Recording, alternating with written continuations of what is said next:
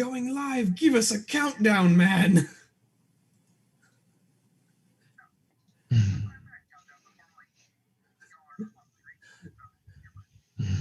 But when you're going live on a screen, sometimes they do the, like, you know, the count, like you're looking behind the grip that's on camera and they're going like 5, 4, 3.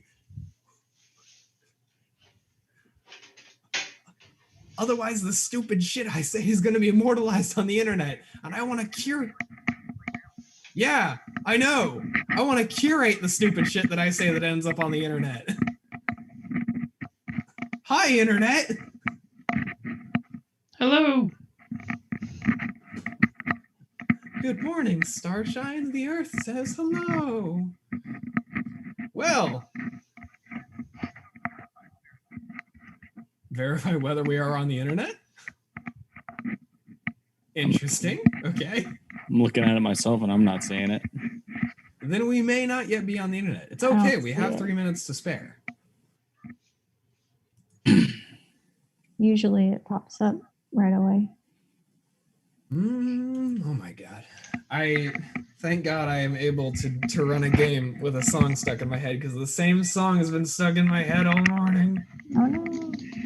It is I'm everyone.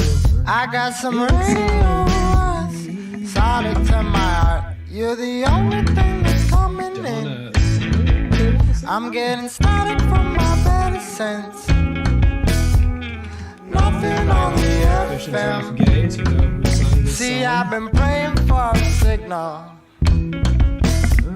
a sign that you haven't sent. You might be an angel falling from the heavens, or a stranger from a garden party, drunk and roaming ever since.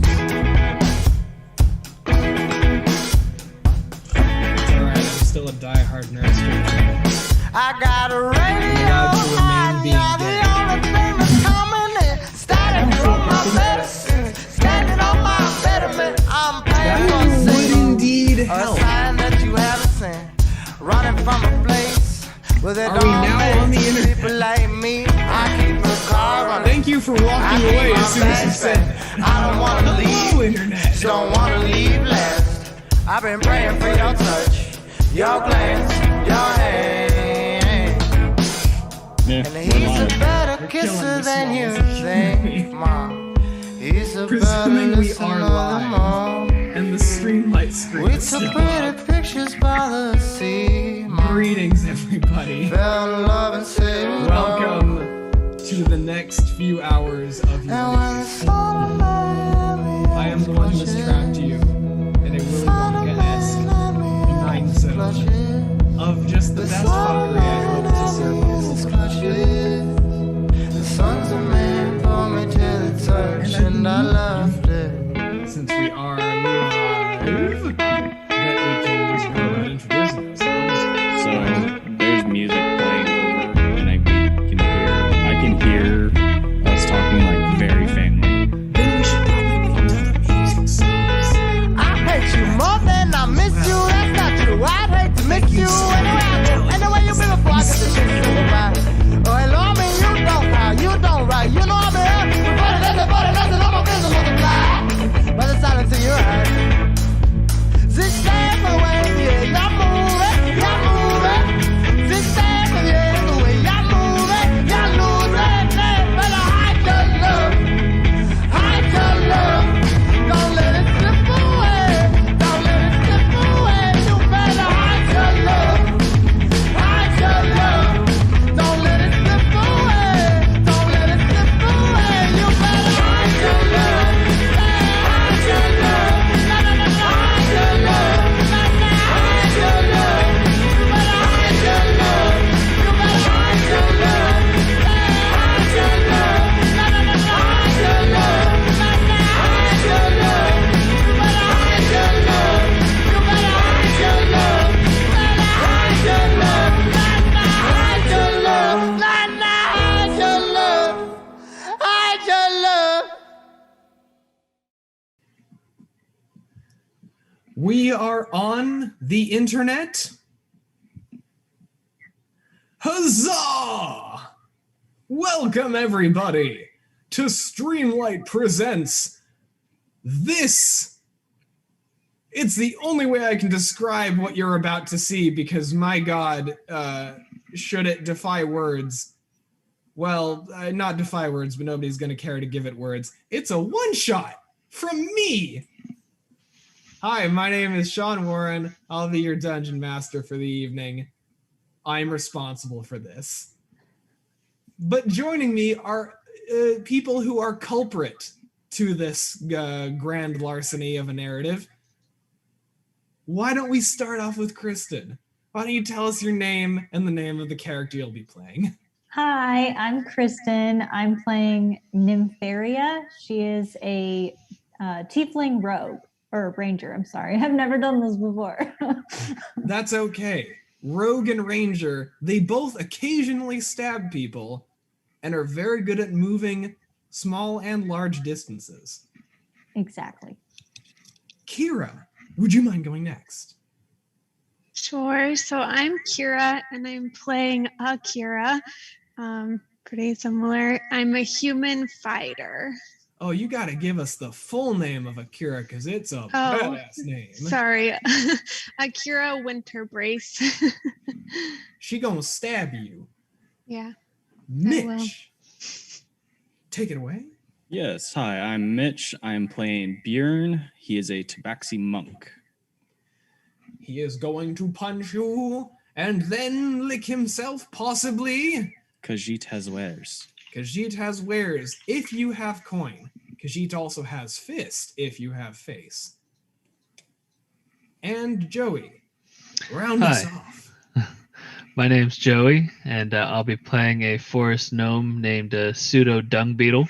Would anyone like to guess in the audience Joey's class based on the visual cues you may be receiving at this moment? No one's going to get it, Joey. I'm sorry. You're just going to have to tell me. That's right. I guess that's an important thing. Yeah, I'm a wizard. Yes. You're a wizard. You're a wizard, Joey. And I am about 400 pounds too light to be a Hagrid. But here we are. The title of this one shot today is going to be Lost and Fried. Subtitled, A One-Shot in Many Courses. Or, When It Rains, Bring an Iron Umbrella. There are going to be breaks at every 2-hour interval of this one-shot. We are slated to go the maximum of a 6-hour time. We may go a little bit less. We shan't go a minute later. Well, we can if we need to, but we shan't go a minute later. Possibly. Stories are fun. But there will be a break every 2 hours for anyone who's in audience and chooses to do so. Of course, you're all allowed to leave at any given moment. I just have to say, go now or forever hold your pee to my players. And to be fair, that threshold is passed, so they're all trapped. But everyone out there in the real world, you're fine. Other logistics out of the way. The rules for being in chat, as do my players, know the rules. At any time during this adventure, if any of my players, I didn't say this beforehand, but I'm saying it now because it's important to do it in front of an audience for these D&D games. I don't believe this adventure is going to go into any subject matter that is going to squick people out or make them profoundly uncomfortable or pull on any, really nasty fears, areas of the mind, that kind of thing. It's not the kind of adventure I like to run. My D&D operates on a very Who Framed Roger Rabbit sensibility. Like, if it's funny, it happens and it works. And generally it creates a lighthearted levity of a campaign that you carry through to the very end. But if at any point something does happen, it snaps a piano string in your mind and you're like, I really don't want the adventure to be about this. It's making me kind of oogie. Put up an X, say no. That's a line, that's a veil. We ain't gonna go past it. In a traditional campaign, these lines and veils sometimes represent sexual content in a game where a player's like, I just don't want that to be a part of the story that we're telling right now. And then we fade to black from that. Or if we're in battle and I'm describing a man being eviscerated, which is usually the more common one when, severe bodily harm is happening to an entity. If it gets too graphic, for one of my players at any point, say, hey Sean, hey DM, can we just like say that he's dead? Or say a way of describing that he's dead that doesn't involve him exploding into several crimson red meat chunks. Then I won't. But until that point, I may continue to use the phrase meat chunks, and I won't tell you when it's going to come up. But presuming nobody has an opposition to that specific collection of nouns at this moment, we will proceed forward as planned. Sounds good. Okay. I think it is time for the adventure to begin in earnest. And where we are going to begin is with a brief framing device for the story. You see, when I run one-shots, I like to imagine that I'm looking through the lens of a camera, that we are all like characters on screen. You know, you've all been cast as your characters. Congratulations, you got the big role. You know, Mitch, you were a shoo-in to play Byrne. IMDb knew you were going to be doing it weeks in advance, and by God, they cast the nail on the head. Kira, rising star. Akira Winterbane, it's going to be your breakout role. I believe it. We're looking at this through a screen, and the first frame we see is the light coming up on a shadowed room. As I begin the music, and hopefully it's not too loud. Here it is. We see the light come up on a shadowed room to reveal the vicinity around this light. There is a glowing orb in the center of a table. It looks like a crystal ball, and it is very, fluctuating lights within inside it. Standing on one side of the crystal ball, just out of frame, barely their arms and hands visible, touching the ball, seem to be the long, slender arms of some kind of mage. They have robes that are very ornate, and they extend down to the wrist. There are a number of rings on each hand, and it's not too ostentatious. But what's more important is the area around this person and this crystal ball. There's a shoddy wooden table made of driftwood. It's got cracks, it's got nails sticking out. The room around you that is visible to the light is also made of a dark, what looks like water-soaked, water-logged wood. And the rest of the room is shrouded in darkness. But on the other side of this table, on the other side of the figure that is touching the crystal ball, we see an individual sat in a chair, looking like they've just seen a ghost. It is a human man, half-elf actually. He's average build, he's got a bit of a portly belly, wearing a nice fine white silk shirt, and a black apron with nice gold embroidery along the edge of it. He's got dark brown skin, very, very bald head, but an immaculately groomed beard that goes to about his clavicle, of thick black curly hair. And his eyes, which would normally look very soft and warm, are a 1,000-yard stare, looking off away from the camera. You see, on his apron is actually his profile. It's his face, and it's looking to the side, very happy. So, he's got a monogram, and it's on this shiny black apron, but he does not look happy. A voice comes from off a frame saying, oh, hold on.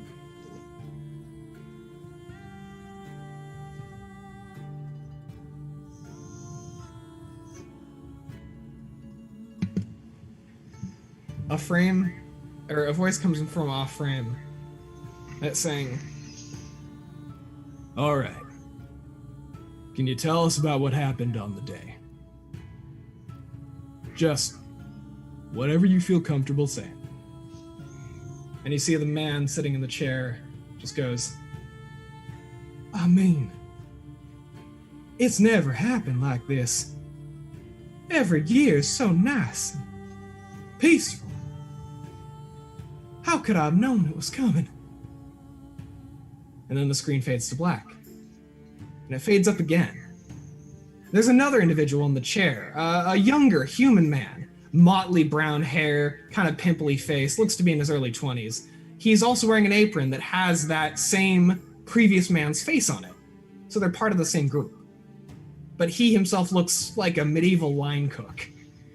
And he is just staring at the camera, gripping his arms, jittering, shaking like a frenzy, going like, "Oh, are you sure the room is secure?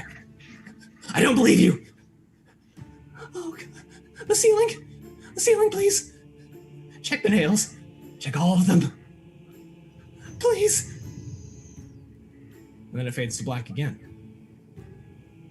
Comes back up, and you see what looks to be a halfling man sitting on the chair. Wider face, wider build, halfling, very compressed form in themselves. He's got an eye patch on one eye, and a shock of gray hair that shoots up from his head, with a very patchwork beard of the same color. He's missing a few teeth, and what teeth he does have are caked in grime, and he looks at the camera going, "It was just a job. It was just a job. Nothing more, nothing less. If you're not prosecuting, if you're not indicting, if you're not lambasting or anything of the sort, I can't be compelled to stay." Fades to black. Comes back up one more time, and you see an old individual. This one looks like a very classic wizard, wearing a hat very similar to Joey's. A nice conical pointed hat with stars embroidering it. The rest of his robes sit in kind, and he's got a Gandalf tier beard of this like dark crimson red that goes down to probably below the table level, you can't really tell. Bushy eyebrows, and he is just staring right at the camera going, "Yep, I fucked up." And then it fades to black. But not before. The voice off of camera looks at the mage and goes, "Yes, one could say that. But why don't we start at the beginning and figure out precisely how you fucked up?" The mage in the chair. "All right." And then we see the halfling. "Yeah, okay, fine." And then we see the young man. "Sure, yeah, okay." And then we go back to the first man, going, "Yeah, all right. From the beginning, then." And then we fade away to a very different scene.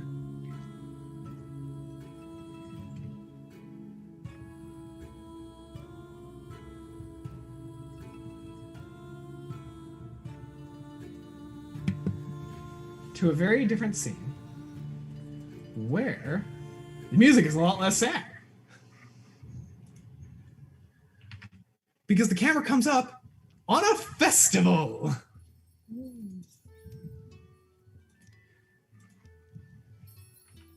Two weeks ago, you four delightful party members had all joined in singular purpose. You see, if you look on the map, you are looking, in Roll20, at the town of Red Larch. It is a remarkably gray-skied for most of the year coastal town, home to a number of individuals. It's got a very sizable town hall and a very respectable trading post for the larger cities of the region. It in itself is not insignificant, but the reason you are here is because there is an annual beachside buffet, is the only way to describe it. This fantastical festival of food and fun and frolicking that takes place just along the Surfside Quay. Right now there are people setting up various tents and booths posted in the sand around you. Crates are being moved. There's a motley assortment of individuals around you of every species, creed, etc., and beyond. There are tabaxi, there are half-orcs, there are tieflings, there are gnomes, there are humans, there are elves. everybody has come here because this festival seems to be pretty damn popular. Now, all of that is happening around you, and all of that is clear and good, but there is a very specific reason you are all here. There is a smaller event that takes place at this festival. This is going to be happening over the course of 2 weeks, and it is a hunt. A very specific kind of hunt. You see, while you are all here to engage in the festivities, you have all four signed up as a team to participate in the hunt for the Hadean crab. You see, rumor has it. Well, why don't I just let it come from the voice of the man giving you the quest? We see, standing in front of you all as you've gathered in a line standing next to each other in the surf and sand, just mere 10-20 feet from the actual shore itself, on top of a makeshift pyramid of crates that must contain begotten fruits and vegetables and what have you that haven't yet been unloaded. There is a human or half-elf man with a shiny black bald head, a very immaculately carved beard, and eyes that are just so warm that you could just swim in them. He's got a shiny black apron that has gold thread embroidered all across it, and his own face in profile monogrammed on the gut. This is the chef of Kari Walsh. And Kari Walsh stands orating to you all. What's up, friends? I'm glad to see we have at least 2 groups signed up for the hunt this year. No one's caught the crab yet, but I believe in you. I have utmost faith in every aspiring and astonishing adventuring group that comes to my stead to participate and eat my food. Now I'm going to give a refresher for those present as to the nature of the quest. You'll have 2 weeks to complete it, which is often plenty of time, but no one's ever quite gotten there, so you better be the first. You notice that as he's orating, standing next to you, seemingly the only other group, I put air quotes on, that is signed up for the event, is an elderly man who is somehow both extremely asleep and standing perfectly still. He is wearing a conical hat with stars and bits and bobs on it. He's got your classic Fantasia, Sorcerer's Apprentice, like wizard robes going down to his feet. And he seems to be balancing on a gnarled wooden staff that's supporting him. But his eyes are closed. And you don't think he's processing anything that's happening around him. But theoretically, because he's standing next to you, he is also signed up for this event. Kari continues speaking. The rules of the event are as such. We have heard rumors that the Hadean crab has been sighted off of our coastline within the last week. It's not going to be traveling any far north, and there's nowhere for it to travel any far south. So it's down there, somewhere. You just gotta find a way to get it out. Now, what we know about the crab is plain and simple. Some people have described it as small as a mule-driven cart. Others describe it as big as a dragon. No one knows for certain, but what we do know is the meat is going to be as delicious as its armor is crackable, baby. And the butter that we plan on implementing in the process of crafting this meal is going to be immaculate. You will have 2 weeks to acquire any resources amongst the coastline of towns participating in the festival that you can acquire.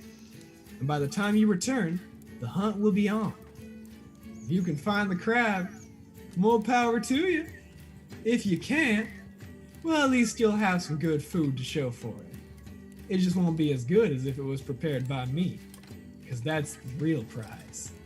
You get that beast back up onto shore, I will slay it, or I will cook it, prep it, and serve it to you before anyone else gets a taste. It'll be the best meal you ever had in your lives. Any questions? before we proceed.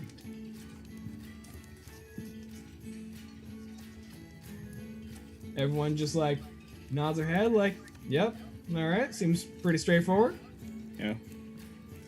All right.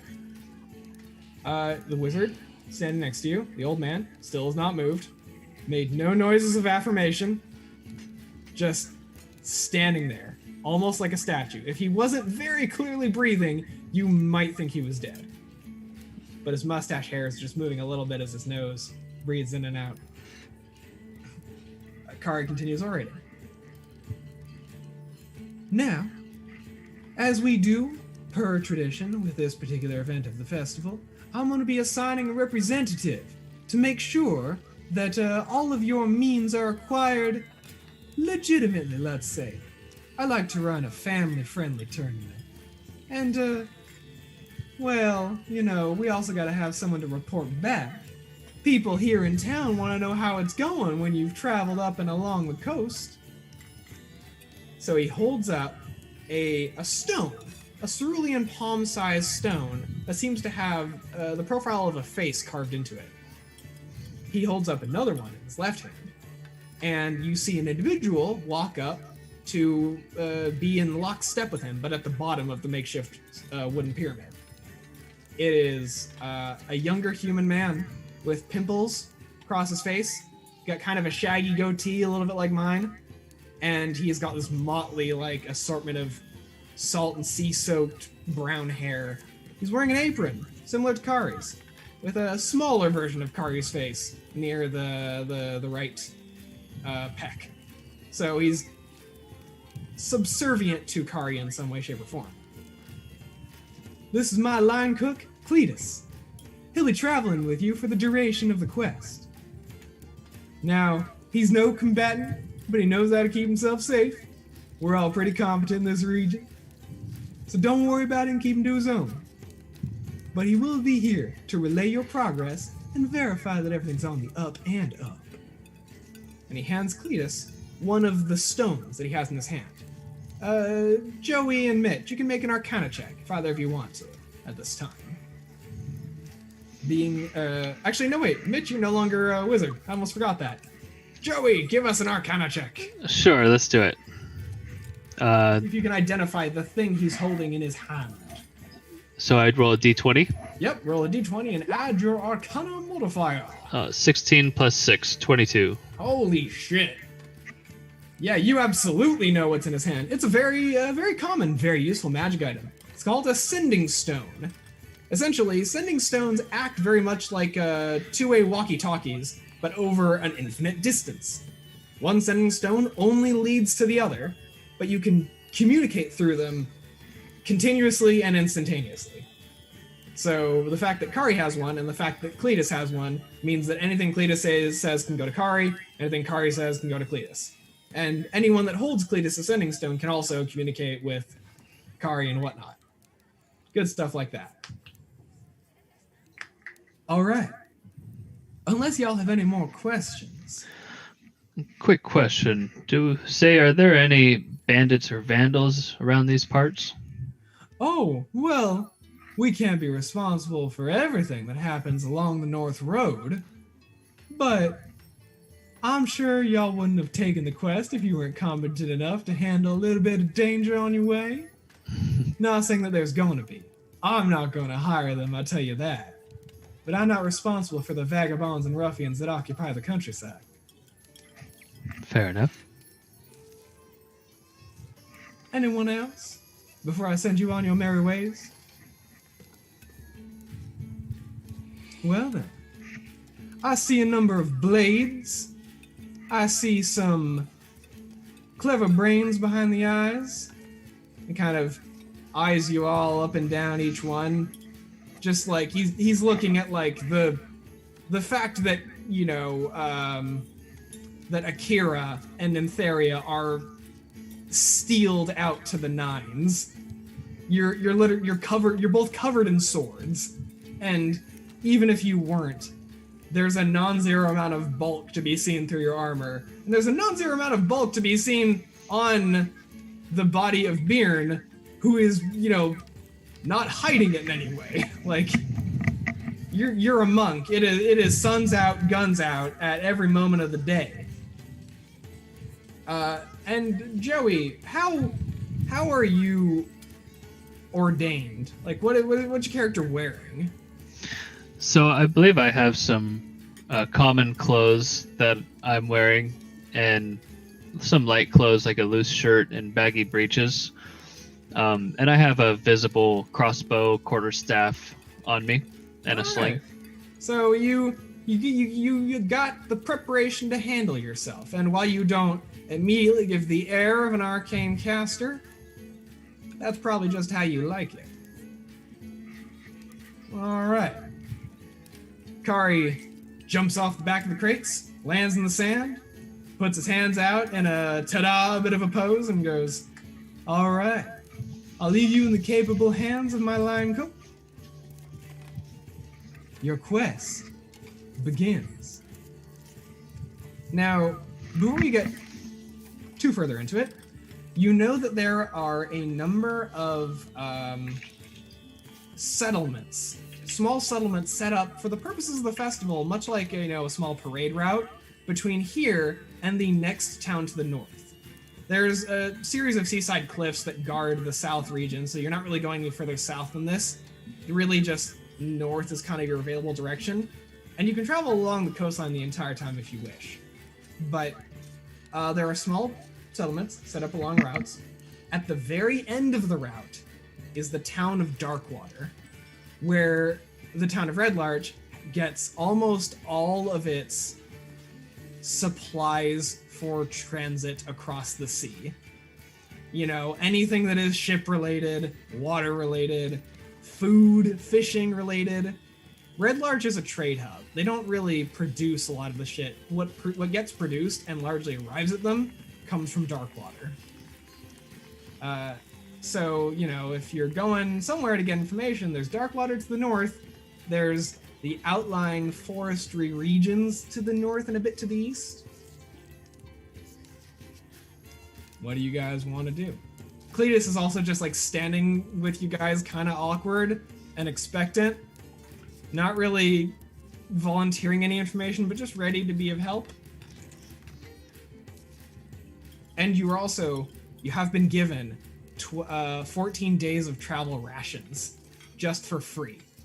So you don't need to worry about food for the entire course of the festival, because at the end of 14 days, you've either, succeeded on your quest or the festival's over.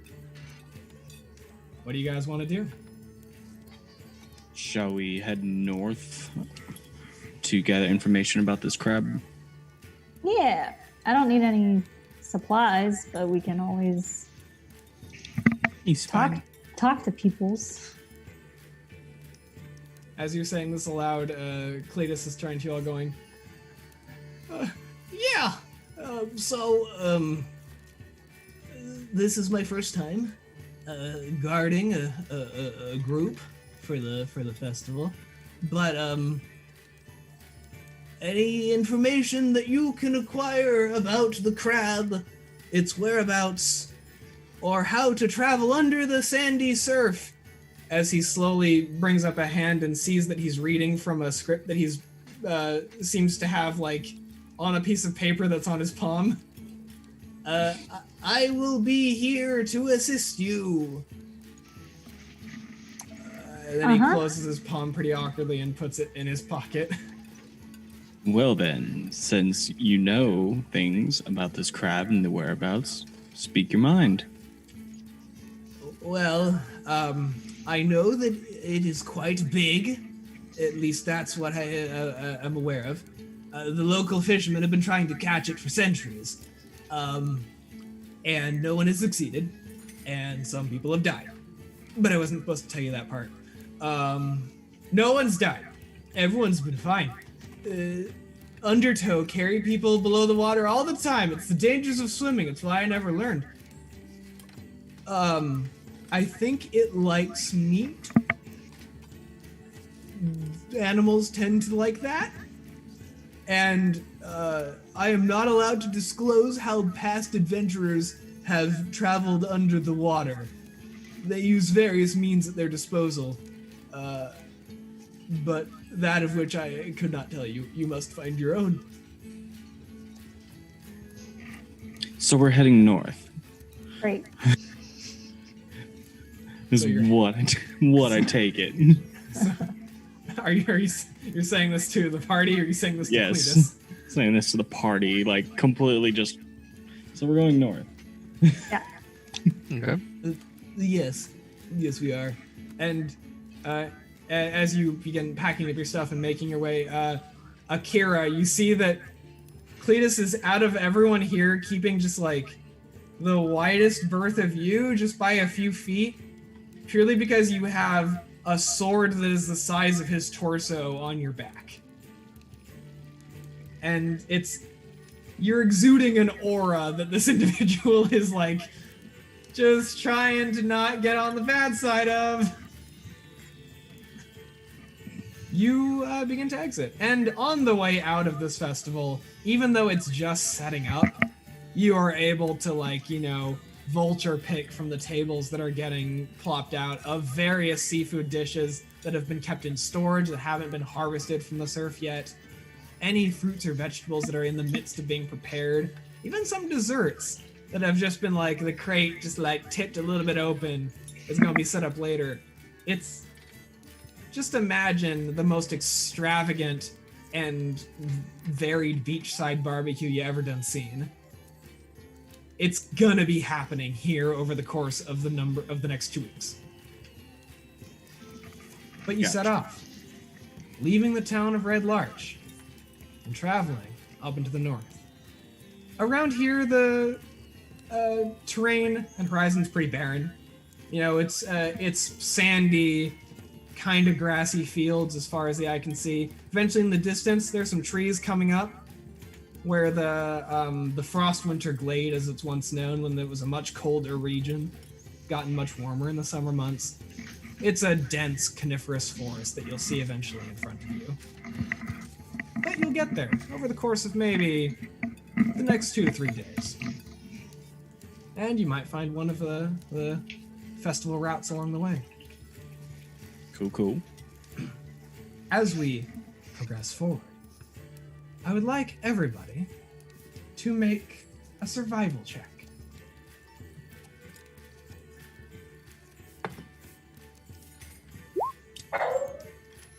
Cool. 16. 16. That's 16 from Jerry. Can I get one? 15. 15. 19. 19. Now, Kira, do you know what your survival modifier is? Whoa! I don't, but I feel pretty confident about that roll. There's a reason to be. That's a natural 20. Where do I find that? Your survival modifier on your skill list. If you're looking at the D&D Beyond page, it is right in the middle of your skill list, and it's that list going down that says things like acrobatics, animal handling, arcana. Nearly. Oh, okay. 21. Yep. Y'all roll really damn well. Even without consulting Cletus at all for passage along this road. The road is as clear to your eyes as if you had been traveling it your entire lives. Kira, you take point. It quickly followed by, Pseudo, Bearn, Nympharia in the back. Or Nympharia, you're probably actually a little closer to the front too, given that rangers are especially accustomed to specific forms of terrain. Yeah. It's no problem. The first 2 days are an incredibly easy walk. The passage is clear, the skies are bright, all is well. Your first night's rest goes without issue. And on the first night's rest, you notice that Cletus he makes camp a distance away from you, but not too far.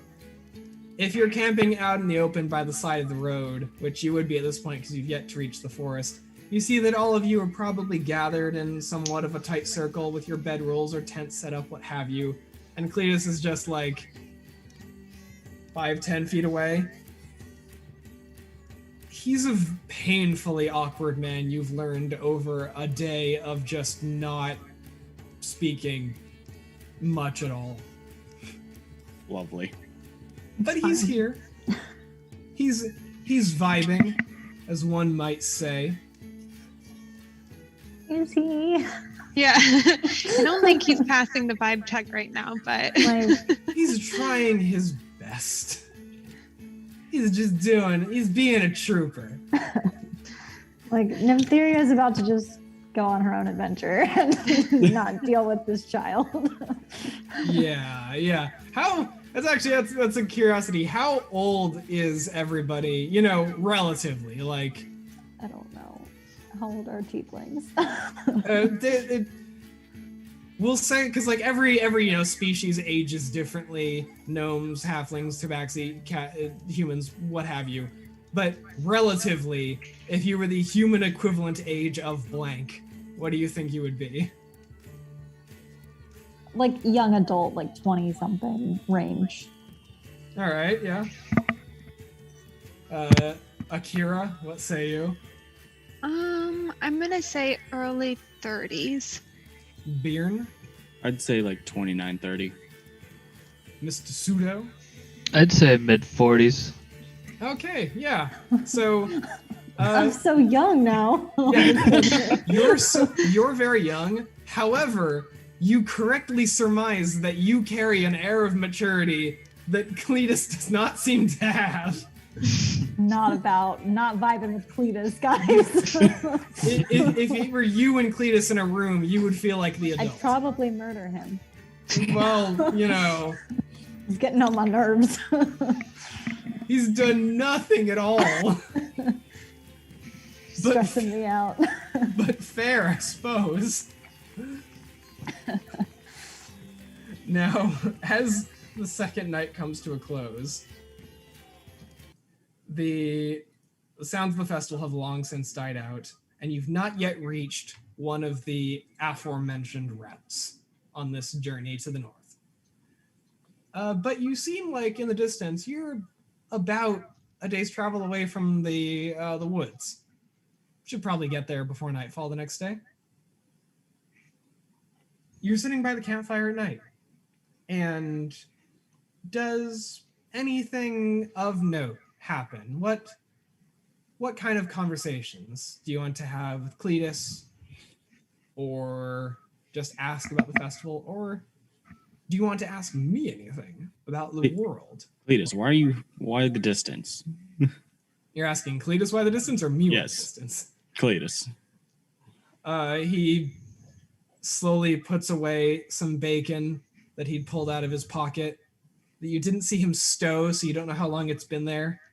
But he looks at you and goes, do you mean the distance to Darkwater, or the distance the festival spans? The distance on why you're keeping from us at all times. It's very suspicious.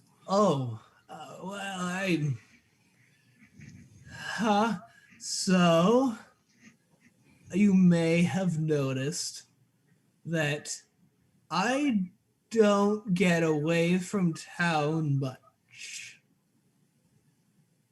I'm very good at food. I am not so good at anything else. When the food comes to me, all the better. So are you scared of us? Are you just scared of being outside the town? Because quite frankly, if you're going to make camp around 10 feet away from us, that puts you at even greater danger. Does it? Yes, because something could come after you first from your direction, where if you stay with the group, What you're all direction? protected. Any And direction. he starts looking around, like up, down. He looks in a nearby rabbit hole. Any direction. Could go come behind you right now. You don't know. He starts slowly turning around and kind of feels like he's ducking into a sprinter stance. So again, why the distance? Maybe it's because I hadn't considered that safety might come from this direction. And he slowly starts shuffling through the dirt towards you. How many of me do you think you could lift?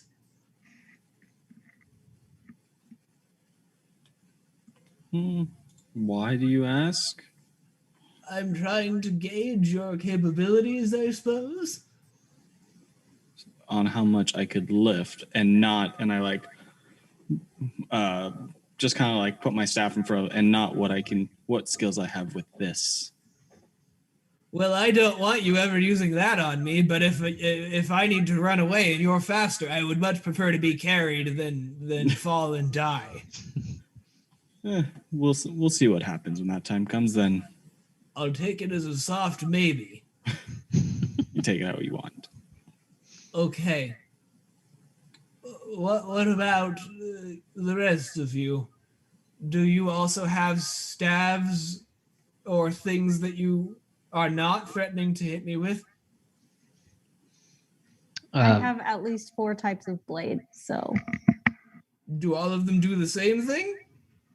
Sure. Is that a good thing? Just don't piss me off, and you'll be fine. Hard maybe. Okay. Okay. What about you, nondescript friend? He's looking at Pseudo. I make an illusion to kind of like make a snap right behind his ear. He immediately jumps from the air and attempts to land in Bjorn's arms. Bjorn, do you catch him? No. Bjorn does not catch him, and he falls I'm just to the staring ground. at him. Yeah, he tried to Scooby-Doo this shit, but it did not work. I reassure. Oh, don't worry, friend. I won't ever use my abilities on you unless absolutely necessary. You know the arcane. You are of the arcane. Okay, good to know. I knew a wizard. He's like saying this from the ground. Like he's not stood up yet. He's still sitting on the ground at Bjorn's feet, and he's looking up at you. I knew a wizard once. He was an okay man. But he's a bit a few mushrooms short of an omelet, if you'll say.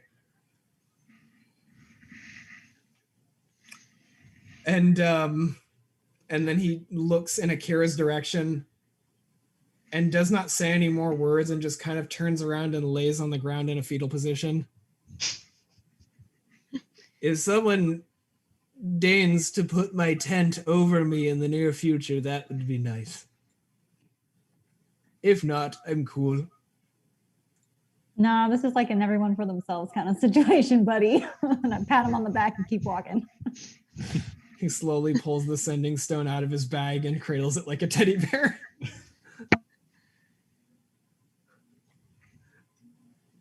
All right. You're able to set up campfire for the night. Do you take a watch as the night progresses?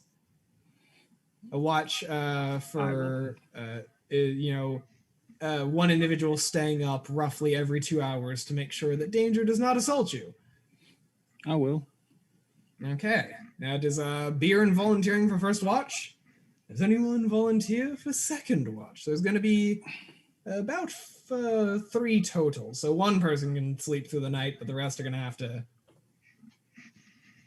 I'll take second. All I have right. dark vision, so I can take a watch while it's darkest. All right. Akira, would you like to participate in any of the watches, or would you like to sleep through the whole damn night? Sleep sounds good. All right.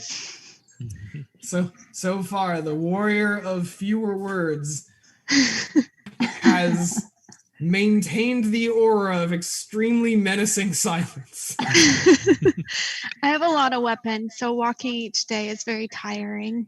This is true. That's fair. That's fair. But at some point, your quads are going to be ridiculous.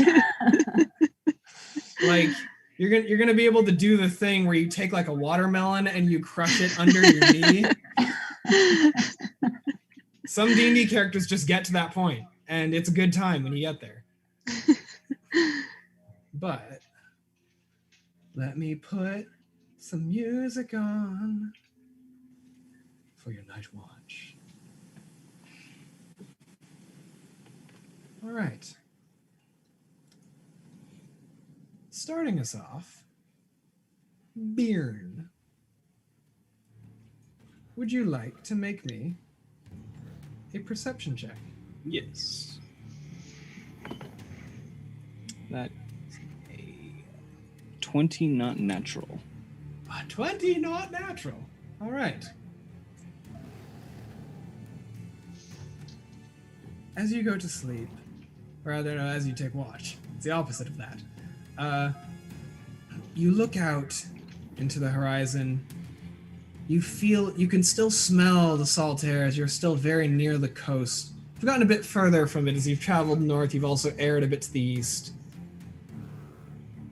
And you don't really get any other sensory information beyond that. Your mind floods with all the negative possibilities of the things that could assault you on this precipice, this dangerous moment so far from civilization. But nothing happens, and you go peacefully to sleep.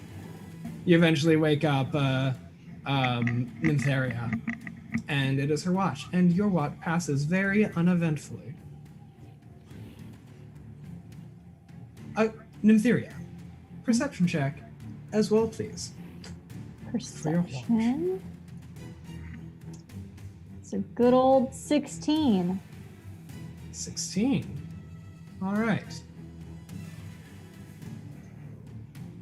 You notice also relatively calm. Not a lot happens. Somebody in the camp farts in their sleep. It is Cletus. audible. Cletus. I'm going to have you roll a d4 Why? to see who it is. Oh god.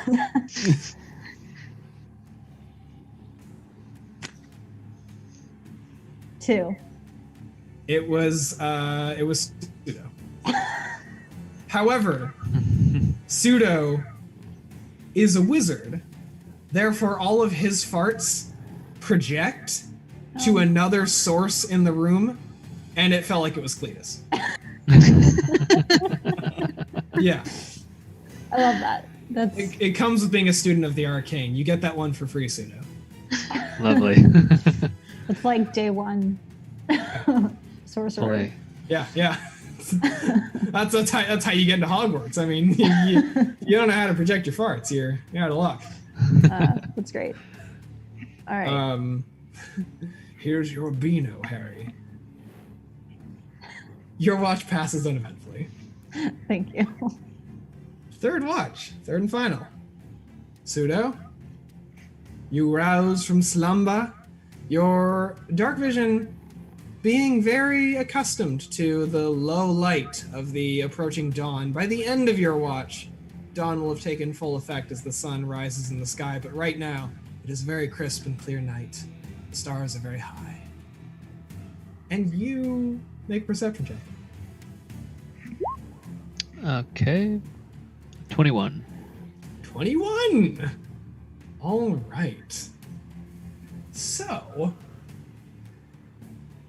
your mind, about 2 days ago, you asked the good chef Kari a question. And that question was, is there any bandits on this road? Is there anything we need to be worried about?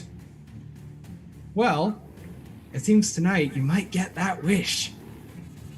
Because you hear a twig snap. And your eyes boop, zero off into a distance about 100 feet away. There's a bush that wasn't there before. And you look at it. And you stare very deeply. and you don't think they've noticed you yet, but you're very certain that someone is hiding in that bush. And you think they've got a weapon. Now, because of your perception check, you have a chance to react without them knowing that you've noticed them yet. How would you like to react to noticing this person? You haven't seen anyone else, but you suspect that when there's one, there can't be too few far behind.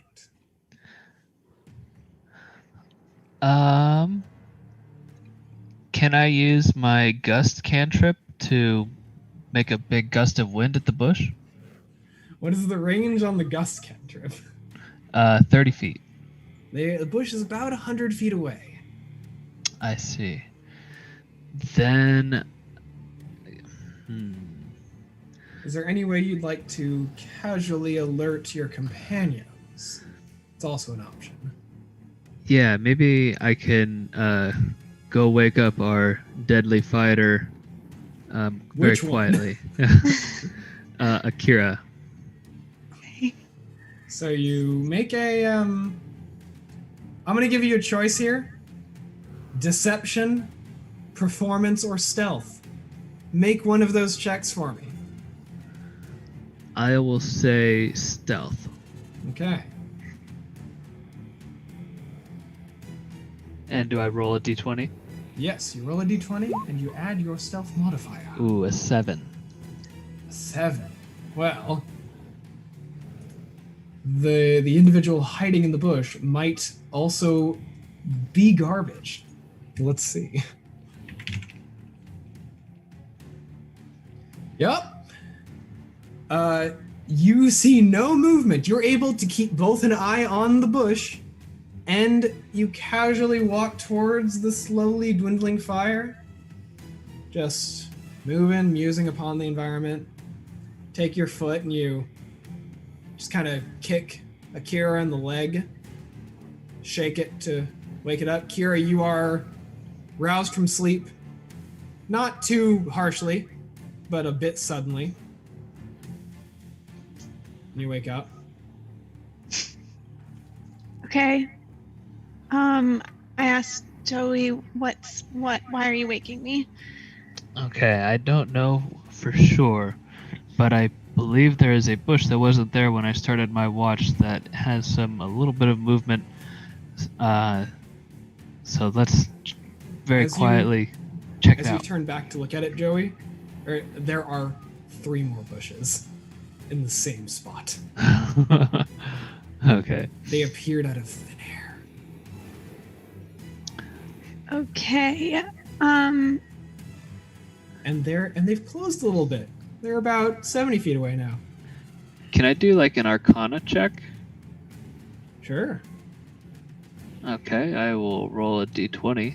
And Akira, can you make a perception check for me as well? Sure. So I got a 20. 20. All right. Oh. Ooh. Oh. 4. You're having trouble immediately pinpointing. Your eyes are still adjusting to the darkness. He pointed you in a vague direction, but you can't really see anything yet. And Pseudo, you're looking and you're musing upon the direction of the bushes without looking directly at them. It's very much like, you know, your friend telling you that their crush just walked in the room and they're like, don't look. And you're like looking without looking. You don't think there's anything arcane? You don't know of any spell that conjures bush. Okay. You assume that at this point that it may just be very skilled at being stealthy. Okay. And you still have 2, technically 3 companions that are asleep. I just realized, is it possible for me to use my minor illusion spell to whisper into everyone's ear to wake up? I would say yes. Okay, then I will try and do that. Can you make a sleight of hand check for me as well? Sleight of hand. It's at this point, Plus 2, Akira, 15. you also notice in the opposite direction that he pointed, there's another bush. a large one, and it's close enough to the point where it clicks in your mind. Wait a minute, we haven't seen any bushes for days. These absolutely aren't normal. Before you, one sec. What'd you roll on your check, Joey? 15. All right, you'll be able to do these arcane illusions without, you think, anyone in the bushes noticing your casting spell. What were you gonna say, Akira?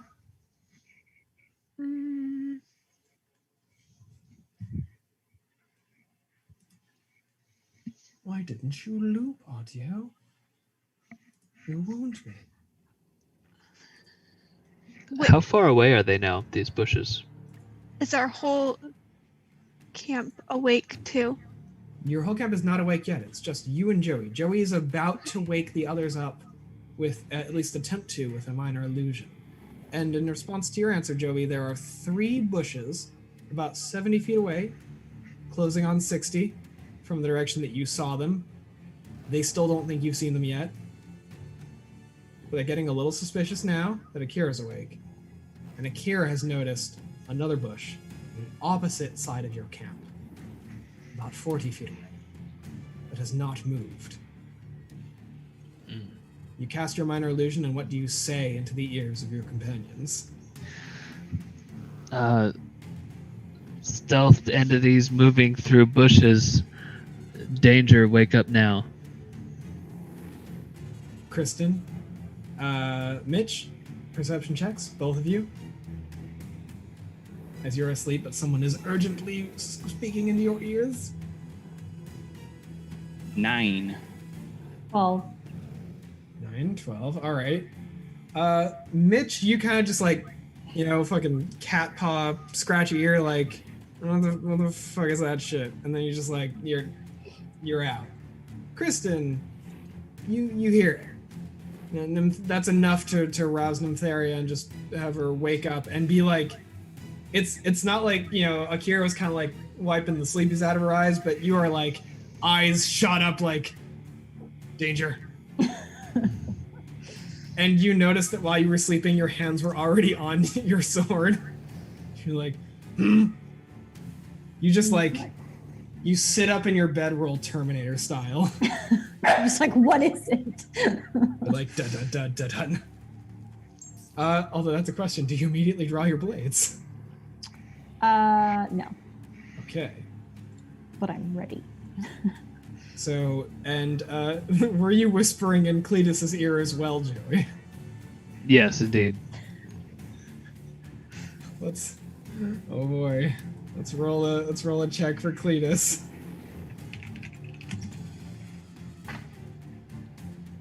Okay. So, the bad news is that he heard you.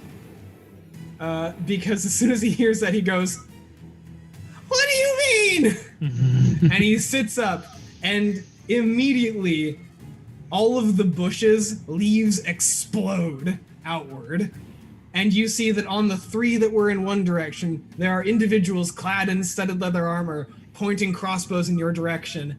And the one that Akira noticed on the other side of the camp, that is about 40 feet away, the crossbow wielders are about 60 feet away, the one that Akira noticed is a full-ass trebuchet on wheels.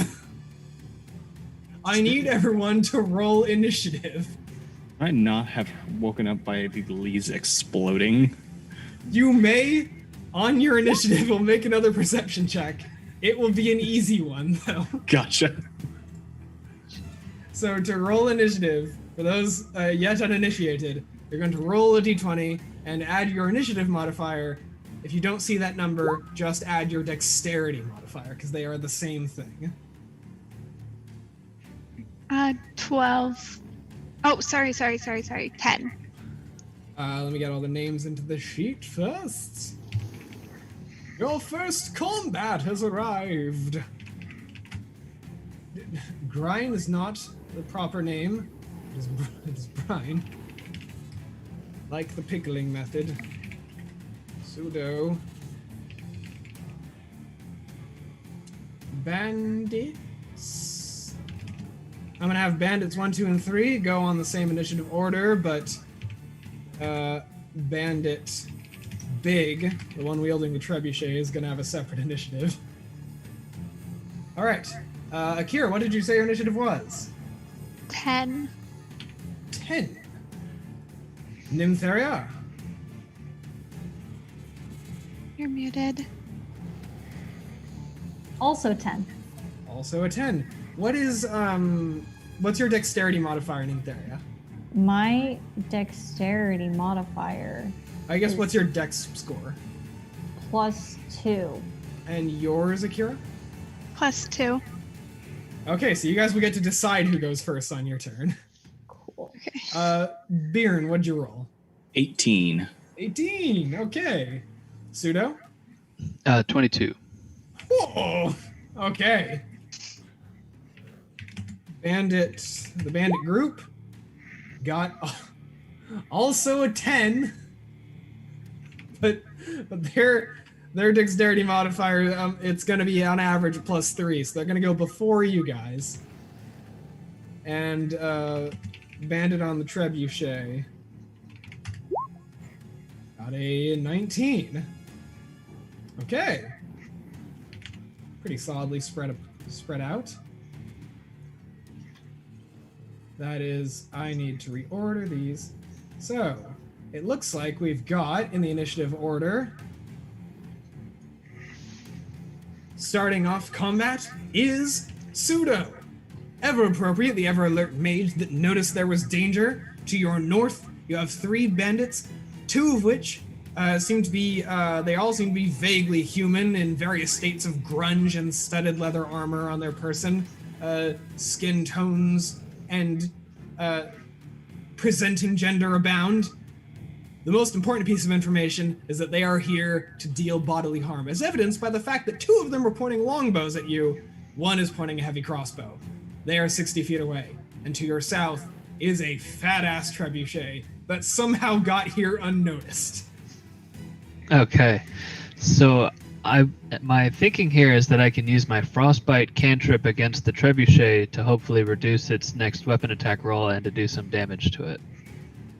That may very well be a possibility. Let me see. I believe that is what frostbite cantrip. Frostbite. Constitution saving throw. On a failed save, their next weapon attack is disadvantage. You can absolutely do so. You would more so be casting it on the individual that is wielding the trebuchet, but if you cast it on his hands, it's going to do the exact same effect. Perfect. So I believe that means this individual is going to be making a Constitution saving throw. Ooh, I rolled a Oh, no. 7. You need not roll anything, Ah. because when you cast a spell that has an enemy make a saving throw, they have to roll a d20, and their save must beat your spell save DC. Oh, good to know. So could you tell me what that number is? Save DC 14. All right. I'm going to roll 1d20. Add his Constitution modifier, which is going to be not terrible. He got a 19, which means he saves against the spell.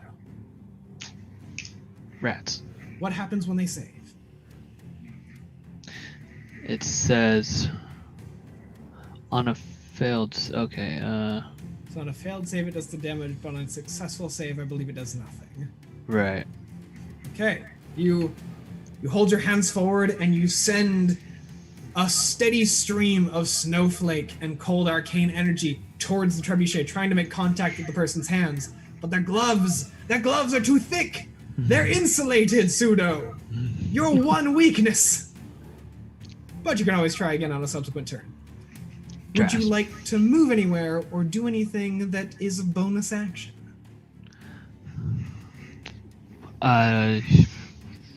No. Okay, you are also standing out in the open. You do have a series of tents set up around you. That is your really only form of cover. Maybe I stand behind the tent. Would you like to be obscured from the 3 archers on one side or the trebuchet on the other?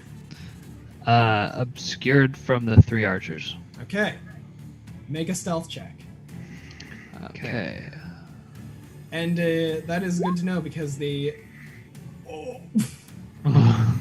Let's Plus, I got a 3. Yeah, you think I'll roll for the archers if they also roll a nat 1. Plus, they also rolled a nat 1? Alright, well, you feel pretty confident that they have a target-rich environment, and those archers don't know where you went. Okay. The person who does know where you went, though, is the trebuchet. However, they are not going to shoot at you, because they see 2 very well-kitted individuals that they think would be very good to take out before they start charging them. Akira, you notice the trebuchet turn soundlessly and point in your direction. And it's Yes? I don't get to do anything until my turn, right? Not until your turn, I'm afraid. Okay. If you have any reactionary abilities based on your class that let you reduce damage, those could be things to do, but I'm not sure you have any personally. This may just be a grin and bear it moment. Okay. Well, first they have to hit you. So let me do that. Ba-ba-da-ba plus... Huh. Okay, that actually might not go through. Does a 14 hit your armor class? Or rather, what is your armor class? I should ask that question. Where do I find that? 12. 12? 12 is your armor class. Yeah. Are you wearing... What armor are you wearing? Oh, I may not have set that up correctly for her. Let's see. Oh, your chainmail is not Yeah. equipped. I have... crud. It's okay. I have clicked the box to equip it for you. It is, in fact, your armor class is a 16. Nice.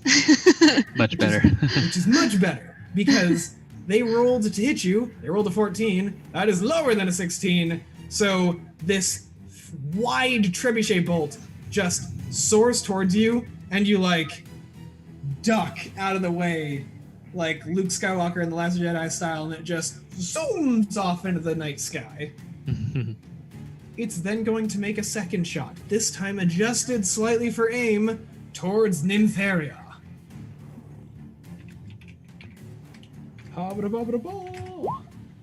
Wow, that's bad. That's a 13. That does not hit.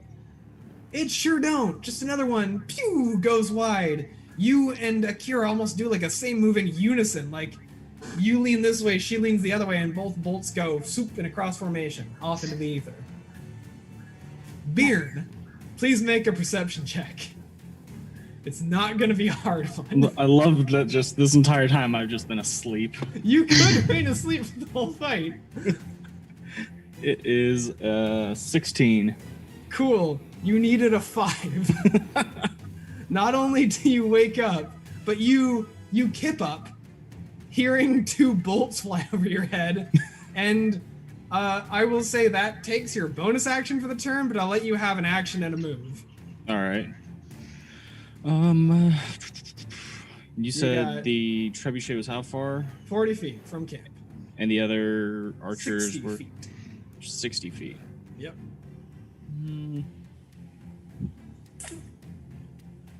Yeah, I'm going to run over to the archers and use my feline agility to double my speed. Please? So I can move up to 80 feet. Huh? I remember this ability vaguely. I remember Tabaxis being fast as all Okay. get out. Walking speed of 40 feet, feline agility doubles my speed in combat. When you move on your turn in combat and double. Wow, you can't use it again until you move your feline. Okay, yeah. Yeah. You get up and you almost rise on your heels as you stand to full height, pulling the staff out from the ground, and you turn towards the archers. In a flash of cat-like grace, just zoom. And then I would like to, doesn't matter which one, I would like to attack with my spear. there's two wielding a crossbow and there's one wielding bow. They're all kind of one thing, so like, you know. Yeah, just either one. I'll just do one of the crossbows. All right. So that would be a 13 to hit. That, I'm afraid, does not hit. No problem. You come up and you swing down with the staff, and you can see how they were able to get here without any of you noticing, because they are all very well trained to nimbly dodge out of your reach. Gotcha. And then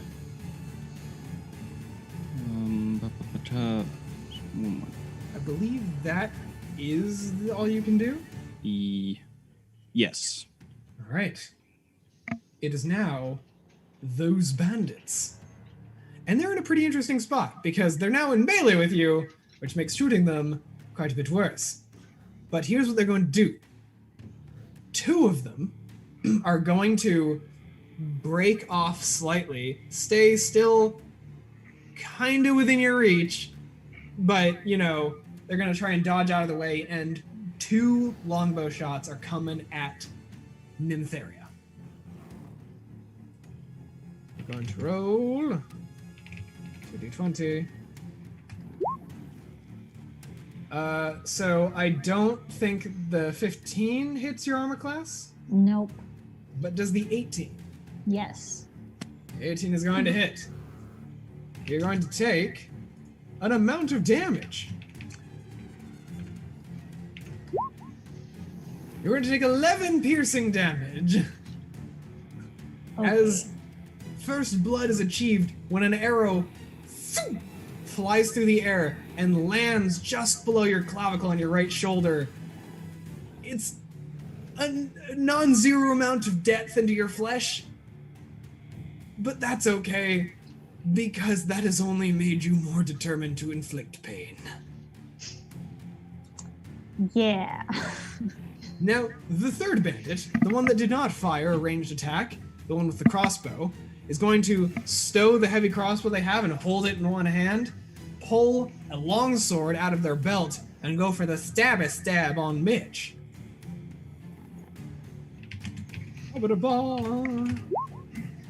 Wow, good job, guys. I don't think a 10 hits the monk's AC. Sure don't. So that's all they're gonna do. Nympharia and Akira, who would like to go first? You can go first because you were just hit. So you're Okay. you're fired up. I am, yeah. Well, I have a question for Sean. Yes. I see that I have a reaction of Hellish Rebuke, Yes. which obviously that time has passed, but when I go to my spells, I don't have any first level spells, and Hellish Rebuke is a second level, and I don't have any second level spell slots. So, two things. One, I'm absolutely going to let you do it now, because it's the first time we've noticed it, and also your turn just came up. And second, you don't have any spells because that is a racial feature of being a tiefling. Okay, so I believe you get it once per, it's either short rest or long rest, but yes, you have been damaged by a thing, and that thing is within 30 feet. great. Then I'm gonna need that terrible person to do a dexterity saving throw. A dexterity saving throw they shall do. I keep this one nice and secret. Honey, ha, what's the dex modifier? It's that. Does a 12. I think a 12 is possibly lower than your save. No, that saves. So then Did I I take need- half? Yeah. Okay, roll me some dabblage. Damblage. Also, people, I'm not looking at Twitter. I'm keeping track of hit points on my phone, so people are aware. 6 points of fire damage. 6 points of fire damage. Please describe to me how after this longbow shot from about 40 feet away has landed in your sternum, you are manifesting this flame. Okay, hang on. I need to look at you. Okay, so they hit me in the shoulder, and then I turn back and scowl at them, and just flames emerge around them, and they get a little singy. And Mert, you almost hold your hands up in the air like you're going to scare a bear away, and Yeah. a brief specter of your own form made of fire soars towards the archer that hit you and engulfs them. And for a brief moment, they've got scars and burns across their exposed skin. It's not fun. It's not fun at all. Yeah. Yeah. It's I also hope not. now your turn. And now my real turn. How far away are they from me? 40 feet. Well, actually, no, they're 60 feet away. The one at the trebuchet behind you is 40 feet away. Okay. I'm going to use my longbow and shoot at the trebuchet operator. Please do so. Okay. That was the wrong thing to roll. Silly me. I would always advocate for rolling the right thing. Yeah. We would hope. That's a good old 6. That, I'm afraid, will not hit. Okay. You know what? My shooting arm was damaged, so I'm Yeah. a little.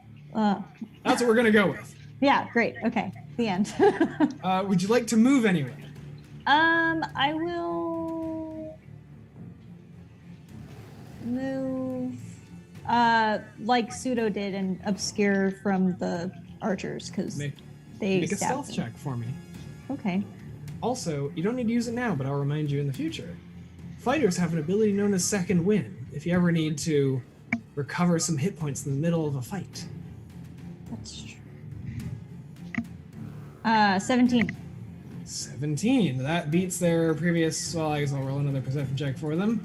But they've proven to be quite adept at that sort of thing. They haven't.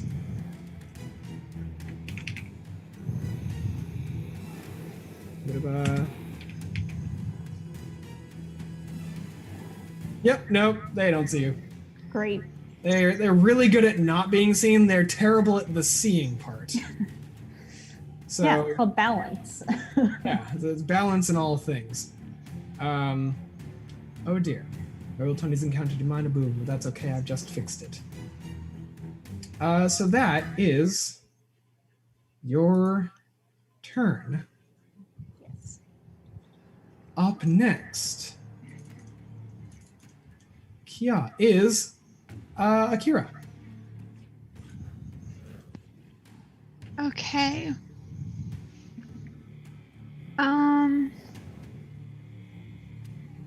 So most of my attacks are short range attacks. It Am I- is always worth it spending a turn to get into melee. Okay. So should I move then?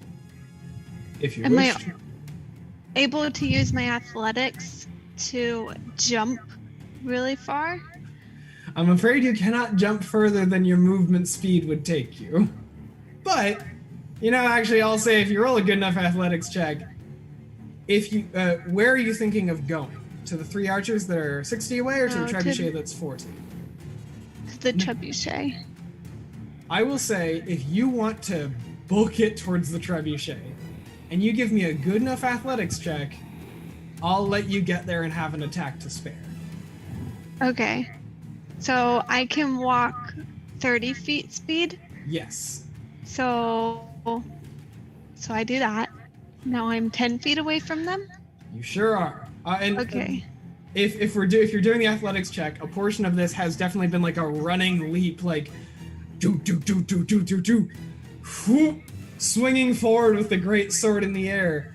Please roll a d20 and add your athletics modifier. Okay.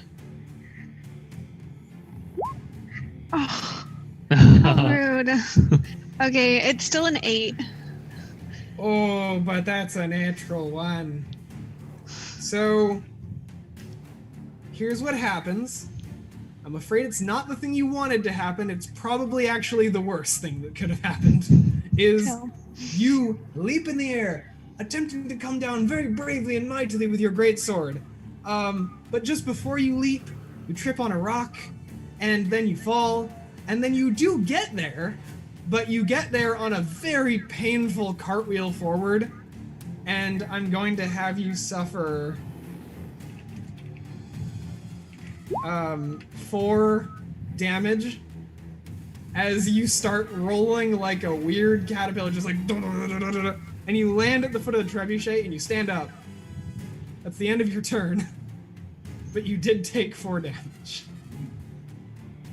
Dang it. And I can't do anything with acrobatics. No. Save me. No, I'm afraid. Once you've rolled the natural 1, only slapstick can follow. Pseudo, top of the initiative. We're back to you. You now have a companion in melee with the archers. That is your monk friend, Brian. You have a companion in melee with the trebuchet. That is Akira. And Nympharia has stayed in the center of the camp and is taking ranged shots whenever she can. I just noticed, Sean, that you misspelled my name in the initiative. Did I? Yes. It's Byrne. I did. How do you fancy being pickled?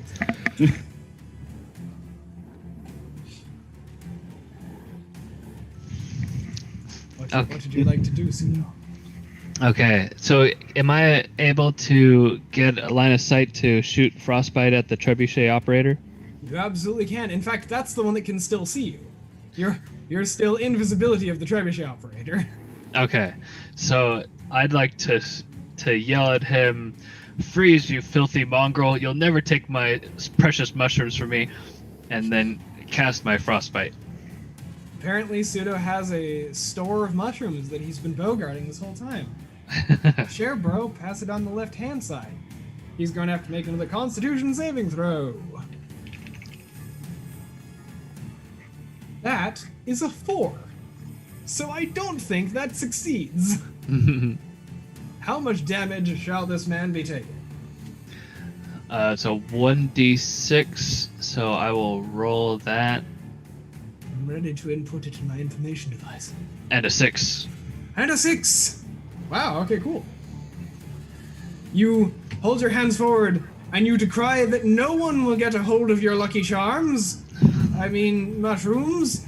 And, Akira, you can see that this man's hands that are attached to the trebuchet that he was about to release from the trebuchet to deal with the oncoming you, they're not permanently, but they're temporarily frozen in place as the frostbite grips through his gloves and kind of tears the leather, and he goes, "Gah!" He's not having fun. Not at all. That was your action, Pseudo. Would you like to move anywhere? No, stay right there. Okay. It's Big Bandit time. He's got an angry fighter, an angry samurai in melee with him, and who is it that just cast a spell? But the samurai ate shit, so he thinks he's got one more turn to deal with that before it becomes a serious problem. However, a mage has just revealed himself and made his hands uncomfortably cold. So, I'm gonna roll 1d20. I'm gonna add a happy attack modifier. Wow, that's really bad. Does a 13 hit your armor class, Pseudo? I have 12, but does he have disadvantage from the frostbite? He does! You are a correct person. Let me roll another d20. Well, that was a natural 20, and the disadvantage was a 13. Also, Mitch has died. That's okay. When he returns, we will fill him in on what he missed. But yes, the 13 was the lower of the 2 rolls. Okay. So yeah, my armor class is 12. All right.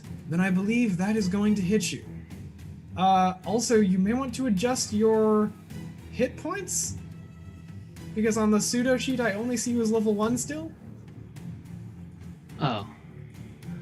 It says level 4 on my screen here.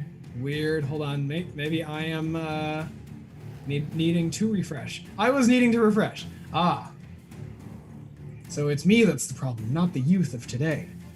All right. Time to roll damage. You are going to take... Yes?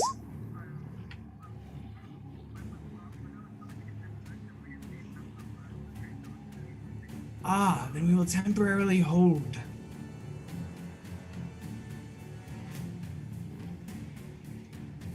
But Joey, I think you may be able to see, and I'm afraid you're going to be taking 17 piercing damage. Oh boy.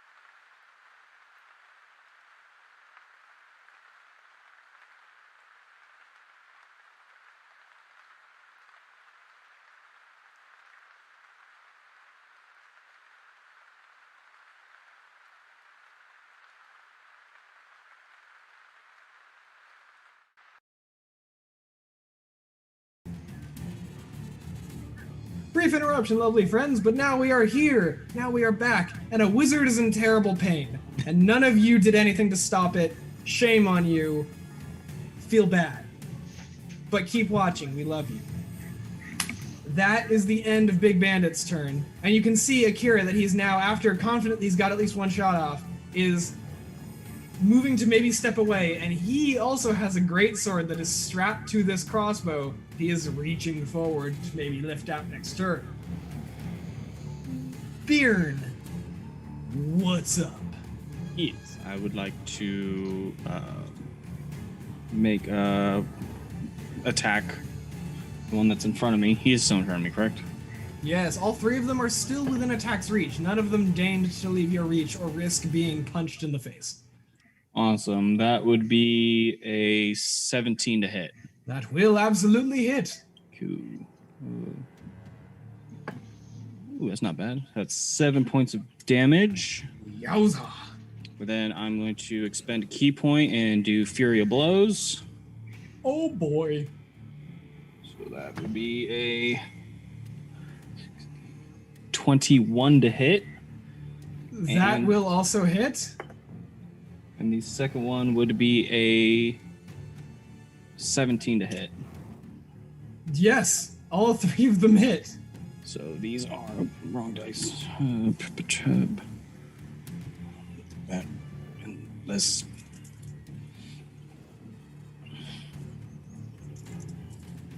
I've already marked the 7 damage from the first one. Just tell me what the other two are.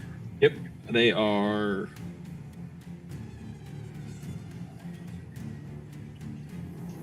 That's 9 points of slashing damage. Total? Yes, total. Okay, describe the salvo of blows you're swinging.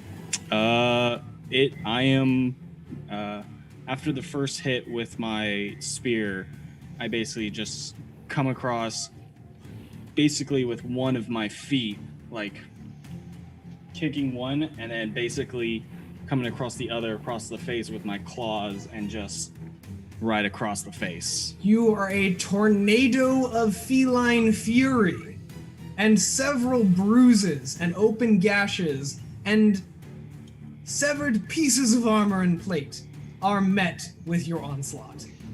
These bandits are in a significantly worse shape than they were just 6 seconds ago. Is that the end of your turn? Are you going to be moving anywhere? I would like to move closer to the next one. I don't know how far he is away from me, but They're all kind of like in a trinity around you. You're Okay. basically like you're doing the classic like Shaolin movie fighting 3 off at once, like pow pow pow pow pow pow kind of gotcha. thing. Okay, so then no, that'll be it. All right. It is now the bandit's turn. And you've proven to be enough of an irritation that the two that had longbows are going to temporarily stow their longbows and pull out short swords. So now you've got 2 short swords and 1 long sword that you're going to have to bravely deflect. The 2 short swords are coming at you. Ha! One is a 23 and the other is a 24 to hit. Yeah, those both hit. That's gonna be some dabblage. You are going to take from just those 2.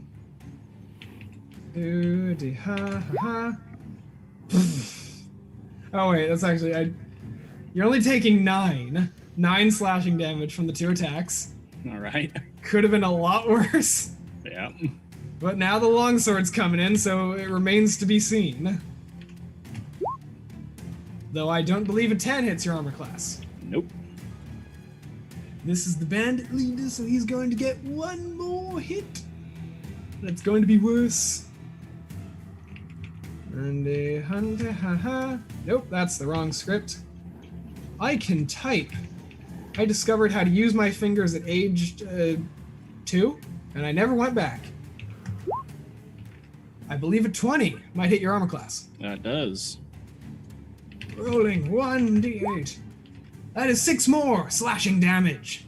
No problem. As you manage to deftly dodge out of the way, getting a brief haircut from the 3rd strike, but the first 2 definitely went into your flesh a little bit, and you're covered in some, not unbadass looking scars at this point. but the bandits are proving they can kind of hold their own. Yeah. Nympharia, what's up? How far am I from the archers? 60 feet from the archers that have now entirely doffed their bows. They are no longer wielding their bows. They are all occupied by the fists of feline fury. Nice. And And you're about how 60. far from the trebuchet operator? 40 feet. 40 feet. Curses. All right, I'll shoot them with my longbow again. You do so. The group or the trebuchet? The trebuchet. Take it away. Why do I keep doing this?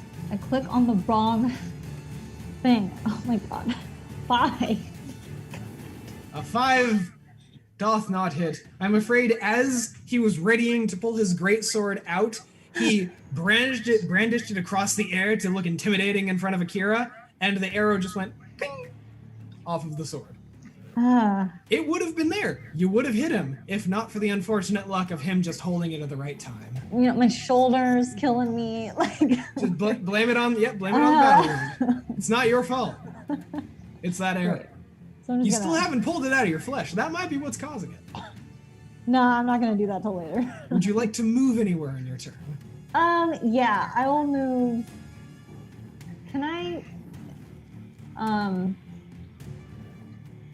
stealthily move like 30 feet closer? To the trebuchet? Yeah. It'll be a bit hard. It is the dead of night, and he is a bit distracted. So I'll let you make the stealth check. See if he doesn't notice your arrival. Why do I suck at rolling? 6. Well, he's still got to make a perception check. And they have been historically now awful at these. Great. What was your roll? 6. He also rolled a 6. So he will notice you arriving, but just barely. Great. It'll just change his target assessment on his turn. He's busy. Yeah, great. Next up is Akira. You are right up in melee with this man who is now brandishing a great sword to wield you, and there's still a bit of Pseudo's frost coming off of his knuckles. It would look a little bit menacing if you didn't know that it was also causing him pain. What would you like to do? I want to attack him with my long sword. With your long swords? Because you've got 2 of them. Swords. Alrighty. Roll some attack rolls for me. Okay. What do I roll? 1d8. You're going to roll 1d20 Oh, okay. plus your attack modifier with the longsword. So for you, your attack with the sword is going to be 7. your strength plus your proficiency bonus. Which, let's see, at this level, Is that really a 32? not your strength modifier, not your, Oh, okay. I was Yeah. like, that seems Now not you're right. strength. 12?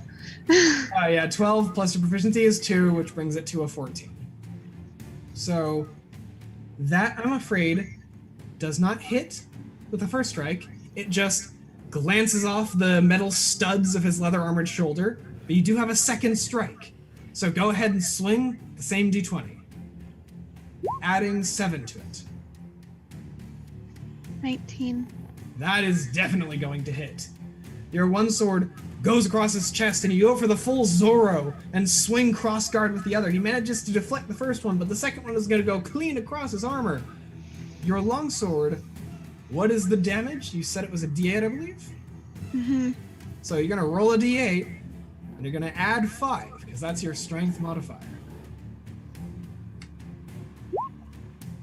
12. Ooh! That, you clean right through the chest plate.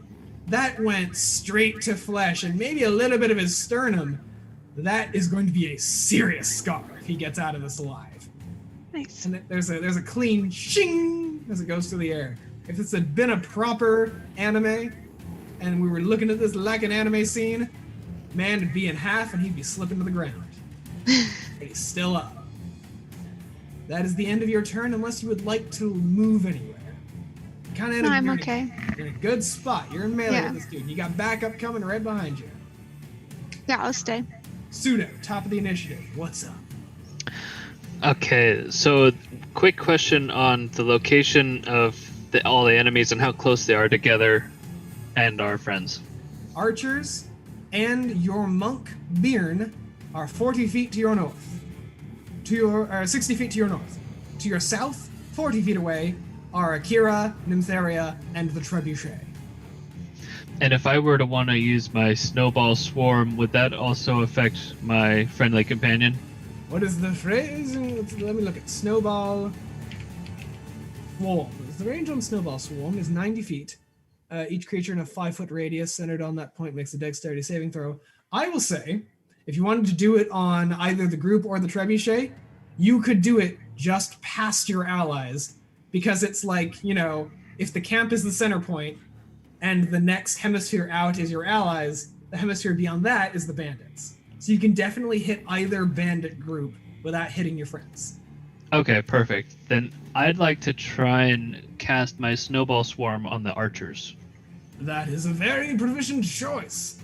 I believe they're going to make a dexterity saving throw at this time. I think they need 14, it says here. What is your spell save DC? What is your intelligence modifier, I may ask? +4. That would mean that your save DC would be a 14. So I'm going to make 3 dexterity saving throws. Why don't you roll damage for me in the meantime so we can see how much they take? Okay. Oh, low roll, Actually, 10. Just rolling 1d20 because they're all kind of the same thing. Okay, they rolled a 20 on their save, so I believe that means they're going to be taking half damage. Yeah. Okay. So what was the total damage rolled? 10. That is still 5 is still damage. Damage is damage. As you hold your hands up to the sky, and where there previously were clear, starry nights, a brief storm cloud emerges over the bandits. And what they think is about to happen is light and rain and water. But instead they just get beamed in the head by 1,000 snowballs full of rocks. And it's not a fun time at all. And, Byrne, you kind of lean back and you stick your tongue out and one little tiny snowflake lands on your tongue. And you're like, oh, nice. It's a good day. Mark off the 2nd level spell slot, pseudo. And Okay. is anything else you want to do? You want to move anywhere or stay where you are? I'll stay there. The man with a plan and center camp. Big bandit time. He has got someone coming up right in front of him, and he's already met with a potent shinobi that has whacked him across the chest. So he's going to take a great sword, Akira. He's going to attempt to hit you real dang hard. He's going to roll, not 2d20, 1d20. I believe a 16 is your armor class. Yeah. That is what he rolled, so he does hit you. You're going to take 2d6. Ooh, you are going to take 17 slashing damage as like this man swings down and delivers a self-same blow that you dealt to him. You manage to duck to the ground and avoid it cleaving directly through your rib cage. But it is a sizable swipe.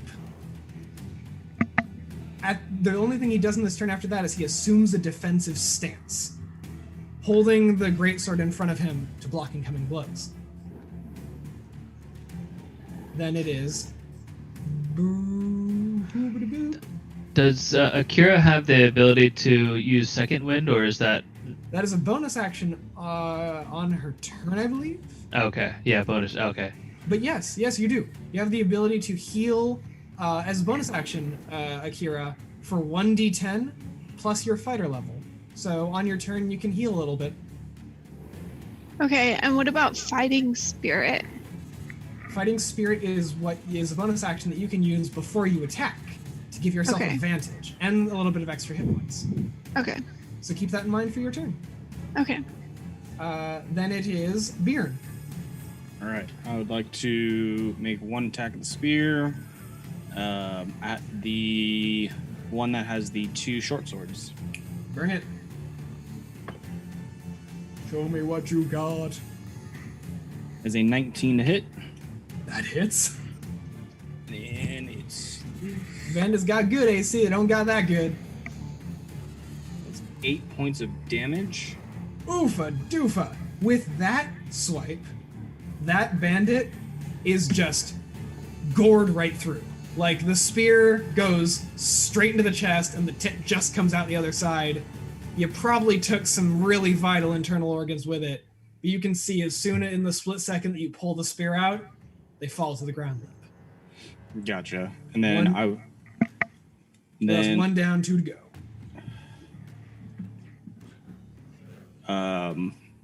Then I would like to basically like stick my spear in the ground and then use it to do like a jumping kick and make an unarmed strike against the other one that's by me. That is something you can absolutely do. And a pretty rad thing to do at that. That it did not hit. I rolled a 2. Well, it would have been rad. It would have. But hey, you just killed a man, so you got that going for you. Yeah. I should also make a note. At any point, you can, if you are dealing melee damage and someone is about to perish, you can say, I want to deal that damage non-lethally, and they do not have to die.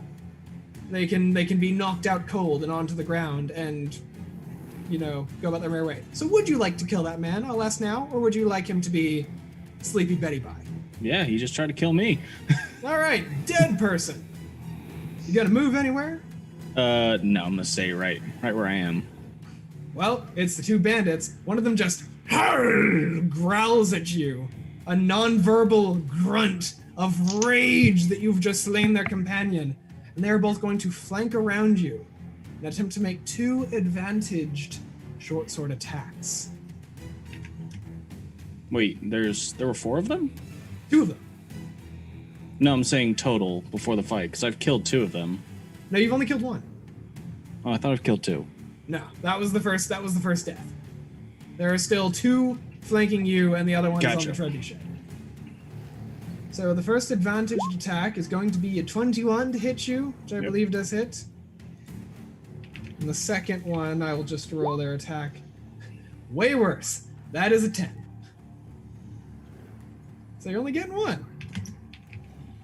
And take 6 slashing damage.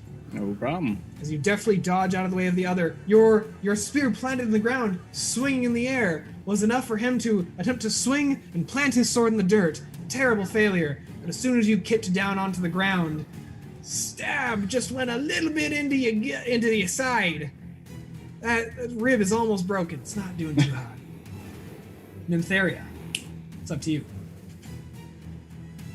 These bandits fighting Bjorn, not looking so good. But you're also now in melee with a big individual and a bigger sword. And you're muted. I have my own sound effects to offer to this portion of the challenge. If you'd like to okay. mute yourself very briefly and type in the Zoom chat what you'd like to do until, or it seems like the storm has passed. I think we're good. No, Nope, it's not. I was wrong. Okay, I'll type. All right. And we will orate to the audience your glorious combat prowess. Because you are now in melee with this individual, but you're still in range if you wish to shoot any of the other archers that are across the field.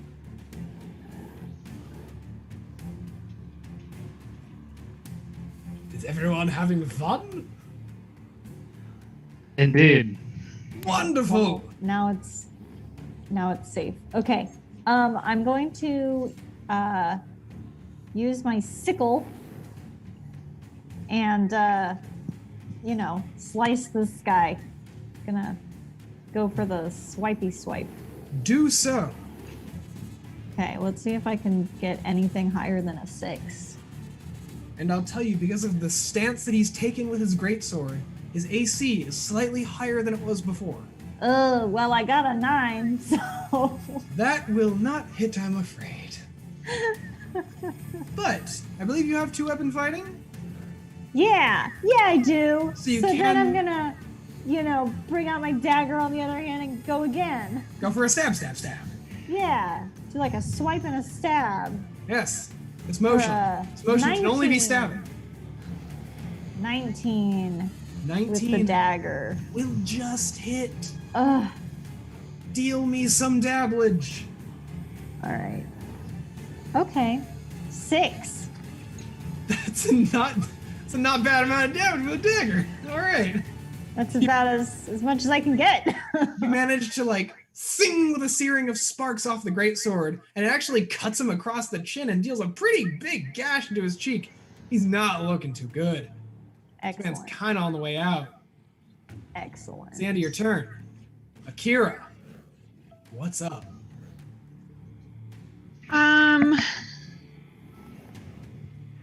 Okay, I have a question. How much damage can I take? What is your current hit point total? We should say on your sheet. 44. And how much have you taken already? I think 17. So, do you know how to mark that on your D&D Beyond sheet? I'll send you a screenshot here, Kira. Okay. Well, if you click on the number, the leftmost 44, the one on the... I got under the it. word- Yeah. under Yeah. the- yeah. Okay, so my current is 27. Okay. No. And that is how much damage you can take before you... And if you reduce to 0, you are not dead. You just become unconscious, and you can still be revived. Okay. But you don't want to hit 0. It's never fun. Okay. Then I'll use my bonus action of Fighting Spirit to increase my longsword attack. All right. You'll have advantage on this longsword attack, and you get 5 temporary hit points. Essentially, those are 5 hit points that will go away as soon as you go to sleep for the night. But for the rest of, having them, you have them. Okay. All right.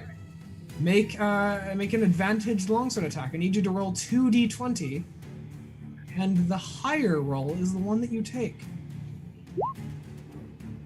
14. Plus your 7 for attacking makes it a 21, and that will absolutely hit this man. Nice. Please roll a d8 and add 5. 13. Oh, God!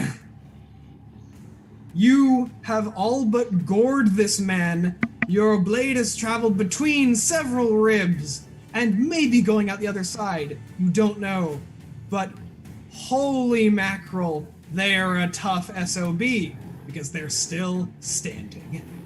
What the heck? Barely, but they are. That, I believe, is your action, your bonus action. So that is the end of your turn. I assume you're not moving anywhere because your sword is inside of someone. Yeah, I'll stay. Pseudo, please give us a turn, that only the way that you can. Okay, so I'm thinking about trying to cast a firebolt at the operator of the trebuchet. That is a thing that you can do. Okay, then I will attempt Aren't to do I that. attached to him? Is that gonna hurt me? It is very fine. In 5th edition D&D, they're very loose with the rules most times of if someone's shooting into a melee. The way that I decide it, he's absolutely competent enough, assuming he doesn't roll really bad, that he can shoot around you and Nympharia. Okay. So make your attack roll. Okay, so I believe I just do a 1d10. First, you're going to roll to attack. Okay, so so you're going to d20. roll 1d20 and add your intelligence and your proficiency modifiers. Okay, so my intelligence modifier is +4, but my proficiency... I'm not sure what my proficiency is. I believe it is a +2, so it means you're adding 6 total to whatever you roll. Okay, 23. That really, really hits him. Yep, and you're able to, roll damage. So I rolled a 4, and I believe I have a +6 spell attack. So, does Firebolt add your intelligence modifier to the damage? Let's take a look. Firebolt, is it 2 words? It's 2 words. I've been deceived by my own syntax. They just take 1d10. However, you rolled a 4.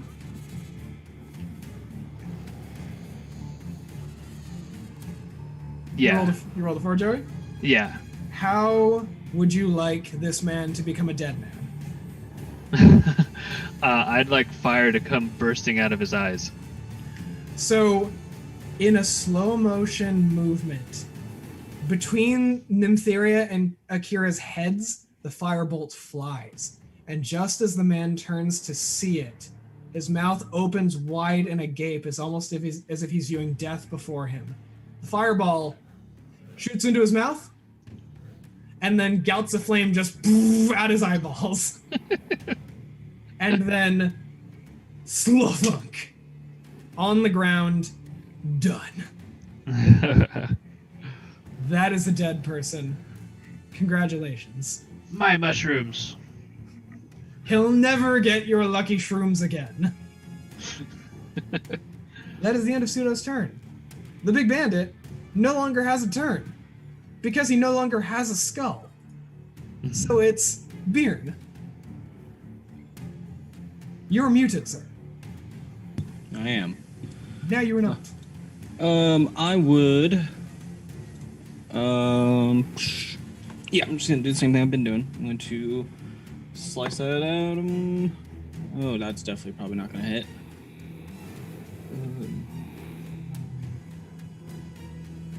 14? That, I'm afraid, does not hit. Kind of what I thought. Bit short. But you've got more strikes. Yeah. And we've got a dog in frame. I will actually. Happy Woofer. They are. I take it. If I'm here, they're kind of on the side of me. Yep, they are flanking you pretty squarely. I'm going to bonus action disengage. Okay. And I'm going to move about. I'm going to move 20 feet towards my allies. Okay, 20 feet towards the camp. Yes. Got it. Is that the end of your turn? That will be. The bandits, seeing you leave your reach, one of them is going to pick up their longbow again and knock an arrow. The other is following you in lockstep, running forward, swinging a long sword, ready to avenge their fallen comrade. So, at any point, did he re-enter the 5 feet of me, combat with me, or no? Or you say within? He will re-enter combat, yes. Cool, I get an opportunity strike against him then. Polearm Master. Oh, yes you do. Polearm Master feat. Well, this man might not live to, well, yeah. Take your attack. 24 to hit. It hits. Then it will be I'll roll the bow because you're not going to be. Well, actually, you might. 7 points of damage. Oh, would you like this to become a dead person? Of course. Okay, because you do have the option. This is the one in melee. This is the chance you have to non-lethal, but you run and then just, without even looking back, almost over your shoulder, you just swing the spear back and stab behind you. It's a very, like, cool guy doesn't look at explosions kind of move. Mm-hmm. You just hear, and then nothing. However, the bow rolled a 9. The arrow does not hit you. Nope. And there is now only one bandit remaining on the battlefield, and their chances do not look good. They are going to start running. They just Whoop! 30 feet in the other direction. Nympharia, would you like to do anything? I'm gonna shoot my arrow after them. They are still, at this point, from you, they're actually about 130 feet away at this point. What kind of bow do you have? Longbow. Oh yeah, that's definitely at the range. Yeah, if I it's recall still correct. 150. Yeah, he's even in So. the short range still. Take the shot. 10. Why? Oh, you haven't pulled the arrow out. You haven't pulled the arrow out of your shoulder yet, Nympharia. Okay. That is hate miss. it. Hate it. And I see the time, Jesse. I see that we are very, very nearly upon our break time. So we're going to finish this turn off, this battle round off with Akira. Would you like to do anything before this bandit runs out of immediate danger? They're about 130 feet away. Can I get on the trebuchet and use it against them? That's right, you're next to a trebuchet. Yes, you can. Okay, I'll do that. Here's a fun fact about fighters, everybody. They are technically proficient with every martial and simple weapon, which covers basically the gambit of everything. So yes, this is about to happen. When you get on the trebuchet, there was already a bolt loaded, thankfully, because he was going to load one before people came into melee, and he pulled a greatsword out and tried to fight for his life, but he didn't. And all you need to do for me is I need you to roll a d20 and add 9 to it. Okay. Yeah, this is no joke. This is great. It's Oh. only a 13 though. But I forgot you get advantage. Oh, right. I'm gonna So give do you I- advantage just because I like this. We want this to work. Yeah, I want this to work. Okay, what do I add to it then? Advantage. Alright, Yeah, just roll another d20. Oh, okay. Yeah. Oh, 14. 14. Oh.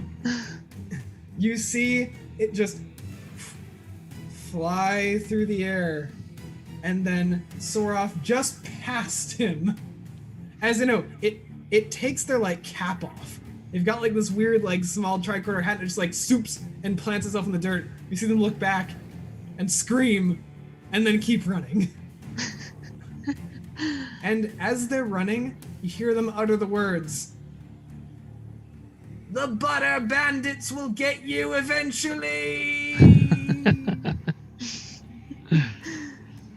As the encounter is done, I will end the spooky music, and we will take our first break.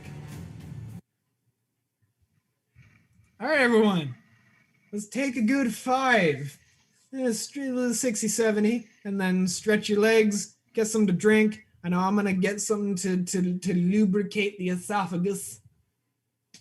Come back at about 4:06, 4:07. Sounds good. Thank you. Time for me to make dinner. You can make dinner in 5 minutes, Dave. Yeah?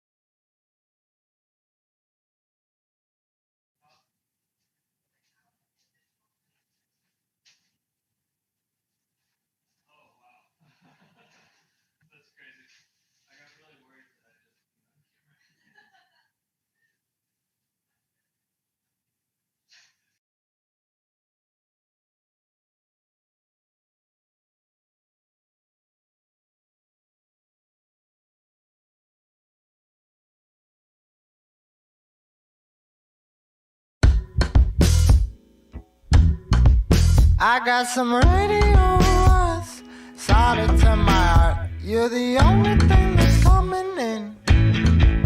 I'm getting started from my better sense. Nothing on the FM. See, I've been praying for a signal, a sign that you haven't sent. You might be an angel falling from the heavens, or a stranger from a garden party, drunk and roaming ever since.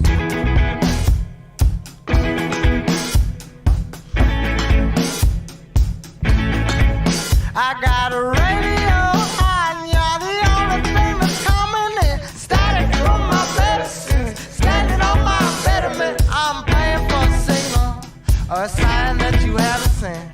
Running from a place where they don't make people like me. I keep my car running, I keep my bags packed. I don't wanna leave, just don't wanna leave last. I've been praying for your touch, your glance, your hand. And he's a better kisser than you think, Mom. He's a better listener than most. We took pretty pictures by the sea, Mom. Fell in love and sailed off. And when the sun of man had me in his clutches, the sun of man had me in his clutches, the sun of man had me in his clutches, the sons of man pulled me to the touch, and I loved it.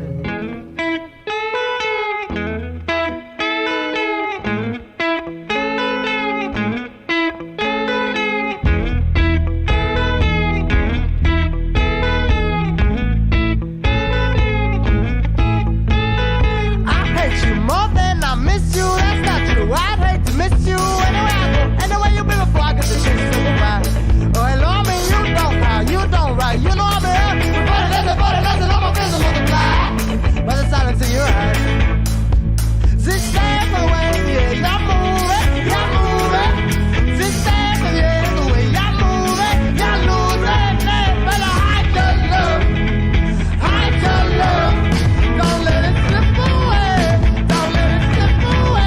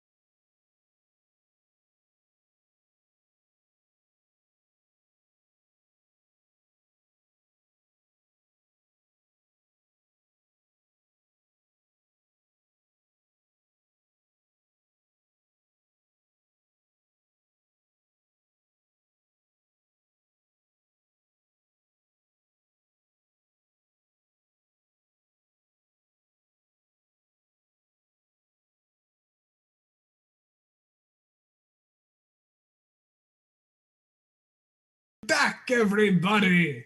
Good news! The only ones who are dead are the ones we don't care about. Everyone else is happy and alive in various quantities of blood are left in their body, but it's enough to keep them breathing. Where we left off, you had just finished a fight in the center of your camp, and you've all taken some amount of dabblage. I believe, Pseudo, though, you've come out... no, actually, you got hit for a whopper, didn't you? Yeah, I've only got 9 hit points left. that was from one trebuchet, too. I I think that was the only trebuchet that actually hit also. Imagine what it would have done to that bandit. No, right? But it seems there is calm in the night. And it is only at this point that all of you notice that Cletus has dug a hole in the center of camp wide enough for him to exist in. It is under Bjorn's tent, and you see him just poke his head out from below it, going, "Are they gone? Please tell me they're gone. Please tell me you're not gone. Somebody speak." No, there's one behind you. Oh God! He retreats into the hole, and you see the tent gets like absorbed with him. It's a joke. It's a joke. They're all gone. Well, yeah, gone.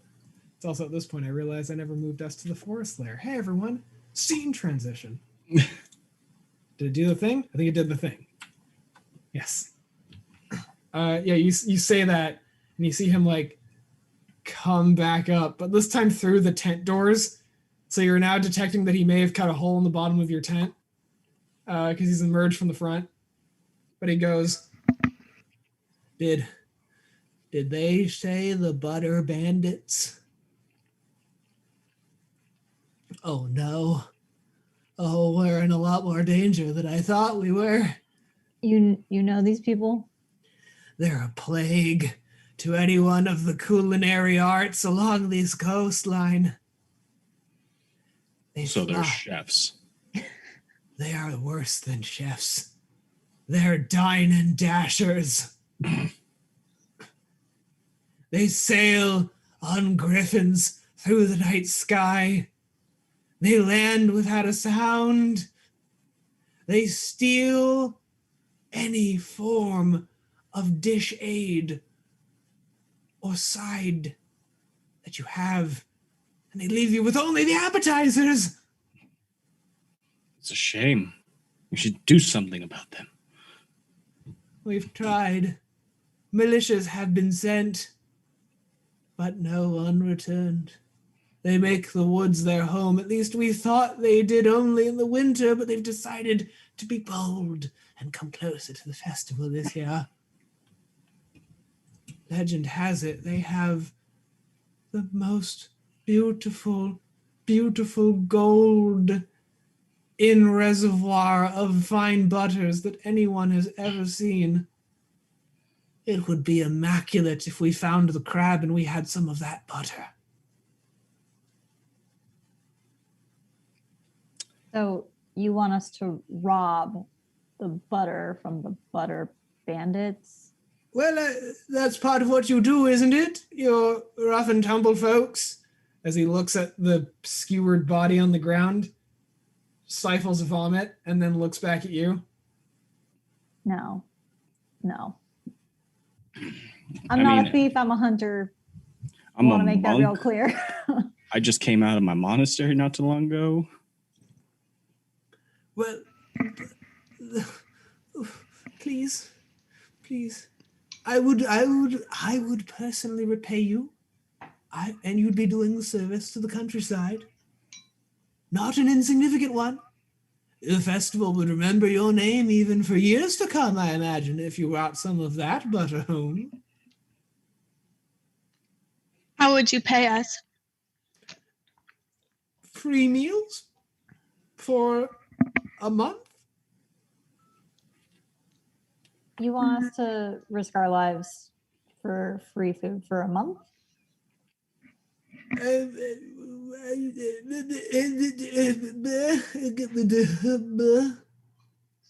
you even know where they keep the butter?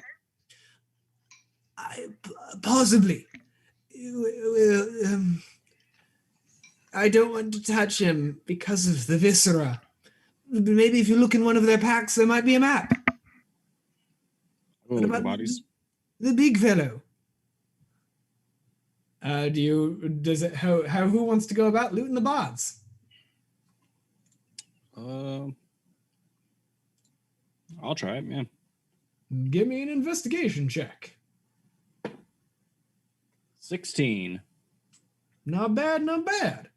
You quickly start sorting through the bodies of the archers that were your own same quarry, and you find a not insignificant number of silver and copper pieces, enough to pay your night at a few inns for a week or so. Not that you need it right now, but it's good to keep for later. Number of crossbow bolts, basically your pick of melee weapons: short sword, long sword, heavy crossbow, if anyone wants it. It's yours for the taking. And when you get to the big man, you do see a very rudimentary map. It's like just a shittily, crudely drawn treasure map with a number of X's marked in some kind of code language. I don't think anyone here has Thieves' Cant as a language. Nope. However, anyone with a reasonable, noggin can take a crack at it. If anyone wants to look at it and make an intelligence check, I'd take a stab at it. see if you can decipher the code. 15 plus Your intelligence modifier. 6, 21. Yeah, that's good. You seem to recall seeing, similar codes used in, there's no better way to say it, carved into the bottom of tavern tables. Like, where people would stick their gum is where you found these codes. And over time of existing in taverns and looking at tables, you've actually, asked around and gotten enough information as to what some of these words might mean. And you do identify a few of them as hatchery, or better translated to egg place. The next one is head, just head. You don't know if it means headstone, headquarters, but it refers to this is the central point of a thing. And the third one just says gold. Oh. Those are three identifying marks, and you can even map a vague outline path through the woods. You think that probably someone like Nymptheria, who's used to navigating in natural environments, would be able to get you to any one of these locations with enough skill. And you see Cletus looking over your shoulder going, yes, that is where we'll find it. It's rumored that they have a golden cow that they've managed to grow over the number of years. Its milk makes the finest butter you've ever tasted. Low calories. Do you think we might be able to seek them out? Lead the way, buddy. Butter might go well with my mushrooms. There you go. Also, were there just crossbows that I've seen, or were there any actual bows? Two longbows. 2 longbows. Cool. I'm taking a longbow. Take a longbow. Feel free to put that on your sheet.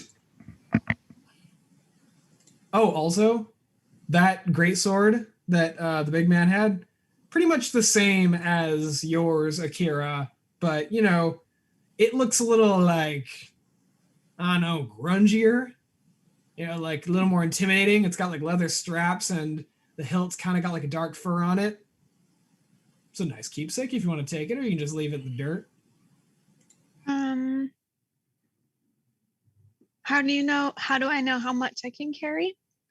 I don't go on, hard encumbrance rules. So as long as it's not an obscene amount of things. Yeah. Okay, and is that one that takes 2 hands to wield? Yes, it does. Okay, I'll take it. All right. What's it called? It's you can just call it let's see, what's a fancy name for this sword? Let's say Gut Render. The sword's name in life was once Gut Render. In your hands, it may change, or its legend may be carried on. What have Okay. you? After that, unless anybody wants to chase the begotten bandit into the woods, they're going to be running for a bit because you still have a day's walk to actually get there. You can just continue your night's rest. I say continue our night's rest. All right. I don't know about everyone else, but that's what I think. Everyone sets down for camp. Cletus moves a little bit further into camp once the bodies have been, obscured by the darkness. And he kind of just like goes into his sleeping bag and pulls it up to his eyes and goes to sleep. Does this count as a long rest? It sure does. Great. So you guys get a long rest. All your spell slots are recovered. All your hit points are back. Everything is fine. Key points return. All that good stuff.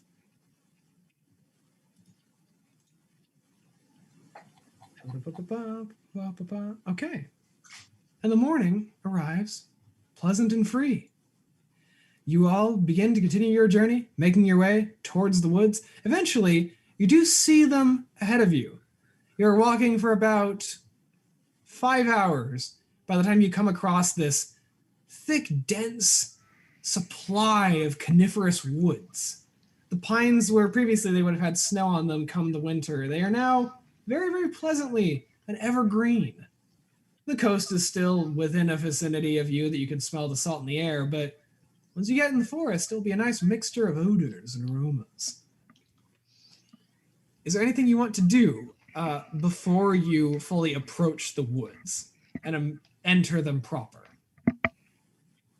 Should we do an investigation?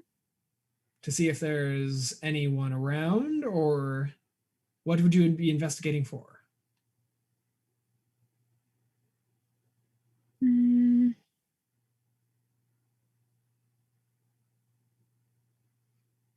I don't know. I can do investigation to see if there's like a trail of that bandit we lost. That is a thing you can do. I'll have you actually make a survival check. Survival. And Akira, why don't you roll me a perception check Okay. to look for irregularities in the edge of the woods? 16. Not bad, not bad. 16. Okay. Nymptheria, you are pretty easily able to spot. This was not... Well, actually, it's interesting. As you were walking towards the forest, you were following the trail pretty clearly. But there came a point where there were no footprints anymore. And you were still about an hour out from the woods. It's at that point that you recall Cletus mentioning that these butter bandits were rumored to have griffins' mounts that they fly through the air upon. And you don't know if one of those picked it up. You certainly didn't see any, but it must have been very quick. I don't see any like tracks of a creature. It's interesting. You kind of do. But your eyes must be mistaking you because they don't look like talons like a griffin would have. They look like hooves. Mm. And there are no hoof prints past that point. It's a set of footprints that lead up to a point, set of hooves, and then nothing. When you get to the woods, and Akira, this is where your perception check comes in. You look at the trees, the tree line where you're about to enter. You do not see any obvious disturbances. Anything that indicates a person would have gone in. Now, one could assume this might mean they've gone in not from ground level,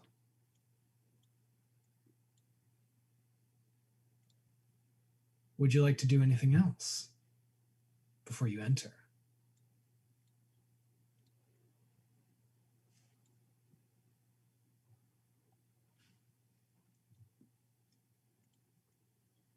No? Then we tarry on. As you enter the woods, if people are speaking, they're also muted. That may also be a case.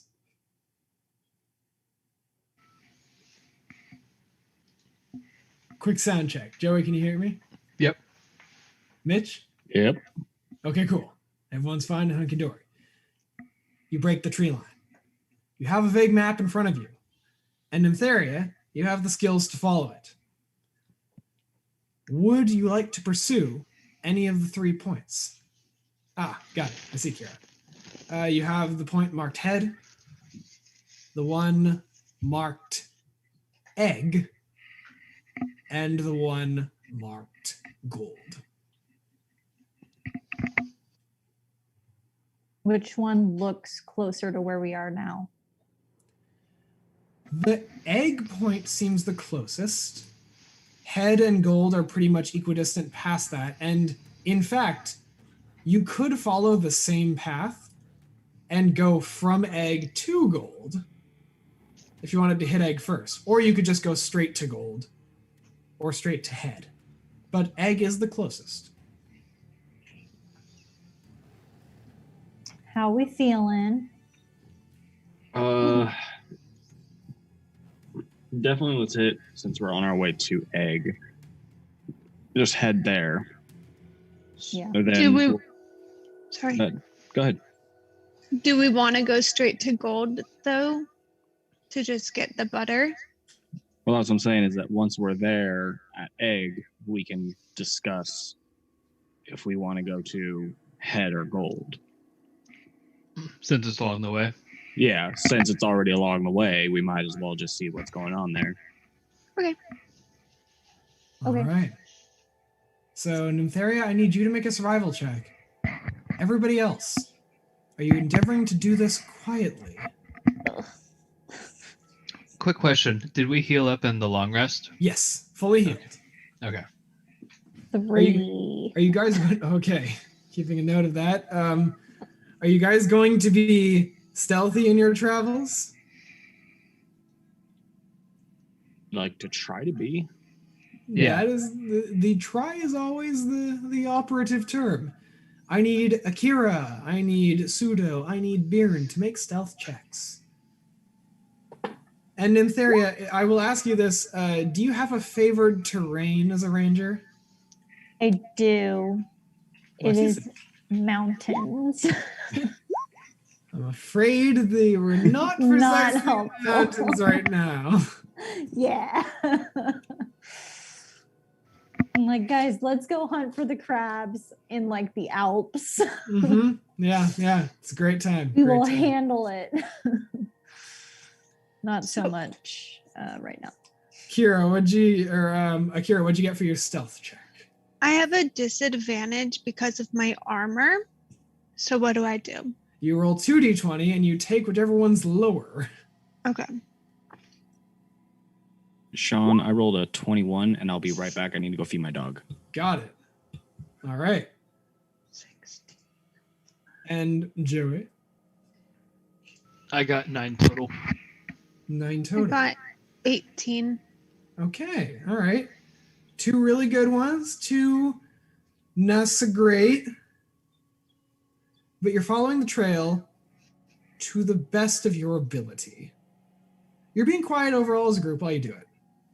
And I'll wait till Mitch gets back proper to continue. But I will say that you're traveling for about an hour when you start to hear noises. And they're not humanoid noises. No. It sounds like farm animals. You hear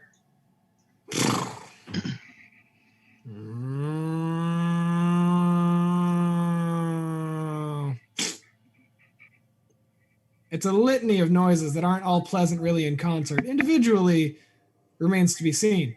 But you manage to arrive upon a pen contained wherein are a series of cows. But there's something very special about these cows. They are all sprouting large wings.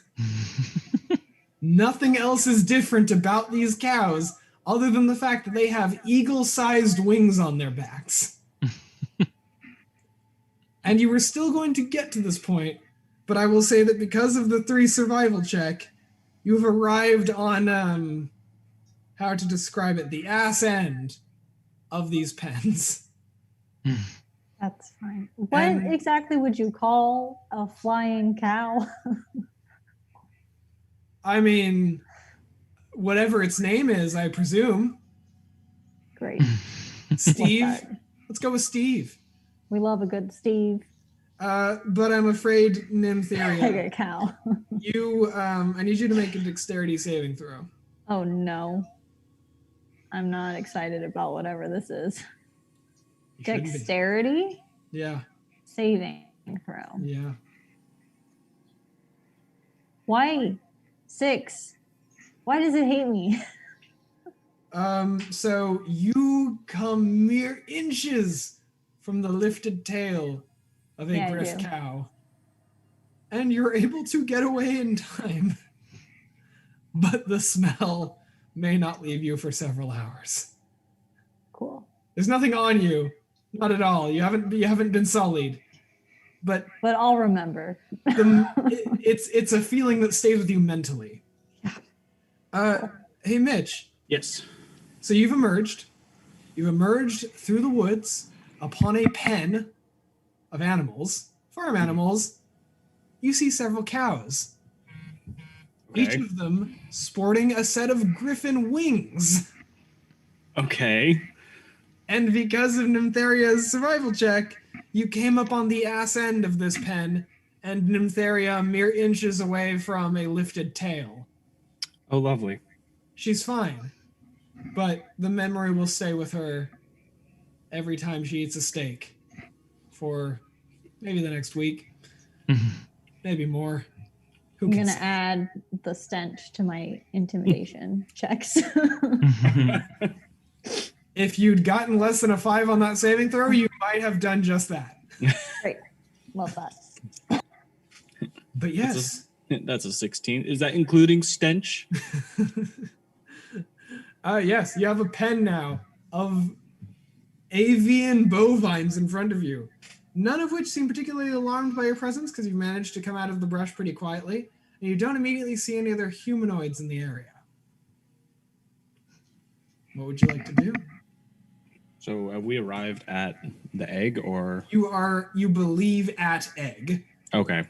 And it's at this point that you kind of look further into the pen, and you see an egg the size of a small adult person that is like all white and covered in black spots.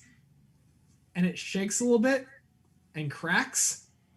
And there's a baby cow with little wings that just goes "Ah," and then falls over into the mud. It's adorable. So, shall we see what's going on here? Or what do you guys want to do? Do we jack the cows and fly them to our next location? Hell yeah. This could be done. You see Cletus coming up behind you going, "Oh, this is how they did it. This is why no one could catch them. This is why no one saw them coming. In the dead of night, the beef falls silent. We ride today." Okay. But we All right, can't just Cletus. steal them Yeah. Cool. right now No. because we might get caught and they may shoot arrows or anything at us. Yeah. No. But you know where it is. Would you like to do anything else while you're here or continue on the path? Well, that's what I'm saying. Like, do we want to check this place out? They may have saddles in there. Yeah. What are the building situation in this Why area. don't anyone that wishes to check it out make a perception check for me? Of 2. 15. Okay. What'd you get, Kristen? I did not roll because he's better than me. Ah, What's your perception? -1. Oh. oh, Yeah. all right, fair enough. Okay. Safe assumption. I wasn't gonna waste any more of my bad rolls on that one. You never know. It's time to get it out. All right. Beard, you take a good look around. You see the pen spans about a 50 by 40 foot clearing in the middle of these woods. Again, no immediate humanoid traffic is around you, but you do see evidence of humanoids living here. Mhm. There are saddles in a corner of this pen that are stacked up very carefully in a pyramid fashion. There's feed corners set around it, and you do spy 2 gate entrances as well. Aside from that, there aren't any other crafted structures in the area, at least none that you can see. And with that perception check, you'd have to get closer to the gates to check them, but you don't see any immediate traps either. You think if you guys are cool and quiet enough, you could continue to explore the area without notice. Do we want to try and explore this area? Yeah, I think we should get closer to the gates. All right. You move. I will stealthily move towards the gates. Just you, or is anyone else going with Biren as a group? Yeah, I'll go. Okay. I think we're all going on. Pseudo, are you staying back with Akira? Sure. Yeah, Okay. I think I might give you guys away because I'm at disadvantage. Possibly. So Nympharia and Biren, you move forward, and you move to the nearest gate. It's about 20 feet from where you are, and you've definitely left the brush at this point. Akira and Pseudo are still in the obscured tree line. But you guys are out in the open. You get to the gate, and you see that it is seemingly locked, but it's also only like 6 feet high. You could scale it pretty easily. Can I use my jump spell on one of them? You could if you wanted before they step out. Who do you want to cast jump on? Who wants jump? I'm pretty good. Okay, so maybe I move over to them and cast jump on Bjorn. Oh well, no. Biren said he's good. Oh, he's good. I kind of don't need it. Yeah. Oh, okay. Nympharia then. Or All right, let's do it. So you wave your mage fingers in the air. Actually, how do you cast the jump spell on Nympharia? What does it look like? I think it's like a Almost like you're rousing someone up, like, you've got this, I believe in you.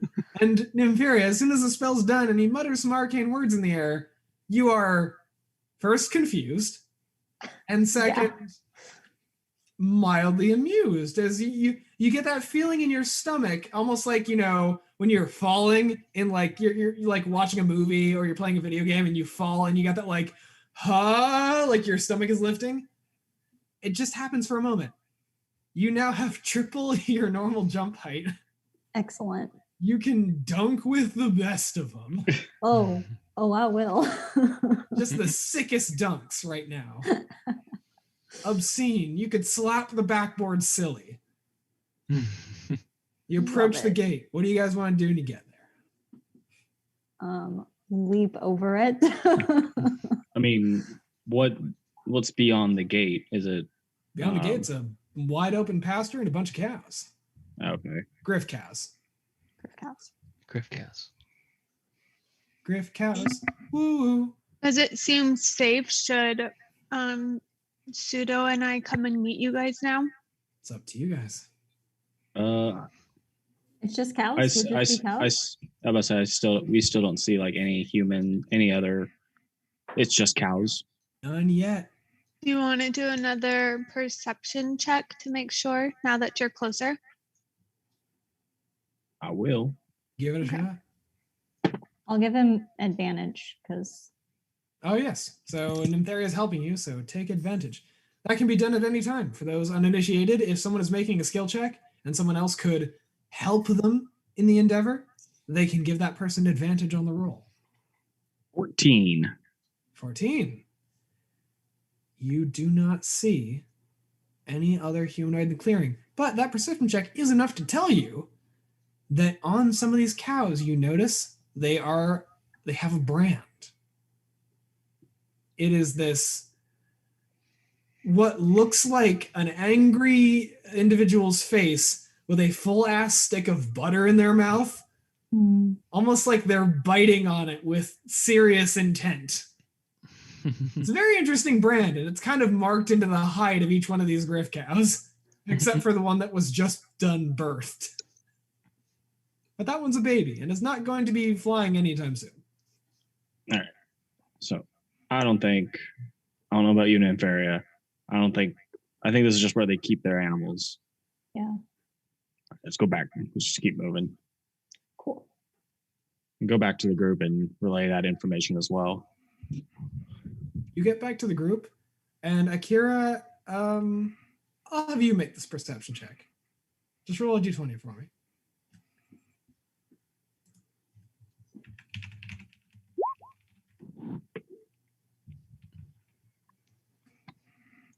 $15. As soon as they get back, you acknowledge that, Bearden's saying all right, yeah, we're good to move out. And then you look to the rest of the party for confirmation, and Cletus is gone.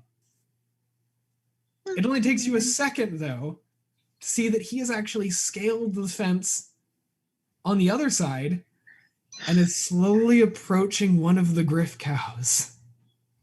Can I use this heightened jump ability to go get him? I'm gonna need you to make a stealth check, but yeah. Stupid. He's being very quiet. 15. That's enough. You leap over the fence, careful not to alert any of the cows that are in the immediate vicinity. You don't know how easily they spook, but you do almost superhero land right at Cletus's feet, and he goes,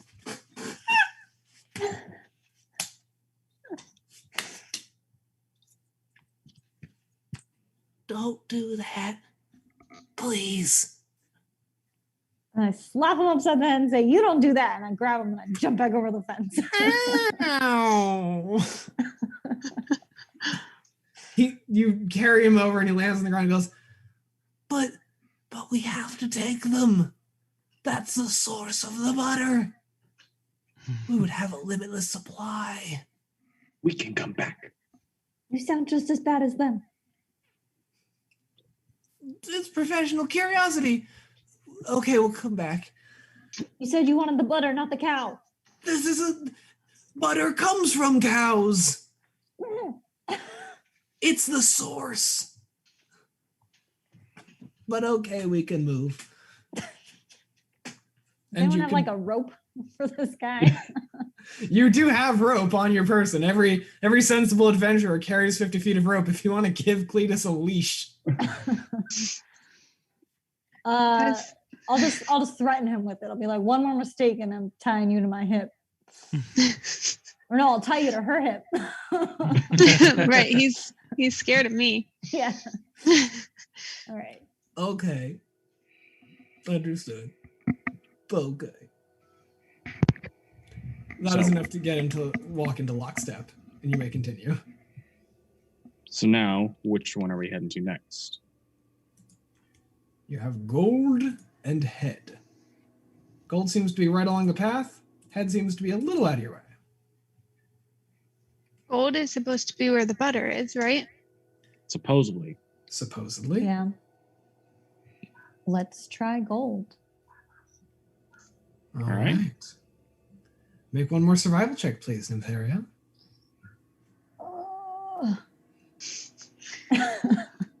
We believe in you. 15. All right. Hey. Better. Butter. Better. You travel through the woods. And one of the things you notice as you're walking for about 20, 25 minutes is occasionally you guys have trouble keeping your footing. And you're not sure why. But eventually you realize that the ground below you, while normal forest floor, seems to be getting slicker. Oh no. As if it were covered in butter. You try to mark the trees. That the trees in this vicinity are also slightly lubricated is the best word to describe it. I'm sorry. But eventually, you come upon another clearing. It seems to be smaller than the last one. It's definitely not big enough to hold the pen that contained the beasts. Ahead of you seems to be built into a hill, a stone portal. Not portal as in a magic portal as in like the opening of a door. It seems to be part of a small, wood and stone crafted hut that's slapped right up against the hill.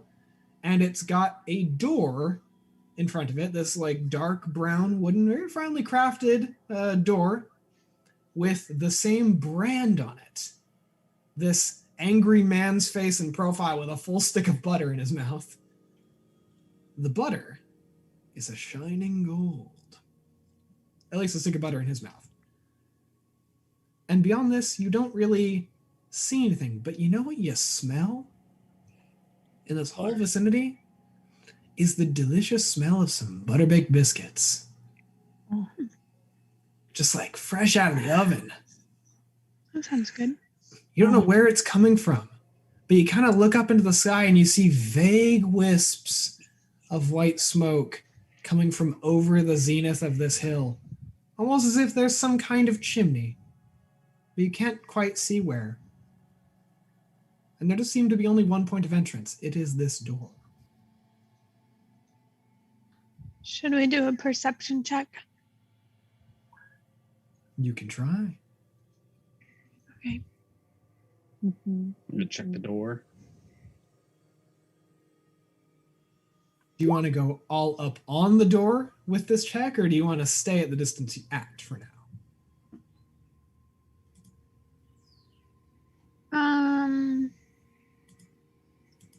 How much will I be able to perceive from this distance? Depends on what you roll. Oh, gee. Well, I didn't roll that well. I only rolled 10. I can give you advantage. Sure. You got a pseudo giving you the help action. Roll another d20. Okay. That's better. 14. At this distance, you see that you don't think the door has an immediate lock on it. You don't really see a doorknob for twisting or pushing or pulling, but you assume the door either pushes open or pulls open. And there's no one in the immediate vicinity either. This whole forest has been eerily quiet so far.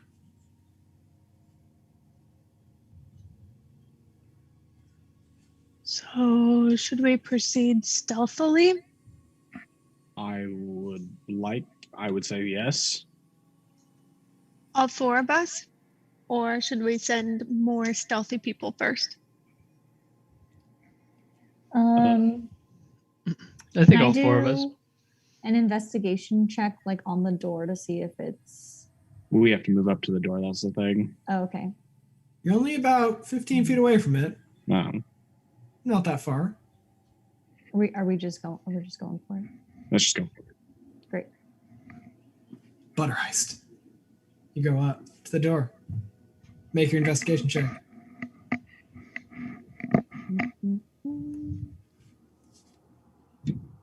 14. 14. Okay. You are searching through the door, and you see that it doesn't seem like it can be pushed Doesn't seem like it can be pulled. It is flush to the ground. It is flush to the door frame. But you do notice is the stick of butter that is out of the man's mouth that's slapped into the door. The man's face is carved into the door, but the butter looks like a solid gold bar. It's almost like a part of the door. And there's an outline around it. You think it might be pushed.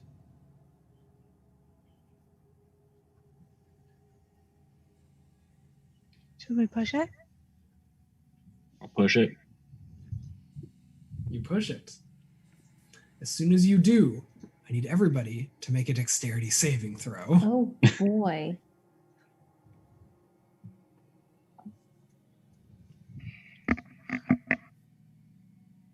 9. 11. 11. 12. 12. I feel like we're all about to get like coated in butter. And now we're all 10. slippery. What did 10. you get 10? All right.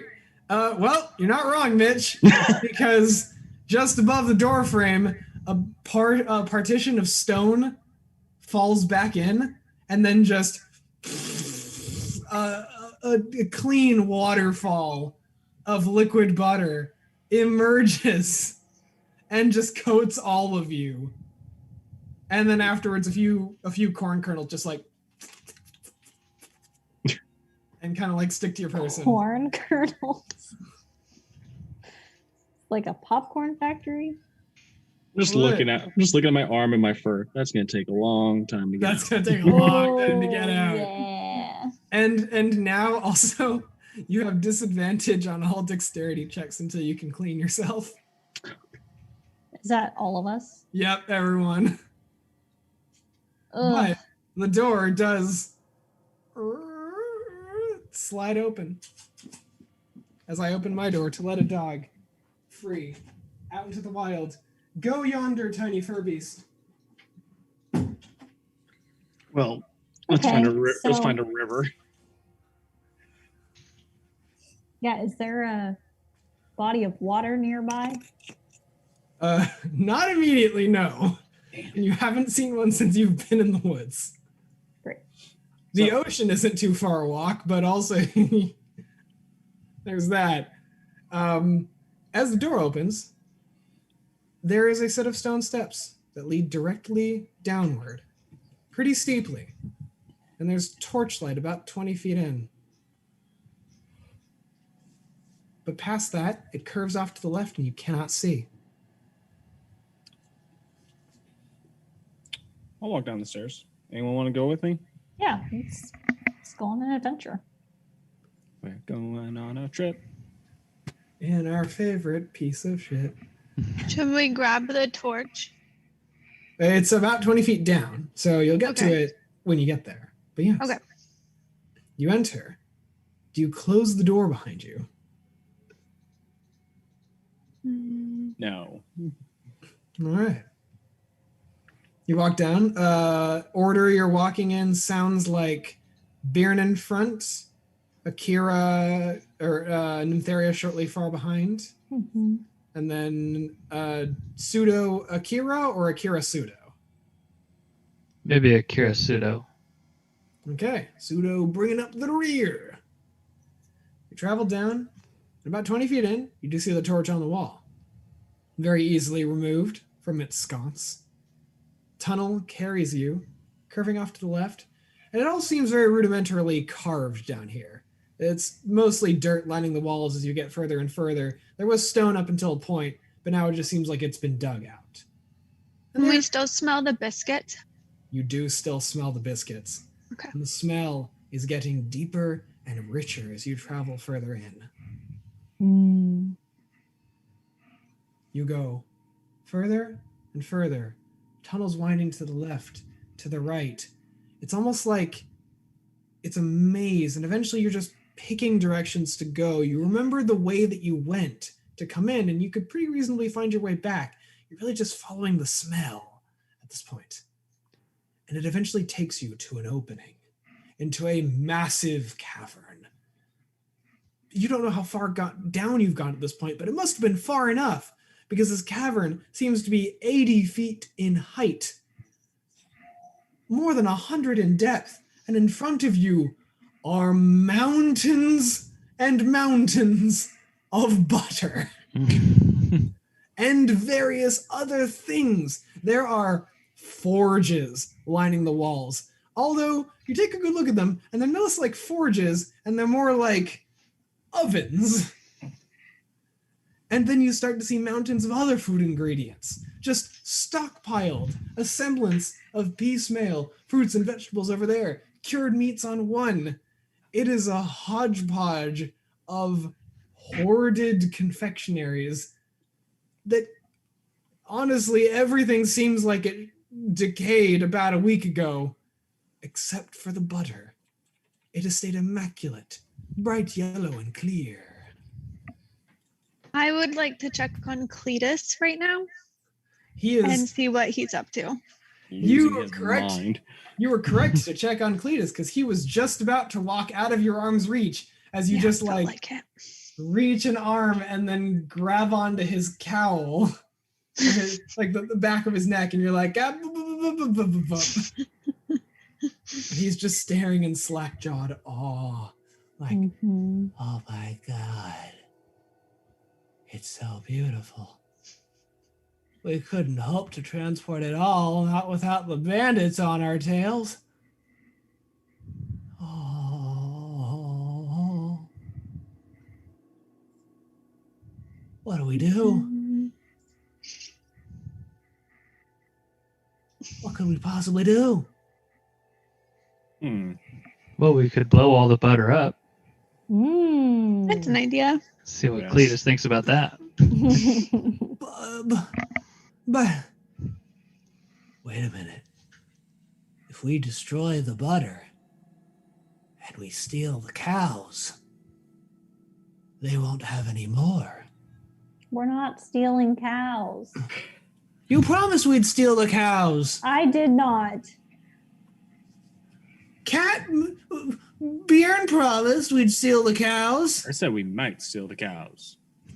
If we burn the butter, we're stealing the cows, or I'm telling Kari. Ooh. What, does Cletus have any ideas of what he wants to do with this butter? Yeah, did you bring anything to transport said butter? Did you even like plan for this moment? I've got a refrigeration bag, but that's about it. I can't carry all of it. I can carry How it. much can you carry? And he looks into it, and it's about 80 pounds. That's so much butter. It's hard stuffing. So what Cletus has on his person is a magic item called a bag of colding. It's very similar to a bag of holding, which is an extra dimensional space you reach in, and it's got, very wide reservoir of things it can carry without increasing the weight. This is a bag of colding. Carries less, but it keeps things at a nice, walk-in freezer temperature for as long as you need them. Well, start scooping, buddy, because they're gonna come back. He walks up and just runs up to the nearest mountain and starts with his bare hands, like scooping butter into the bag.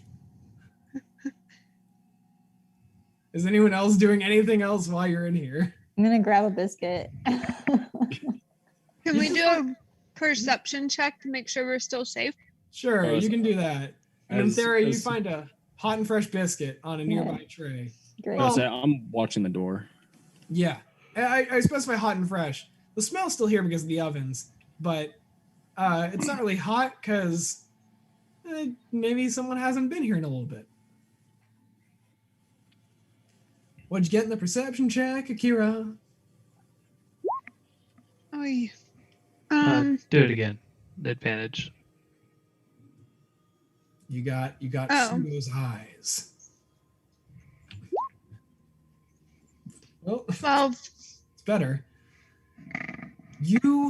So Bjorn's got his eyes on the door. Hasn't seen any tail of anyone coming in. Akira, you're looking around. And you do notice something peculiar.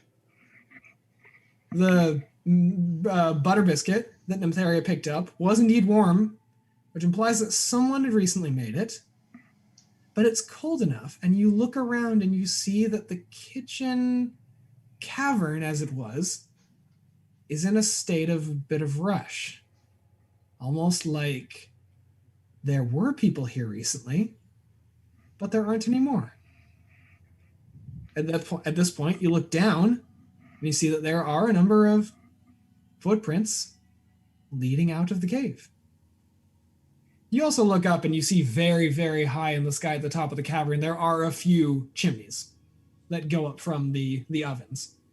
They're wide enough for a person to fit through, I suppose, but, you know, getting up to them from here is what infringes on that. Okay.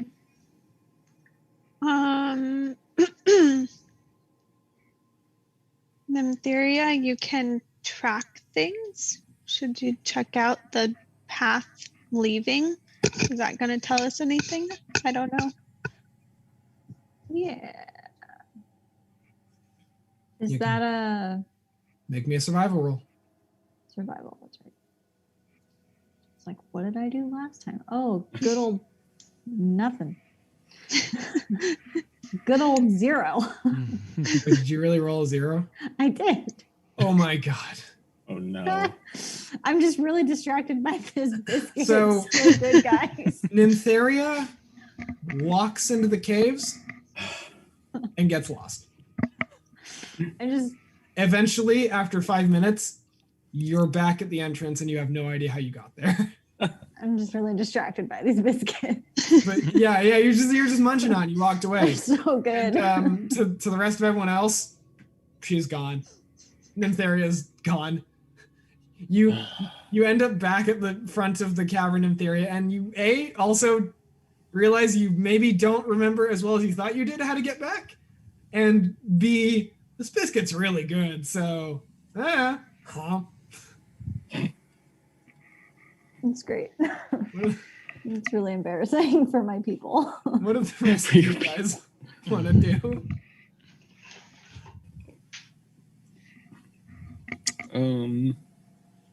Well, we got what we needed. I mean, yeah, you just said you wanted the butter. We still have a crab to find and catch, right? Yep. It's true. That is the grandest quest. And quite frankly, I would like to get this butter out of my fur. So, try to leave, try to find our way out. Easily done. You all three of you Follow the with torches.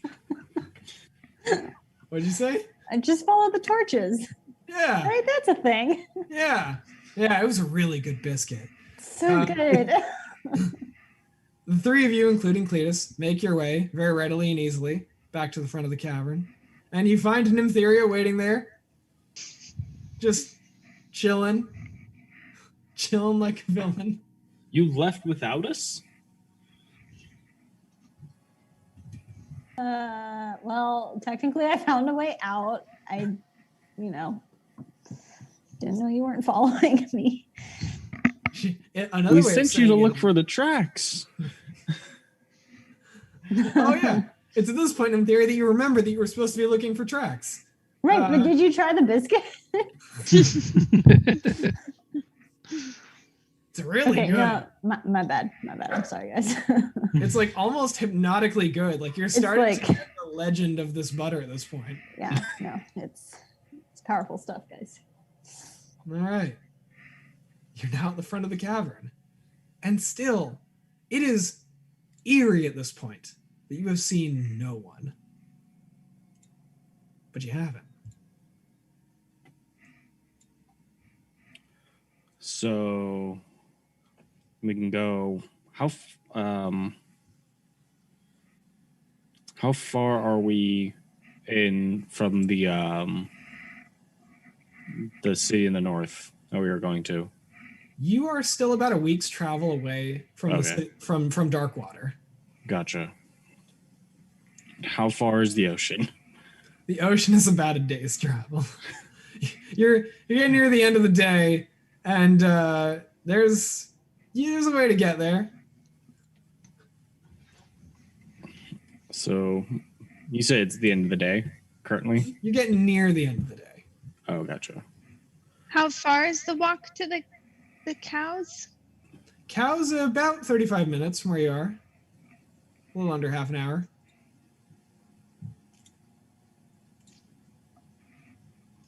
Are they faster travel than walking? That's also if we can control them. Well, Mhm. you know that they can fly. And have saddles. Your past experience with them is that they are apparently a degree of nimble because they were able to arrive, drop the bandits off to assault you, and then leave without any notice. You don't know how much of that was the skill of the rider, but there's one way to find out. Do you guys want to try and tame the cows? Yes. Oh my God, Cletus. I'm for it. Yes. Okay. I mean, cool. if it gets us to water faster.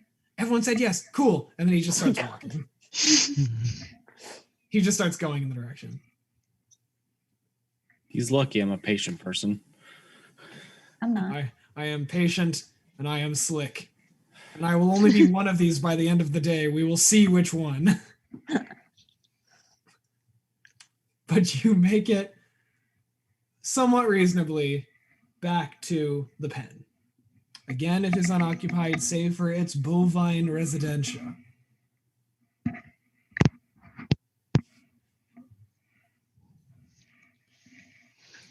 Who wants to take the lead and attempt to tame a cow?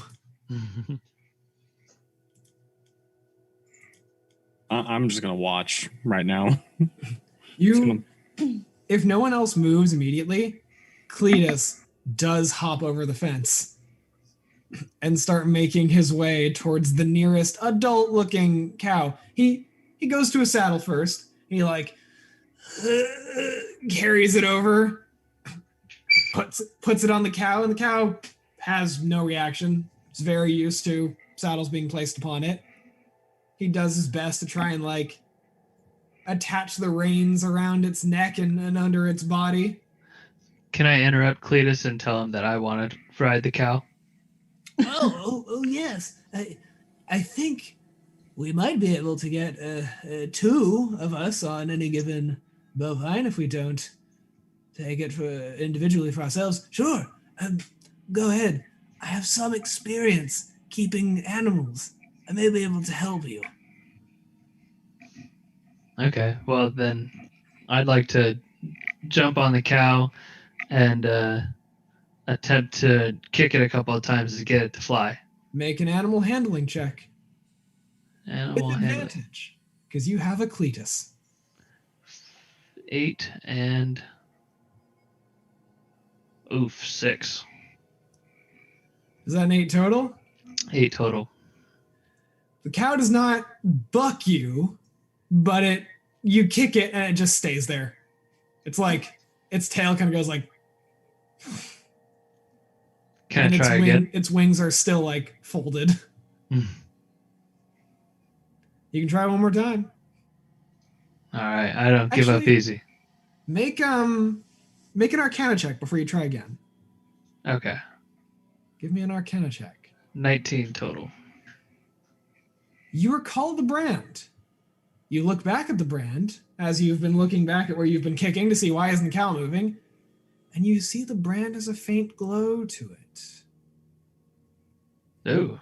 You think, based on your arcane musings, that if one were to inject some magic into these bovine entities, that it would activate their powers of flight. So is it possible that I could use a suggestion spell on a group of bovine for us? This is indeed a possibility. Is that overkill? Is it ever overkill to mentally command a legion of flying cows to your bidding? I don't think so. Okay, well- so before you do that, we should all mount as well, right? Because That may otherwise be they'll wise. take off without us. That may be wise. Okay. So you Oh, Grab saddles. is everyone getting an individual cow, or does anyone want to pair up?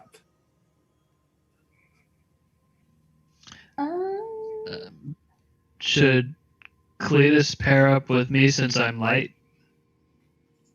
Sure. should Cletus pair up with somebody who needs the advantage?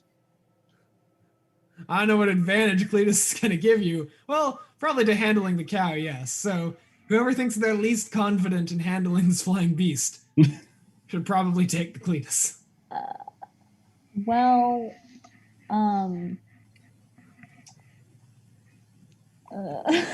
Nympharia, I sense that you know that's you, but you don't want to say yes. I don't like Cletus. Nympharia doesn't want to hang out with him. He turns to you and says, if it helps, I am currently the least viscous of the bunch. That doesn't help. I thought it would. I need a decision now. Who's taking the line cook? I mean, what's Joey can your- just keep him then. But no Well, one wants him. All We right. can all just get our own. Yeah. If no one takes him, he's going to insert himself upon Bjorn's cow. Why me? He likes you. I don't like him. It's annoying. He feels. Isn't he already with Pseudo? Yeah, I'll take Cletus. Oh, that's right. He's a pseudo. Yeah, I forgot. You recommended. Yeah. Okay. So yeah, he walks over to Pseudo's cow and he does he's riding on the behind of a motorcycle, Titanic. Like he wraps his arms around you. His arms kind of like slip. He's like, oh, this isn't gonna work. So he just resolves to hold on to the saddle really close. Yeah, I don't think he would have liked riding with my multiple blades. No, probably not. All right. So, I believe there's a suggestion spell in our future. All right, if everyone's saddled up, I would use one of my slots to cast suggestion on all the bovine. I had a specific thing for this. Okay, yeah. So the Feywild, no. you cast suggestion on the bovine. What do you tell the bovine to do? I tell the bovine to heed all of our flying directions without question. Go, noble sky beef. Bend to our will. Expend a second level spell slot. And as you all see, the mounts, the 4 bovine mounts that you are currently sat upon, the runes on their hinds light up. And they begin to fly. Slowly, it's like Charlie in the Chocolate Factory and the fizzy lifting drink. It's hazy at first and everyone's holding on for dear life. You're also still coated in liquid butter, so you are holding very tightly to these saddles. But you eventually rise 10, 15, 20 feet, 25 to break the tree line. And suddenly you are above most of the woods. It is at this point that you hear off in the distance the tree line burst and explode about 150 feet away, and you see the trees blasting out from the earth to the point where several other bovines rise from the tree line. No. But these seem to be bulls. These are not these are not cows, these are steers. They've got horns on the center, and one of them, there's like 2 in concert that are flying with one in the center, and the one in the center is like if the cows had an alpha. It's the size of like a truck bed. and it's got a trebuchet mounted between its horns. Oh my god. Oh my goodness. But you I'm just sorry. What? You Fantasy. It's a little one. It has horns and a trebuchet yes, on because its head. yes, yes, it does. Just clarifying Yes. that I heard that right. The other two cows, the other two steers, are just archers. They got heavy crossbows.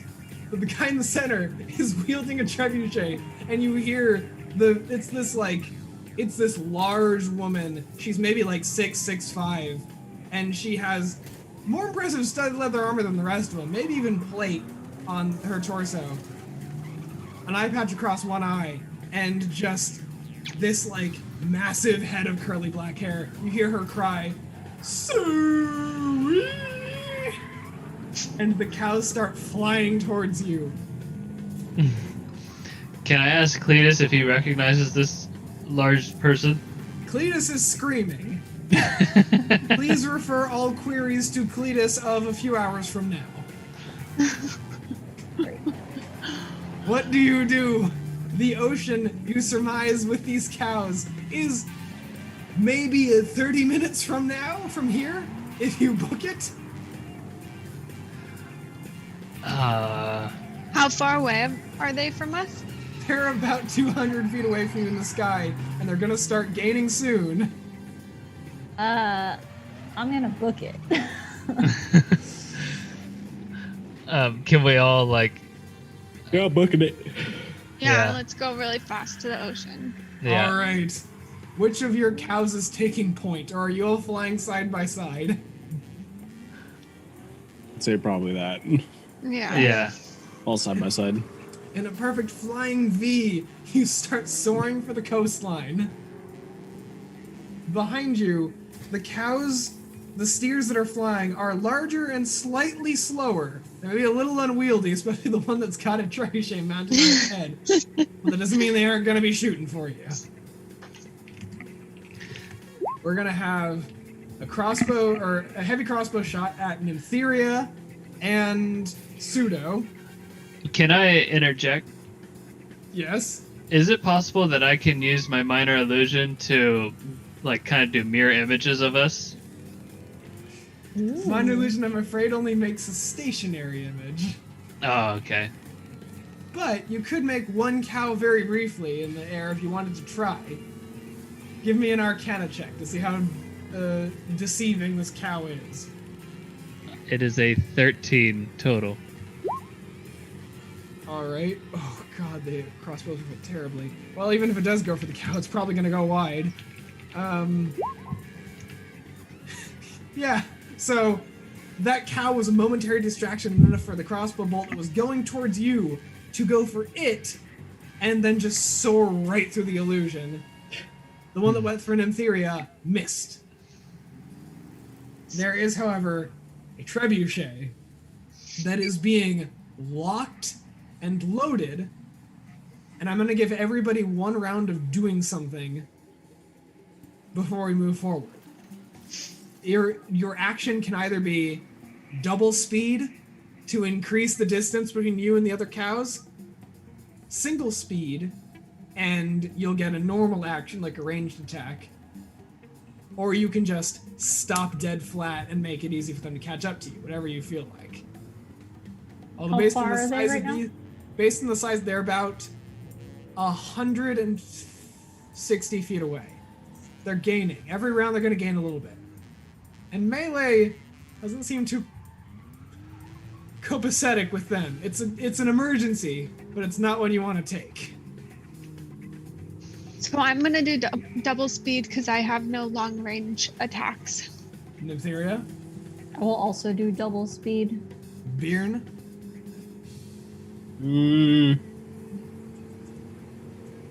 Yeah, for now I'll do double speed. Pseudo. Does my minor illusion count as my action, or can I still do double speed? I will say you can still do double speed now if you want. Alright, I'll do double speed to stay with everyone. And Cletus will be screaming. Okay. As you do that, The heavy crossbow is going to take one shot at what it deems to be the head cow, so it's going to say Kira.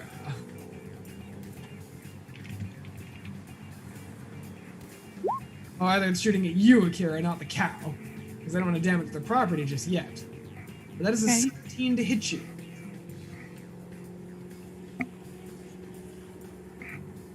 I believe that hits your armor class. Yeah, my armor class is 16. You are going to take 15 piercing damage Okay.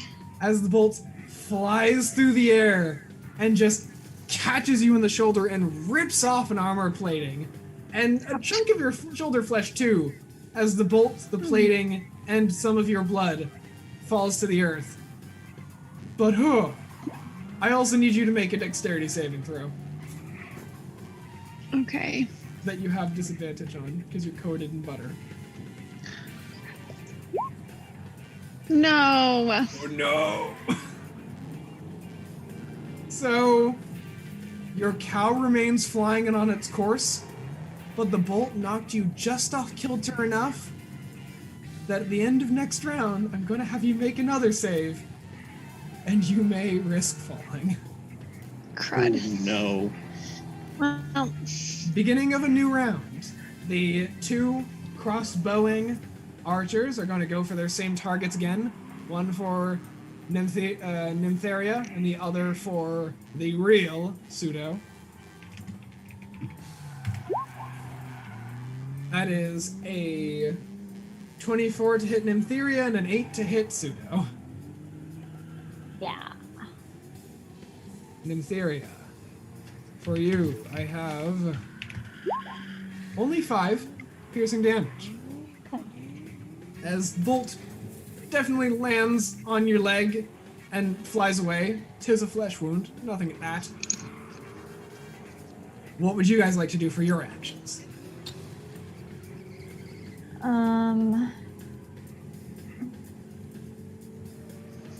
Is Akira still at double speed? Even She's though still at double speed.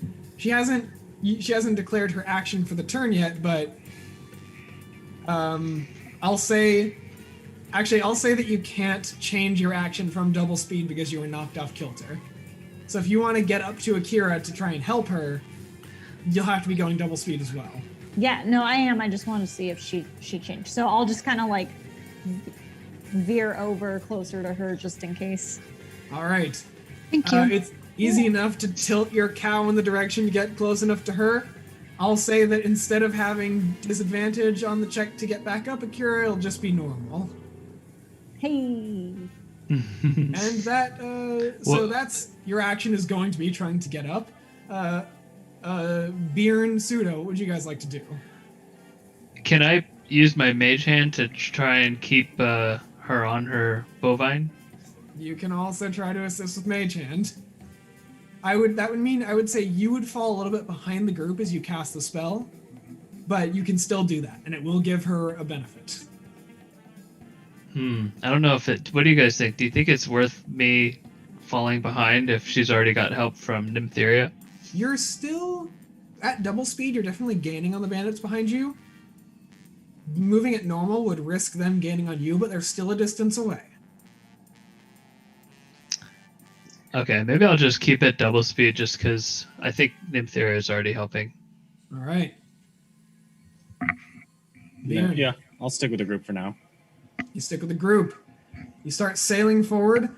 Akira, I need you to make an acrobatics check for me. To attempt to stay on your cow. No. 5.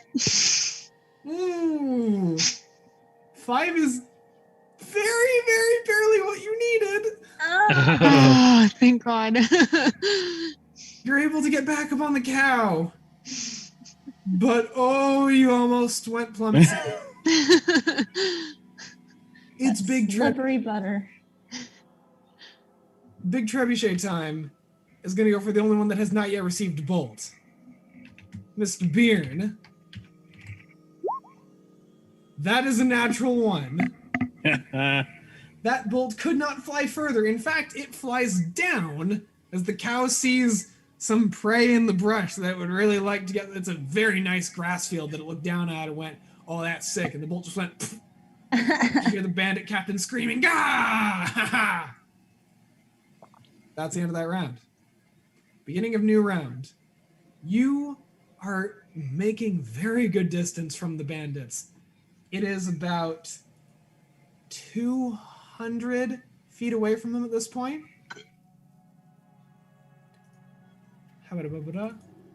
So they're slowly coming out of bow range. So you think that trebuchet can go pretty damn far. The 2 crossbows are going to take 2 more shots. This time, both of them at Bjorn before they get further out of range.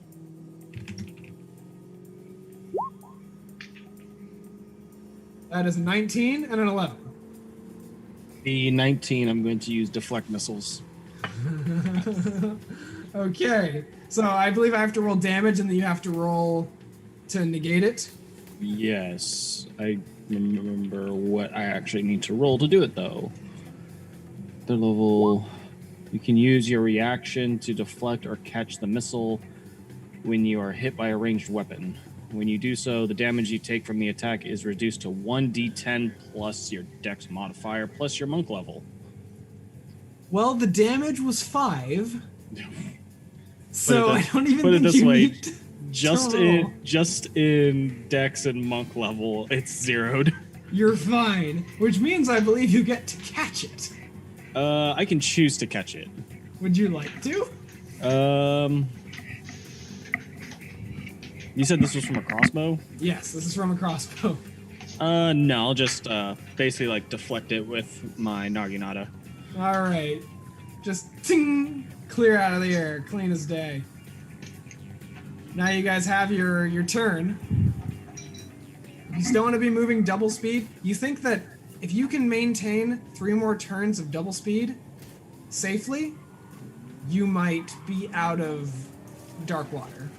Or not dark water, because dark water is where you're going. You might be out of danger. Okay, how far is the ocean and how far are the enemies?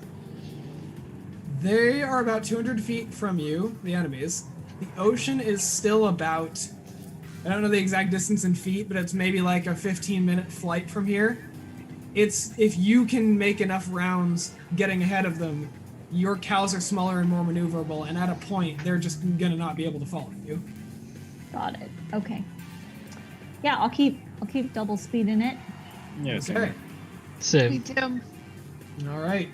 That means it's big trebuchet time again. And, well, you were helping Akira up, Nympharia, so you made yourself a target. That's a 20 to hit. Yep. That is gonna hit. You are going to take 15 piercing damage. And now I need you to make a dexterity saving throw at disadvantage, At disadvantage, as you are covered in butter. I am 8. That is not enough. You are not falling off the cow, but you've been knocked off kilter. And you're not going to get another action next round. You're going to fall a little bit behind the rest. But you don't fall off immediately. Alright. Someone is going to have to help you up. We go to the new round. Again, 2 more crossbow bolts. Both of these coming at pseudo. That's an 11 and a 16 for you, my dude. Okay, so what do I do? Does the 16 hit your armor class? It does, yeah. And I don't think the 11 does. Right. So since the 16 hit, every time, Wow. 5 piercing damage. Okay. Crossbowmen suck. Oh wait, hold on. That was the wrong damage die. I'm a fool. 9 piercing damage. Haha. And you are not knocked off kilter. There's not enough damage to send you off the cow. And it just missed Cletus. But it is now to your guys' turn. Someone is going to have to help Nympheria, or she is going to fall behind. Should I try and use the mage hand? I don't know if that... It might help. Is it basically the same as someone just moving over and helping? It's a little different. It'll, instead of negating the disadvantage, I'll just give her a bonus to the roll. I say I'll go over and help her. All right. Thanks, buddy. Yo, we All help right. You still want to do the mage hand, Joey? It won't hurt. It'll make me slower though, right? It'll make you slower, yes. She's got help. Okay. And Akira, are you just focused on staying on the saddle at this point? Yeah, I guess. Sorry I didn't help you. I was a little confused as to what was going on. Is there anything I can clarify Get before we move forward? No, I think I'm good. I think I'm caught up. Okay, cool. I'd also like to add to Cletus that I may be throwing him to another bovine to help them, just to mess with them. Please don't! Aerial maneuvers have never been in my repertoire, nor have I conceived of doing them. Oh, Cletus. So, He's that getting brings us dead. to the end of your guys' round. And Nympheria, I'm going to have you make an acrobatics check for me. Acrobatic. With the help of Byrne, it's not a disadvantage. Ooh. 22. Hey. You Wow. are super fine. It just takes one yank up from Byrne, and you are immediately on the saddle, leaning forward and ready to go. You didn't even lose any speed. You're fine. Yep. I won't accept failure. You've only got 2 more rounds of this big-ass trebuchet firing before you're out of range, and this one's going for the monk. That is a 19. Again, because we use around deflect missiles. This one's gonna be a little harder. Reactions. Shot. This one's gonna be coming at you. I rolled double ones for 8 damage. So basically, I just need to roll more than a 1 on the d10. Yup. That's 2d6 plus 6, and it dealt 8. I rolled a 9. So you deflect it. Would you Deflected. like to catch it? Sure, why not? This means, I believe, that if you spend a key point, I you can can throw it back. Yep. Would you Yep. like to do so? Yeah, I'm gonna throw it back. So, as this bolt the size of a small tree branch log comes flying at Byrne through the air, he almost turns around, hopping up off the saddle for a moment and landing in the reverse. Oh my god. Takes his staff to the side and just boom, deflecting palms the bolt as it hits the air. It spins, and then another elbow just boom, and it flies towards the direction. I need you to make me an attack roll. Just roll a d20 and add whatever your normal attack modifier is. 21. Okay, would you like to aim for one of the smaller steers or the boss? Oh, I'm going right for who shot it. Okay, that I need you to roll now 2d6 plus 6 for me.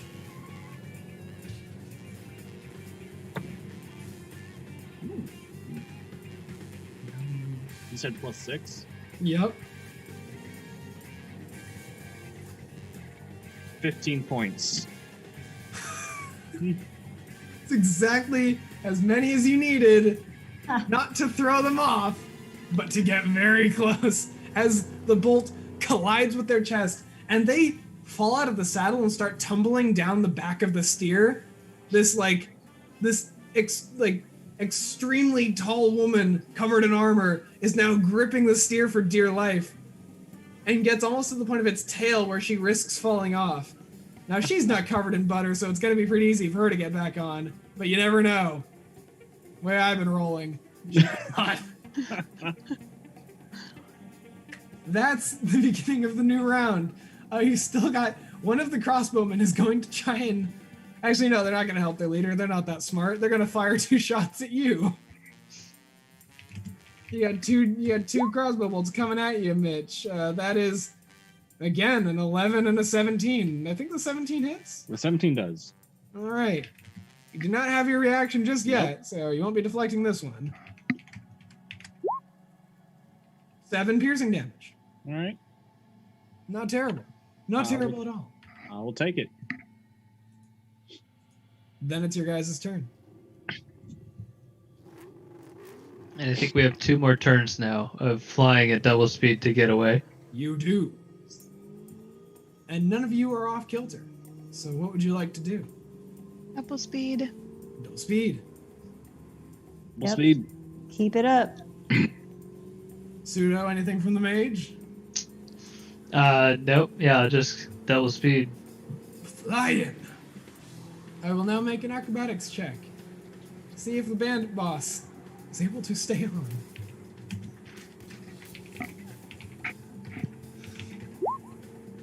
Wow, okay. Even with a -2, she got a 16. Wow. She manages to hang on and, like, crawl her way to the end of the steer. She won't get a crossbow shot this round. She will for the last round. But she's now in position again. And it is now the beginning of the round. One more volley of crossbows. I'm going to send these 2 at, let's say, Akira. I knew it. That is a 16 and a 21. Only the 21 hits me. Wait, what if it's tied with my armor class? If it's tight, it will hit you. Okay, both of them hit me. So you're going to be taking math 17 total piercing damage. How's your health looking? I have 12 points Okay. left. Okay. That was a pretty sizable chunk. But now it's your guys' turn to act. If you go double speed, by the end of this round, if nobody falls, you'll have escaped clean free. Is that what Yeah. you're doing? I'm going double speed. Oh, Yep. yeah. Yep. All right. Then the last big crossbow shot is going to be going for... Actually, what am I saying? It's going to be going for the man that sent the bolt back. With rage in their eyes. I believe an 18 hits. It does. You already know where I'm going with this. Yep. I can do it. Oh, that's more like it. 17 damage. All right. Which I think you can still make. I can still do it. I have to roll exactly a 10. Okay. Come on.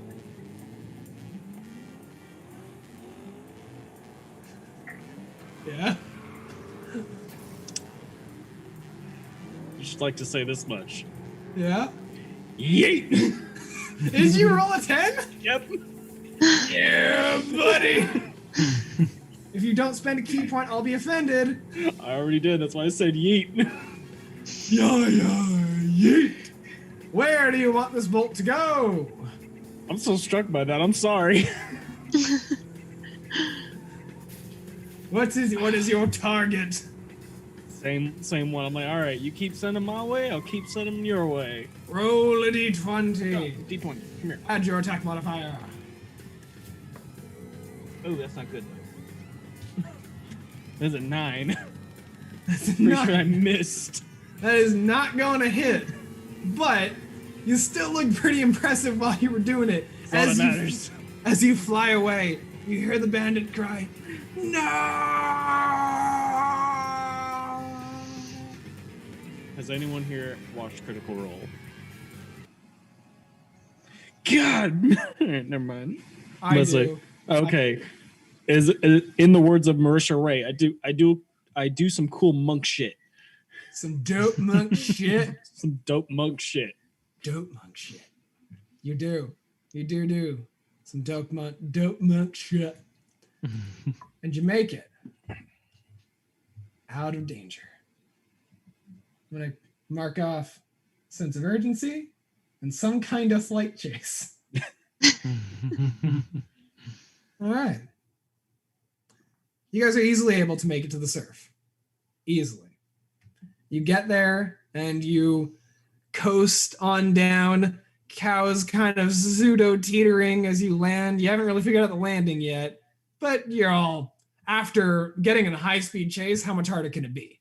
Like, you get down to the sand and you are all able to walk into the surf and cleanse I full on dive in. Bjorn is nowhere to be found for the next 15 minutes as he is just doing backstrokes. Yeah, backstrokes, butterfly, everything. He goes across. He starts like eking like a dolphin as he's sailing along the water line. The man has no longer matted fur, but you will all still smell a bit like fish. Till you wake up in the morning, the wind will brush it off. Now, it's getting to about nighttime, and Cletus, as you are setting down, he's washing himself off, looks at the cows and goes, "We made incredible speed. I think that if we took these to Darkwater, it would take us maybe a matter of days to get there. 3, maybe even 2. We'll make fantastic time. Better than a week. I wonder what they eat." And he like thinks about that for a second. And then he slowly reaches into his pack and he pulls out a scoop of butter and he offers it to one of the cows. And the cow just fucking stares at him because they make the butter, they don't eat it. What did he think was going to happen? I thought he had an animal handling proficiency. He doesn't know what cows eat. He's kind of, you could say he's starstruck. You know, he's in awe of the majesty of what's in front of him. All right. Eventually, a cow finds a patch of dry grass and it starts eating, and you think, okay, yeah, sure. Okay. There's going to be a lot more grass where you're going, so you're fine. Are we setting up camp now? I would think so. Yeah. Sun setting, you got a nice sunset view on the beach. Lovely. Everything's good to set up camp. Start taking watches. Same watch order as last night? Sure. Sure. Yeah. All right. Okay. Then as you set up, I believe Nympharia was first. I was first, I think. You were I was first. second. Hey, you were second, and Akira, you chilled through the night. Pseudo was third. Okay, cool. Do we want to switch pseudo with anybody because of his dark vision or night vision or whatever? I mean, I have dark vision too. Oh, okay. I didn't know that. And I believe Nympharia does as well. Yeah. I Okay. believe the only person who doesn't is you. It's me. Okay. Well then, good Very night, cool. everyone. But hey, Look at us. We can see in the dark. you still have the torch from the bandit lair. You're good. Too. Fine. Yeah, we got All right. this. We got this. Kieran, give me a perception check. And do. That is a natural 20. And I will even show it on camera. Yeah. I mean, bruh, you good. Like, oh, we're zooming in. Zoom and enhance. Excellent. Beautiful. There you go. Lovely. Everyone saw it. A real 20 in the wild. Isn't it majestic? So rare. Your eyes are so glued to the sky, you could see an eagle flying a mile away. What you most importantly do not see flying are cows. Your Always watch good. goes uneventful. You wake up, Nympharia, Yep. and Nympharia, give me your perception check. 8. 8. Okay. You are mildly distracted during your watch because once again you remember the smell. And as you are sitting next to one of the cows, it does do its business in an area that is not local to you. And you're very torn between getting inside of your tent and shoving your nostrils full of incense or keeping watch and suffering through the smell. It's a little off-putting, but your watch is, aside from this, uneventful. Great. Is Pseudo still taking the third watch? Yeah. Take it away. All right. I'll pop out some mushrooms and snack a little bit. Now, are these fun mushrooms or are these like prosciutto? I was thinking the same thing. A little of this, a little of that. I've spent a lot of time researching the art of growing mushrooms. Yes, exactly. Excellent. Then I'm going to have you make your perception check at disadvantage. Okay. Dude, these cows fly. Air beef, man. Crazy. It's the next new hit. So what happens when you roll at disadvantage? You roll 2d20 and you take whichever one's worse. You guys Okay. remember Air Bud? This is Air Beef. They're going to make so many movies out of us. I got a 9 and a 16. Cool. You start talking to one of the cows for like an hour.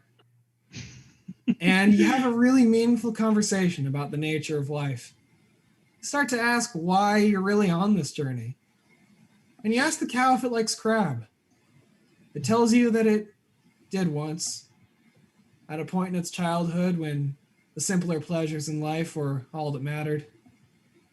Its mother would feed it steak tartare with truffle oil, and it would lounge on its vineyard bungalow, just taking in the sunset after its studies were done.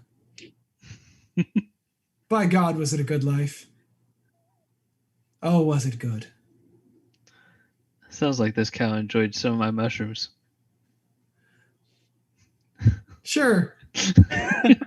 That's what you believe. Yeah, sure. Let's go with that. Oh, man. But you'll never forget this conversation. It left a mark on you. Big impression. And you definitely forget to wake anyone up the next morning. You kind of just like passed out at a point before your watch was over. And you are sleeping on top of one of the cows. You're not in your tent when you go to sleep. It's very nice. You'll wake up in the morning and all is well. And you're able to continue your flight onward. Your journey takes you across the next day, very uneventfully. And you all gotta get a hang for flying these beasties. It's actually very relaxing. Probably sit at a cruising altitude of maybe, 150, 200 feet in the air. Not nearly enough to go up to the clouds, and you kind of don't want to test that far because, again, these are also pseudo-terrestrial creatures, and you don't know exactly how high they really want to be. But they're flying, and you're having a good time. First day, entirely uneventful.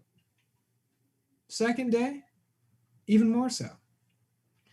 And it's at this point you start to see, off in the distance, a city. At this point, you veered very much western again. You're reaching towards the coastline. You've kind of followed it up until this point because you know the town of Darkwater, where you're headed, where you're most likely going to get the supplies you need to be able to travel underwater to complete your quest. It is right along the coast. And wow, there's an interesting sight as soon as you approach. Because the only way to describe this city is, whereas skies might have been clear approaching it, clouds are the only thing that's present this far north. The city is almost under like a perpetual gloom. And it is not like Red Larch. It is not a sleepy farming town. It is a wired trade village. Like, buildings go as high as 3-4 stories, made of ramshackle wood and stone construction. Imagine like a fusion between Mos Eisley and Tortuga. Built into some mountains that extend a little far into the north. You, near the sunset of the third day, managed to land your cows approximately 100 feet from the perimeter of the city, where there is a rudimentary gate that leads further in. And the city of Darkwater is before you. Where are you going to be storing your cows? Is there a stable? You can approach and find out. Yeah. You get a little further up, and you see that there are many people transiting in and out of the gate. As you were flying in, it was very clear to notice that there was a large dock. As you got past the perimeter of the city, you have to go a little further in and then out to get to where the actual dock is and where all the ships are. But in front of you, there is a gate, and there's multiple, carts and people walking in and out of it. This whole city, boy, does it look like tetanus. That's the best way I can describe it. It's a big ball of man-constructed tetanus. But you approach, and there is a few men in, somewhat dull and silver armor managing people in. One of them is just outside the gate, and you do see a semblance of stables with some horses and some carts attached to them. As, let's say, you, Bjorn, approach the man in armor, he goes, What the fuck? It's a long story. To say the very least. I can see that. Yeah. We possibly need to store our cows here for some time. Okay. Dude. I'm gonna have to charge you like double because these are gonna take up a wider stable space. And also, I've never seen a cow with wings, and I'm trying not to panic. Well, surely we can talk you out of that. As this is your first lucky day ever seeing flying cows, it's really your treat to take care of them. Make a persuasion check. I'm sorry, I'm just like watching, just like... Is this the Jedi mind trick? Yeah. This is just an 8 on charisma with the modifier. You could cast Suggestion if you wanted to guarantee. That's okay. So you got an 8. He looks you, Pseudo, square in the eye and goes, No. You're gonna pay me double. Now, I mean, we're also hunting the crab? The Hadean crab. Hadean crab. We're one of the 2 parties that are hunting them. That's right, you're on the fucking quest thing. Fucking tourists. Yeah, alright, we'll stow your beast for a day. You get 1 day. And then after that, how much? After that, it's gonna be 8 silver a head. So 8 silver for 1. It'll be a 4. Yeah. So you're looking at... So how much silver and copper did I pick up earlier? You got about, I would say 17 silver. Okay. For a lot of them. And I'll say you guys have enough in your reservoir to, cover at least a day. Okay. It's not so much of an issue. If they start extorting and demanding more, you might need more, but hey, you'll cross that bridge when you get to it. All right, that works. That gives us 2 days in the city. 1 to possibly 2 days in the city, and then to gather up everything we need, and we move on from there. You move in from there. He takes your word, and then as you walk in, a number of the guards approach the cows and kind of just start trying to push them, and they move very slowly because these men are very confused. Take care of that one. That one is Valerie Bovinelli.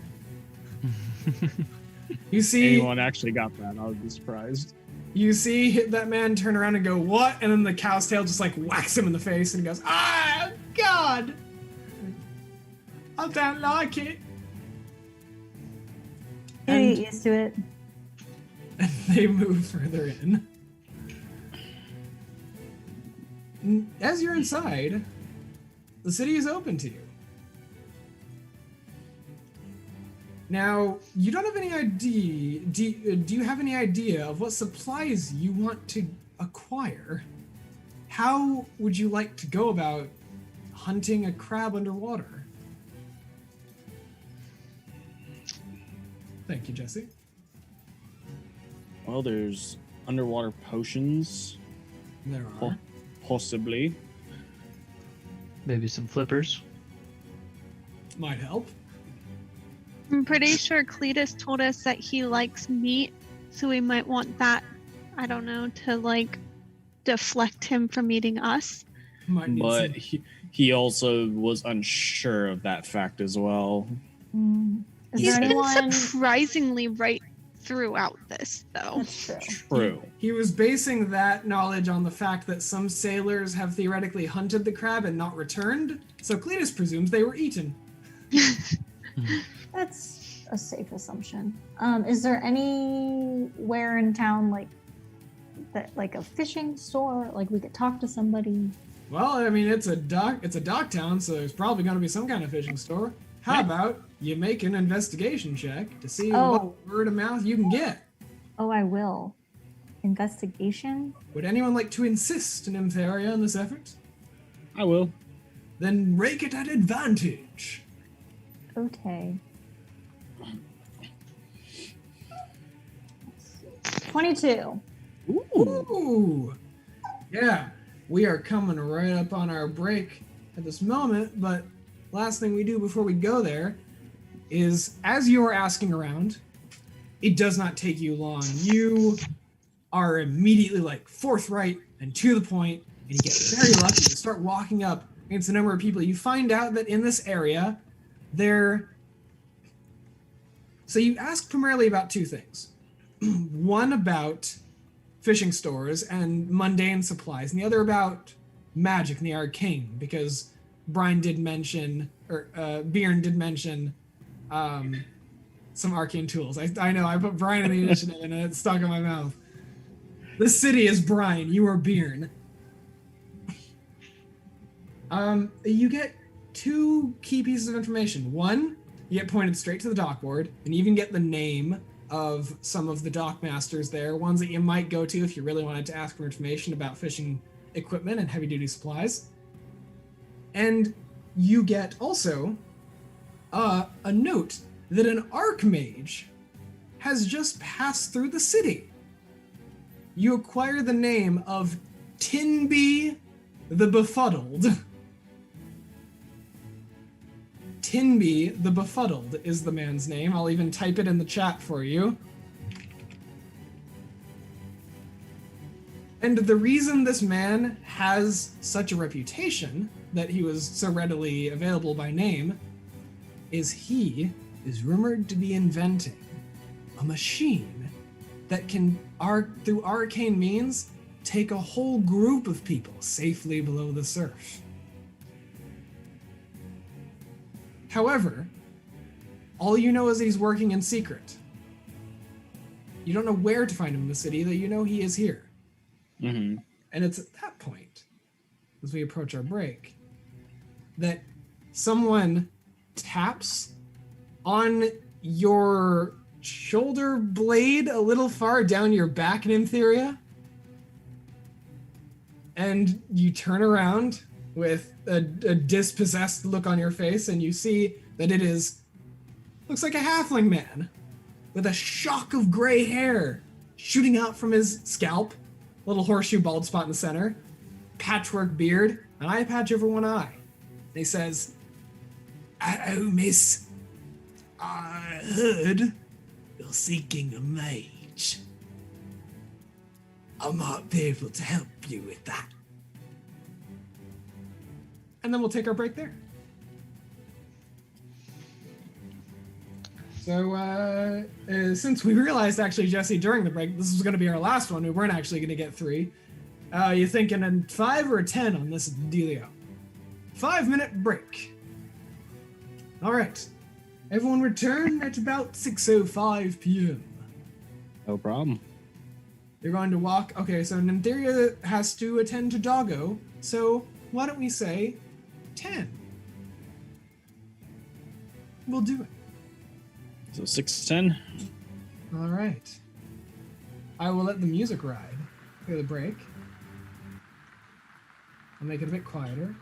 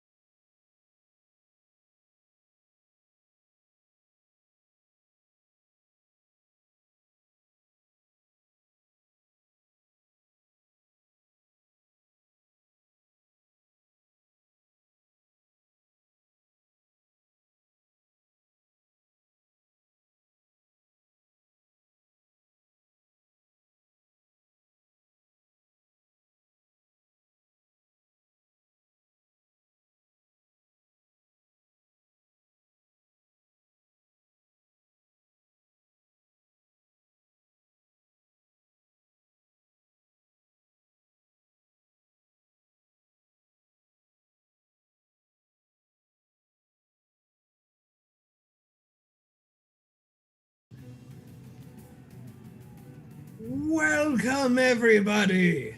Where we last left off, our adventurers had walked in to the well-established tetanus shot that is the port city of Darkwater. They have taken their steeds to safe passage, stowed away for the time being, and they've investigated throughout the city. Everyone up until this point has seen an excuse to flex their skills, but you're now greeted with an unknown element as you've learned both where the docks are and a number of individuals you may inquire if you're seeking maritime equipment. You also learned there is a visitor in the city who is working on some sort of submarine capsule that can take a number of individuals below the water without the aid of any advanced magic. But you don't know where they are. However, you've been given an out. There's an individual who has just tugged on the shoulder plate of Nympharia. A very interesting looking, almost like Danny DeVito if he were in the Pirates of Penzance. Is the halfling man that has just approached you. And he looks up and says, I can take you to the wizard. Just exactly like that.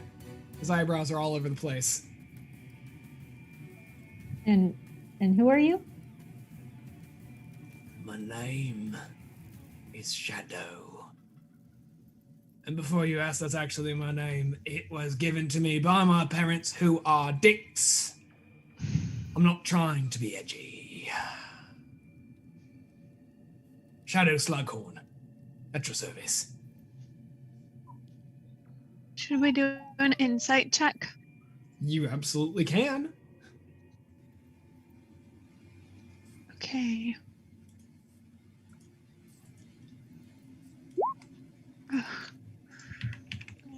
4. Do you want advantage? Try again. Why don't you try? Yeah, Okay. this is one you kind of have to try on your own, so much than give another person help. I got a 15. 15, okay. Let me just adjust some things for a sec. All right. You both stare intently at this man. Nympharia is still just caught in the indignation of this strange individual that approached her and poked her. Quite rude. Are you poking him with your staff? What are you doing, Joey? Oh, trying to do some cable management here. Oh, okay. It looked like you were like prodding forward. Just like, a get back. Yeah, back. Hey, you. I said back. You gross man. Stay at stick length. Back away, our I fighter. don't like to be touched. Akira, you're a little caught off guard because he's got a snot rocket that's hanging out of his nose and hasn't left yet. And my God, you can't help but look anywhere besides the snot rocket. Yeah, that's true to me too. It's just right there. It's right there. Pseudo, it's really hard to get a read on this guy. His personality is like he smoked 5 packs a day, and that's all you hear in his voice. You don't hear any inflection that says he's lying. You don't hear anything that says he's telling the truth. You just are taking this in. But you don't feel like he's deceiving you in any way. You feel like he's being as honest as he can be when he tells you that he knows how I can take you to the wizard. To the Archmage. And how do you know the Archmage? Shadow knows everything in this city. Oh, really? Anyone that comes in of note, especially So? that one.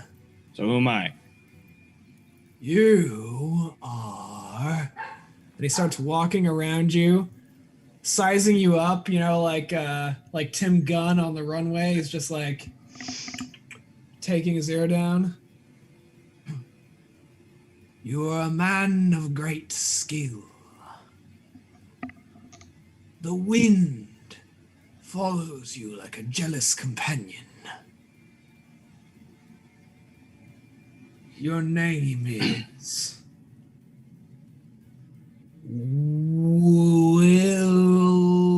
Wilbren my Seamus. Wilbren my Seamus. No. The third. No.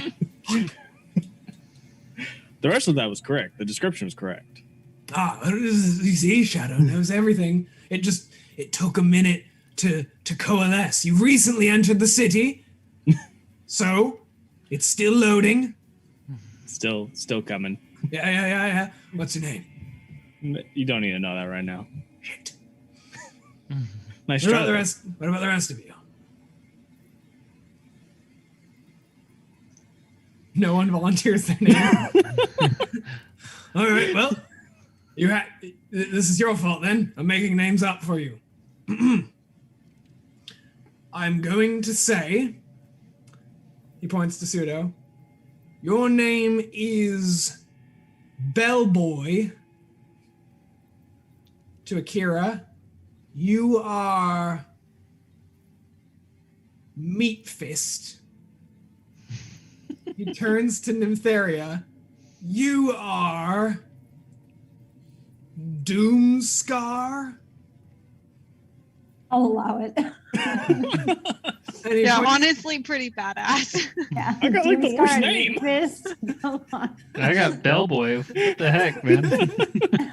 and he points to Bjorn and says, "You are. I don't know. You feel a little salty, so I'm just gonna call you Brine." Oh, mate. And he points to Cletus. I mean, I'm just gonna call you Doofus. No offense, you kind of look like a doofus. You You're not wouldn't be wrong. far off. And Cletus is about to raise a finger in protest, and then immediately looks down at the ground and closes the finger. So, we've got Bellboy, Meatfist, Doomscar, and Brine. Adventurers extraordinaire, I take it. You can say that. Well, I mean, we're here to hunt a crab. you're on the festival quest. Yeah, Yeah, they yes. just started doing some shit by the docks. Yeah, they're all getting ready for it. It's all happy. You know, there's 17 different flavors of sardine now. Prepped them all out, got them ready. Only 3 of them are turbo salt. I'm sorry, but me as a cat, as soon as you said 3 different things of sardine, my ears like perked up a little bit. Just Yeah. You want me to tell you where the good booth is? later. But later means you want me to tell you where the mage is. Put it this way, we're here to hunt a crab. There might be a mage that could possibly help us, or at least getting down in there. The only problem we have from there is actually fighting the crab. Well, I would assume competent adventurers would be good at fighting a crab. Underwater. Underwater. Do any of you have gills? Pretty sure if we did, we wouldn't be standing here. Amphibians exist. I know my animal kingdoms, thank you. Shocker. All right. I say some poetry about this guy. Say he's got the air of a king. Again, didn't say we were wrong.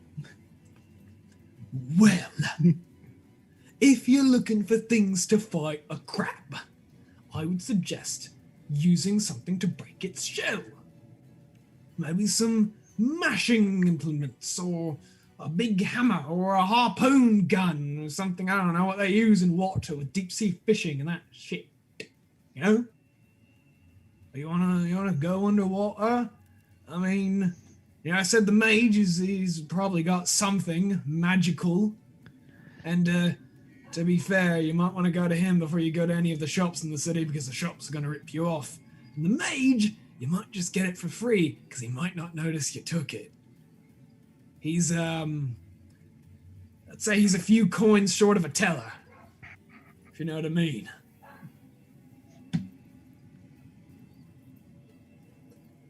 And I will guide you to him, speaking of coins, for a modest fee. Yeah, what are we looking at here? Your life? Like, what are we doing? What? You offered us help. Are you threatening his life? I am. Like, why does everyone want money? Like, you came to us saying, I can help you, and then you're just all like, just kidding. I also have an alternative. Besides killing him. So, you and Nymptheria make an intimidation check, while you, Mitch, tell me what's the alternative. So, you're not gonna believe this. We've already startled all the guards in front of town. We have cows that can fly. You are correct. I do not believe you. You walk to the stables. There's 4 of them. Make a persuasion check. All right. Tell me what your intimidation is, Kristen. 7, but does that include my cow stench? No. That it's not gonna help your check, but it might help Mitch's. Cool. I'll just like linger for just leaning in towards him. Just like, you don't want to mess with this. As a 15. 15. I'm gonna give you a +4 for the stench. All right. He looks at Nymptheria and you give him like the stink eye, and he just like returns it right back. He's like, ugh. And then Mitch, Bjorn leans in and says this, and he goes, With cows.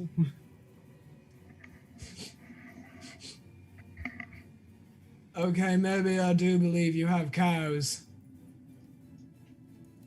But what does that do in terms of payment? I said they can fly. Right. Do you want to ride on a flying cow?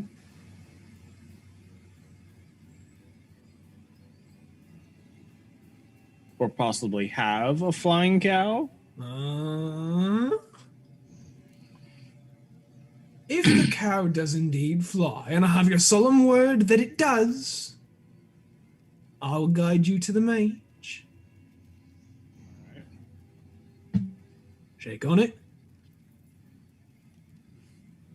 1 cow for an escort. I'll even introduce you. Now, is this me giving you the cow, or is this for a ride? You give me the cow, and I guide you to the mage and get you a harpoon gun, but you don't ask me where it came from. I like that deal. Deal. Spits on his hand and then he shakes yours. I then rub it on his hair.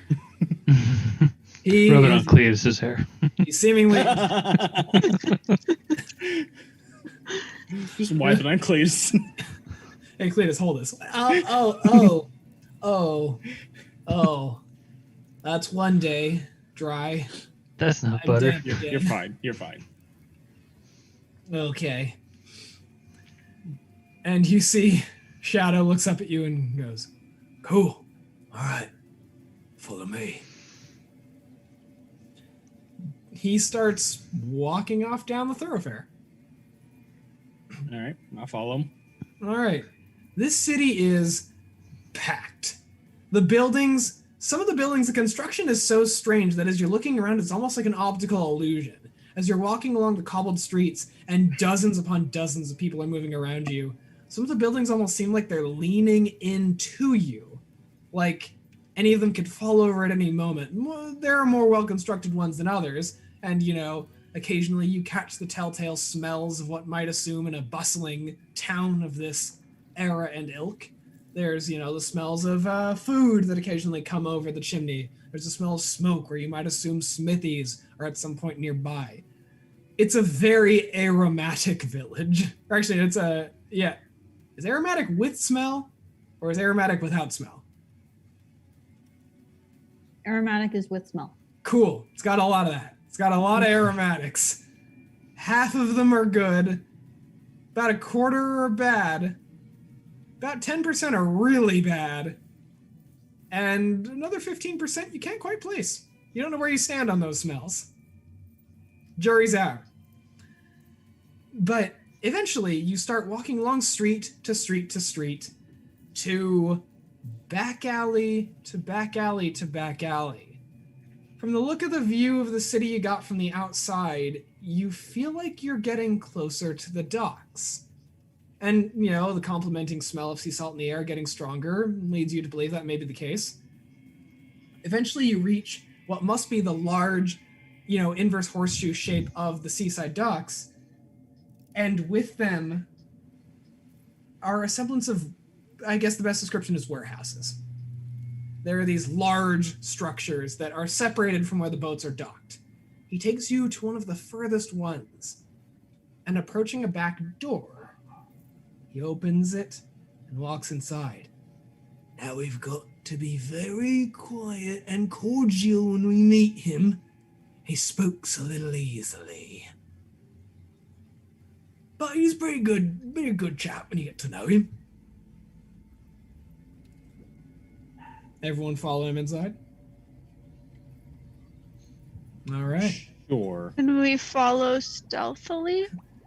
You can try, sure.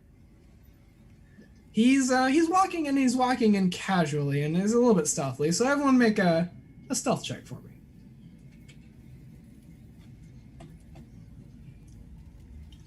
Seven. 20. 19. 14. Luckily I keep like stealth checks in like the overall, so even the 7 is masked by the remainder. As you're moving in, you start to hear bubbling.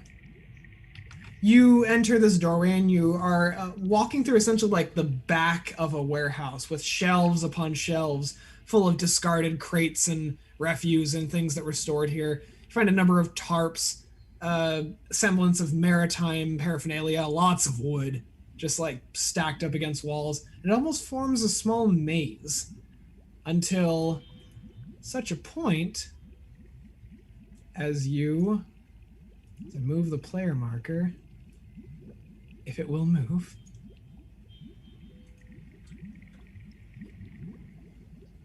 As you end up in a open area of the warehouse. You see in front of you a number of things. The walls are about 30 feet high. They taper to a point at the top of the roof, and there's some beams going across where things can be stored or held. In the center of this room, leading right out into the water, is a massive open pool of water. But lining the walls in a very, accessible walkways are potions and beakers and vials, various alchemical ingredients lining the wall. But that's not the most prevalent feature. The most prevalent feature is a series of aquariums. Like, so many aquariums in glass fixtures with firm, wooden borders keeping them in place. You see everything from octopi to small fish to large fish. And you, even as you walk in, notice that there's a bit of a motion happening, a very large motion, in the open water pit in the center that leads out to the surf. Nothing's breaching the water, but you all notice something happening.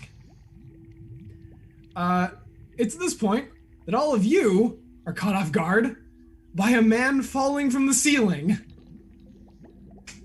Just being held by his feet from some kind of accordion apparatus that you didn't see before is a very portly man, entirely bald on his head, with very Ben Franklin style, small moon glasses. He's got no shirt on, and he's got a big old beer gut that's kind of hanging down now. But he's wearing some very fine trousers. and some very well-kept and not inexpensive boots that he's hanging from. He comes falling about face to face with you, Pseudo, going, "Ah!" Oh, I see. We have customers. Company? A collection of compatriots, capitulating and or commiserating erstwhile. And he gets real close to your face, like within an inch of your nose. And then he like boops his nose on yours and goes and just starts like waving in the air with his hands hanging above him, below him.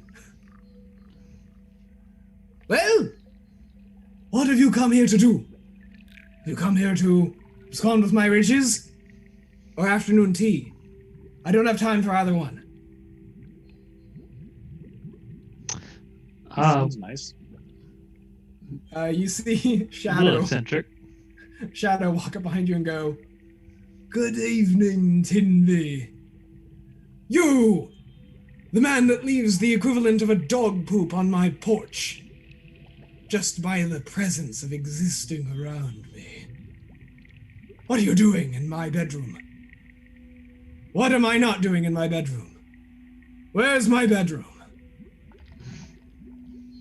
Why is the blood rushing to my head?"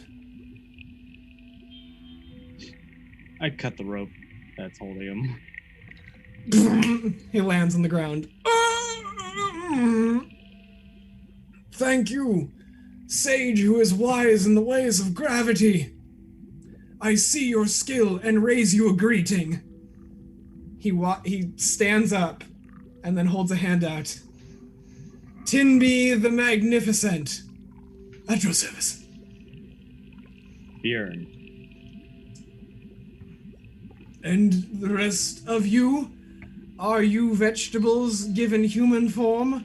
Or are you companions with names as well?" Superior to human form. My name is Pseudo Dung Beetle, Forest Gnome Wizard at your service. I see. You can call me Akira. All right. Inferior. All right. And it's at that point Shadow points to you, Biernan goes, "I knew it! I was almost there. I transposed 2 letters, but I got you. I got you." Almost. Tinby standing up, brushes the dirt off of his torso and goes, "Right. Yes. Well, as I said, I don't have time for tea, and I don't have time to be robbed. So, why are you here?" Well, we may have heard through word throughout town that you may be in possession of making a contraption to help people go underwater. "You're here for the prototype. Excellent!" And you see he immediately falls backward and off of the dock into the pool of water in the center of the laboratory and splashes into the water. Okay. That's weird. Can we still see him? Nope. But after about a minute, the water begins to move and rise. And something does now breach the water, and it's not Tinby. Well, actually, it is Tinby, but it's Tinby standing atop what seems to be a large metal construct in the shape of a lobster.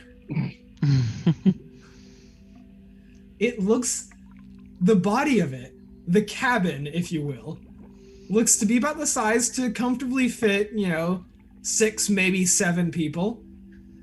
It's got a head on the front. Actually, let me remember the full capabilities of this thing. There it is.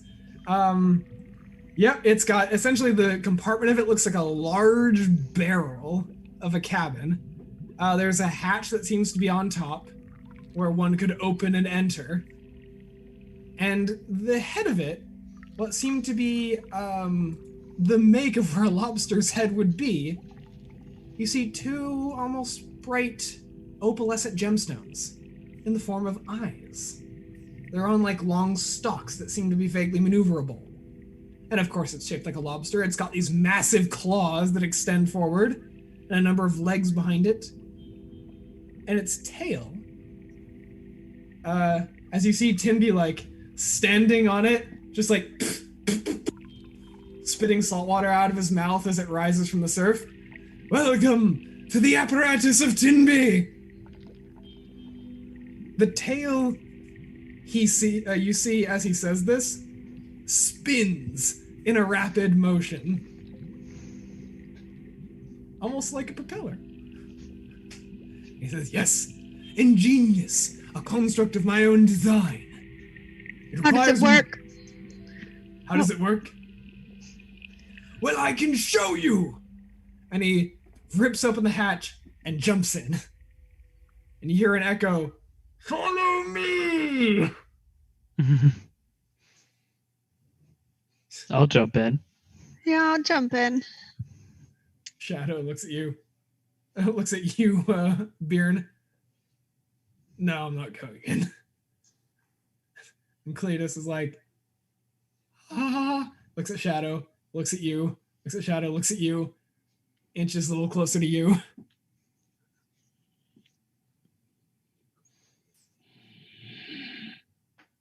Just take like a very deep breath. Theria? I grab Cletus and push him in the hole and follow him. Oh God! Falls. Afterwards. Falls like a rock. Just like just go. Yeah. It's not graceful. Not even a little. No, I didn't think it would be.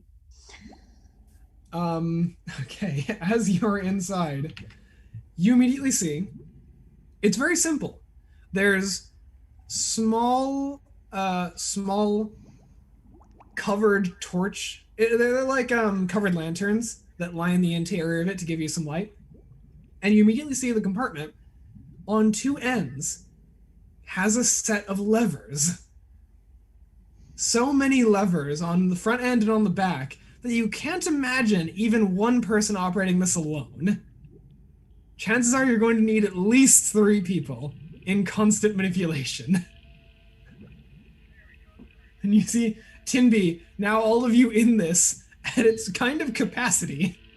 He gets very close to Pseudo's face and begins like, you can smell the breath. The breath is one of those unidentified smells that you smelt when you came in the city and you're still not sure how to feel about it. But he gets really close and he's like, "Yes, this is the apparatus of my genius design. You see, I believe it can go at least 800 feet below the sand and surf without succumbing to the effects of deep water pressure. It can survive a numerous onslaught of physical force, and it even comes with its own propulsion mechanisms. For land and sea, mind you. It's a genius design. But I only have 4 limbs, and only 2 of them have fingers on them. I could never hope to pilot it myself." What's the energy source of this vehicle? Thimble. And he starts moving some of the levers in the front, and you see that through a clever internal system of pulleys and mechanisms, the legs start moving. As you look from outside the top of the hatch, you see the legs are moving along with it. But of course, if you're underwater, it's a much simpler matter. And he moves some levers so the legs root themselves in place, and then he starts pulling some other levers, and the tail begins to spin and move. And it gets up to a rotation, and the whole apparatus starts to threaten to move a little bit in the water, but then he stops. Now, of course, if you go to depths too deep, you're going to need something to help you see.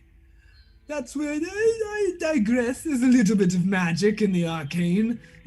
Can't get away without leaving it entirely, And he starts pulling a lever from the ceiling of where he is, and you see out the eyes of the apparatus. The gemstones that form the eyes become translucent and see-through, and they project beams of light. It's got headlamps. Are you not impressed? Not bad, I say. Coming from where I'm from, yes. This is something completely outside of my normal way of living. Wonderful! It even has a snack compartment. And he pulls another lever, and just a buttload of sardines falls from a hidden compartment in the ceiling. And it falls on... Roll a d4. It falls on Pseudo. Lovely. I'd take like a couple sardines, start eating them. They're very tasty. They're well kept. So, how can we help in maneuvering this thing? Because we're looking to catch a crab. Catch a crab, you say? A beast of the depths. Well, simple, easy, not a problem. I could teach you how to maneuver it within the span of a day. If one condition is met by all of you, I need you to test it. You're hunting a crab, I need you to hunt it with this. I need to prove to the world that this method of transportation is the future. Have you not tested this yet? No! Oh, great. You see, I've only got 2 limbs, and again, only half of them have fingers. And you need at least 3 people to pilot the machine.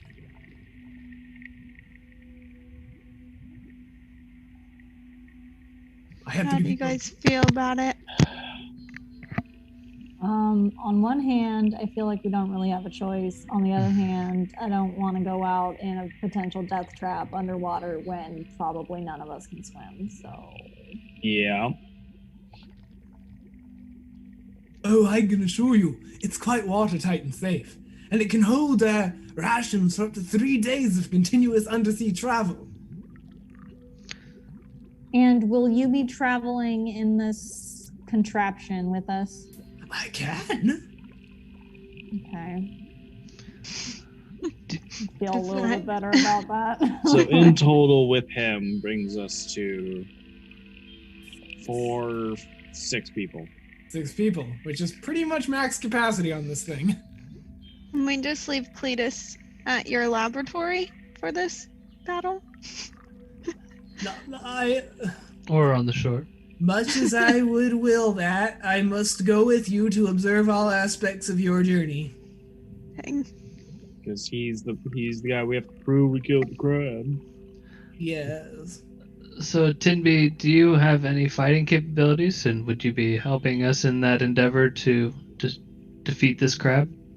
Well, I've been known to hold my own in a bit of a scuff in the past. It's been many years since I fought a beast of aquatic caliber or otherwise, but and he looks around. One moment. Hops out of the apparatus, climbs onto the dock, rips a part of his pants, but he's fine. Hops back in the apparatus and comes down carrying what looks like, I can only describe it as a potato gun. But it's not holding potatoes. And it doesn't seem to be pneumatic. It seems to have runes glowing around it. It's like a tiny cannon that he's holding in his hands. And attached to it seem to be various vials. I call this the go-away machine. It makes things go away. What about this contraption? This contraption does have its own fighting capabilities, as He puts down the go-away machine and he reaches for some levers and he furiously pulls a few, and you see that the pincers go and then like soup forward. You can like mantis trip this shit and just go like bang bang, or you can go like pinch on something and hold it in place with like a vice grip. The force is quite considerable, enough to snap 3 bandits in half with 1 pinch. Don't worry about how I know that.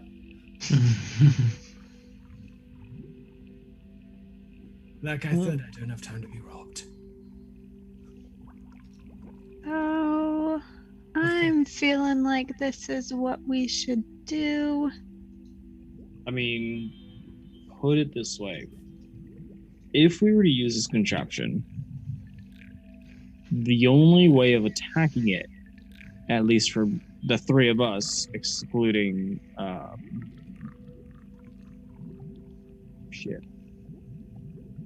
Tenby? No, excluding Pseudo and Timby,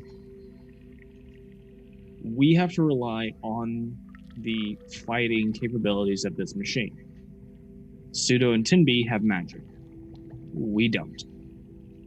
It is only going to need 3 people to maneuver it fully. Yeah, but it's also going underwater, holding your breath. There's nothing that we have as martial fighters to help us. I'm not saying that this is a bad idea not to take this. I'm saying it's still a very good option, but it's one of those that we have to rely on this machine. Well, I'll tell you this, the machine can not only hold rations for 3 days, it can hold air for up to 8 hours of continuous use. Breaching the surface of the water is the only thing you need to refresh it. And Just exiting it when you're at 900 depth, but you know. Yeah, I think that's what he means, is that we can't fight without the contraption, because even if we have a harpoon gun, we need to exit the vehicle in order to attack. To use it. It's at this point that Cletus pipes in and goes, well, what if we brought the beast to the surface? Theoretically, the apparatus has capture capabilities. If you took it to the surface, that would make it relatively easy to... There's that too. But... Cletus, that's probably the most helpful thing you've ever said in this entire trip. Yeah. But we would need to lure the beast with meat. Well, the pinchers can hold in place. Yes. Like I said, 3 adult humans very easily in their grip. Or 1 large crab, presumably. As for meat, well, you see him stand up from the apparatus and mutter a few arcane words, and then he shoots a firebolt off into the ceiling, and you hear, very briefly, a sound of a net snapping. And then from the ceiling, just falling from the sky, seem to be chunks of a large animal meat. It also smells vaguely sea-like. And he's like, I imagine if you seek rations of that sort, we could probably strap it to the back of the apparatus as we sail. So it sounds like we have a couple of ways of getting the beast to surface so that we can all fight him on land. Mm-hmm. I think I think this is the way to go. Yeah. He's not even going to charge us for it. He just wants the promotion. I thought we were going to have to use a suggestion spell to get him to go that route, but he seems to be already there. Oh, I can already tell you it would have been even harder to use the suggestion spell on this man versus the normal individual. Oh, that's true. He's a magic user. That would imply he has a mind that is moldable. Right. The doctor. Come here. Wow. She's making a bed. I'm for it. What say you, party members? I'm fine with that. Yeah. Mm-hmm. Perfect. We'll spend the rest of the night here. I'll show you how to operate the controls. And then we'll have tea! Great. It's spend the next few hours. We are back. All right, looking through and learning the apparatus. He starts in oh dear. I've got to make sure dog flies. He starts educating mostly Nymptheria, Akira, and Byrne in the movement aspects of it. And he like points out to Pseudo, like, this is where you're going to want to fire out of. This is a clear line of sight. He opens several smaller windows along the body of the apparatus, and you see that there's very thick glass between you and the water, thankfully. It's like, if you need line of sight, this is where you go. The view's very nice along the surf this time of year. And it's Question for you, Tinby. If magic underwater, does an acid arrow or a frostbite, are these possible magical spells that can be used from the vehicle? Oh, yes, of course. You see, I created the windows in such a way that arcane forces can slip right through them. Not fingers, just magic. And the water should be unaffected. Mages like us, when we pluck at the weave and shape reality to our will, it's not really acid, it's not really fire. It's just magic that looks like acid and fire. It's all very nice. So even a fireball is possible. It is possible indeed. Not that I have that capability, but, you know, to each their own. And it's, yeah, I see you are back. Byrne, it was just, like, him educating you, Nymptheria, and Akira on the movement capabilities of the craft, and educating Pseudo on the fact that the windows of the craft, you can actually project arcane magic through them. It was another aspect of his creation. They're like they're sort of a mirror glass that sends arcane force through. And then Shadow kind of pipes in as you're having this masterclass and says, "So, what do I do?"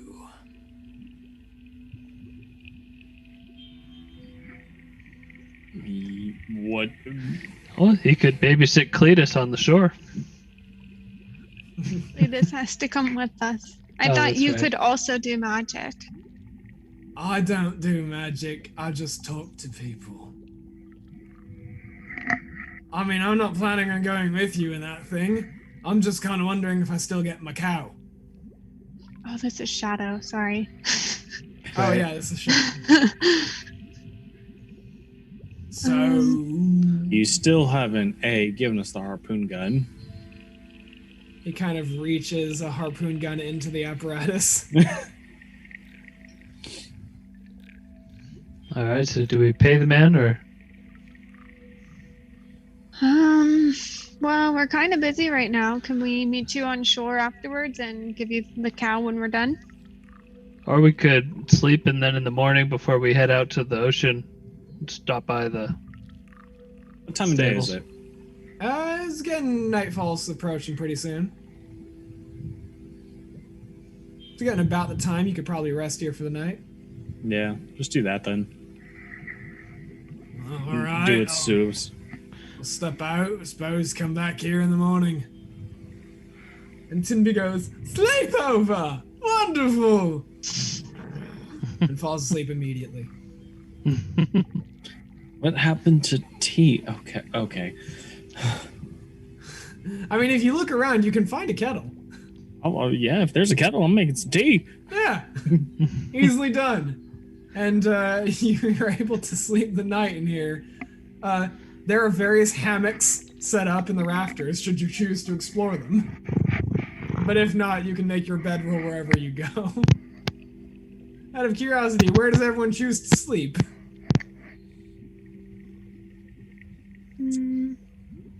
I will sleep in the tallest hammock.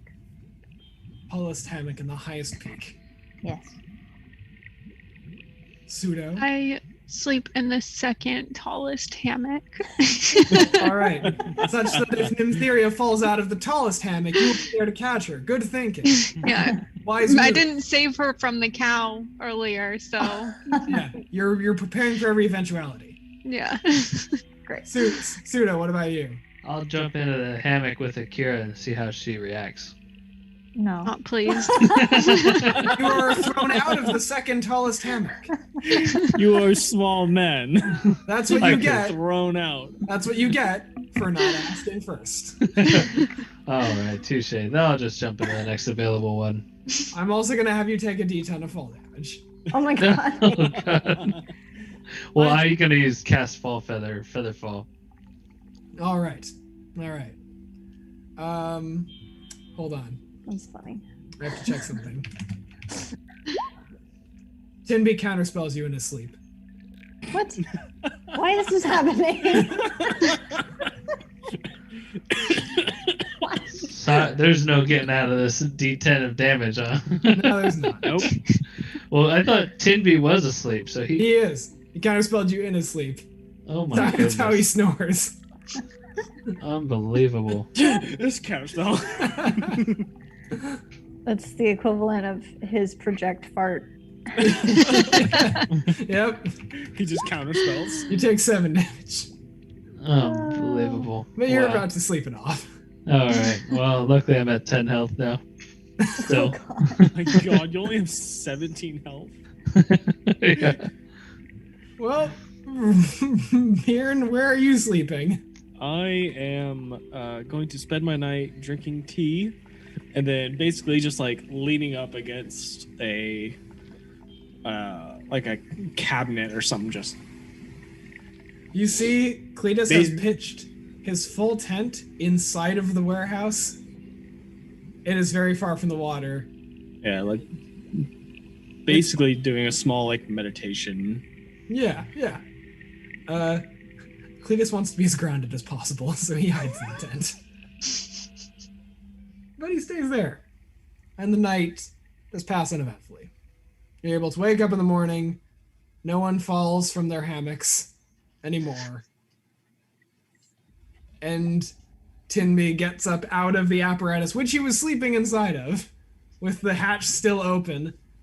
It threatened to submerge itself again in the water overnight, but luckily it was just above the waterline by the time he woke up.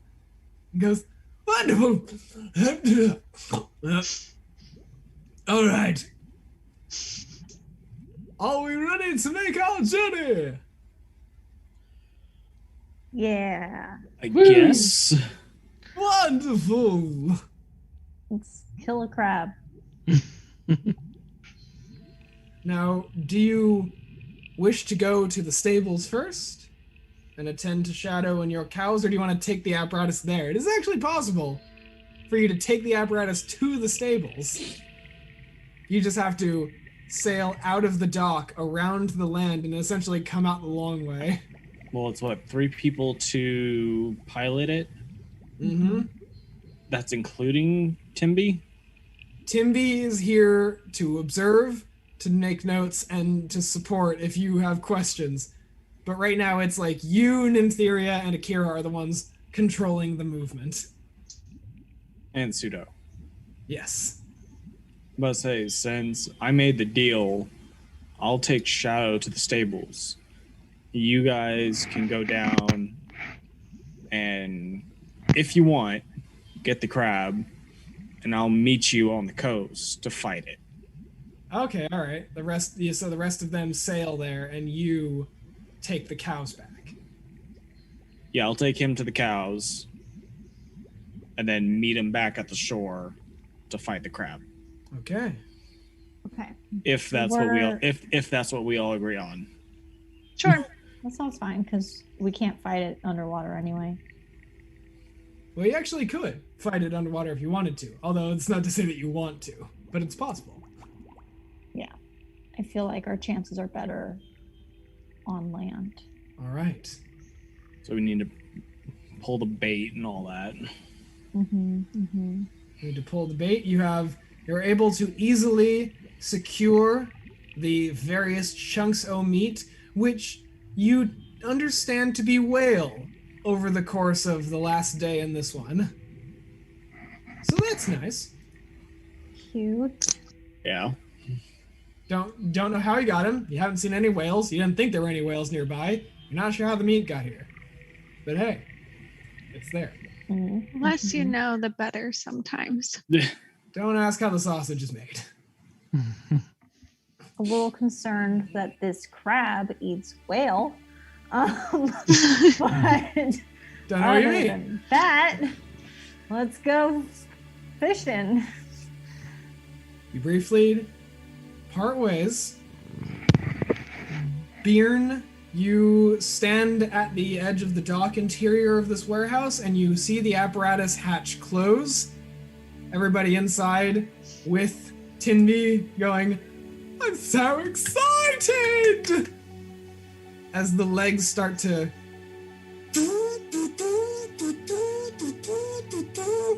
move along the silt bed of sand and rock under this apparatus until they eventually touch off into the open shore. And Tinby goes, I want to do this part. And he cranks a big crank at the back half of the lobster, and the tail starts to... And suddenly you are flying! You are going fast, faster than any ship has sailed out of this port ever. You're moving. Wow, well done, Tinby. Thank you! I had no idea it would work. And to be honest, well, let's continue, shall we? I was gonna say this is a surprisingly nicely made contraption, and then you said that, and now I'm still not sure how I feel about being trapped in here. So More sardines! And he pulls a lever and another semblance of sardines falls, this time on Akira. Ah, gross. why is this happening? Oh no, the Collecting Catman's gone, smells. he can't eat any. I'll miss you, Mr. Mistopheles. Oh, Mr. Mistopheles. Felix, I knew him well. Speaking of, Bjorn, you make your way to the stables. All of your cows have remained. Do you hand shadow the reins to one of them? So yeah, I'm like going. So here's the cows. Yeah, alright, I believe you now. So Wow. so get on this cow real quick. I'm gonna show you what this thing can do. Really. Very, very trepidatiously, he gets on the cow. So what you do is you just get on the cow. And I want you to kick real hard into this cow. Make a persuasion check at advantage because he's looking at a flying cow. Persuasion. Yep.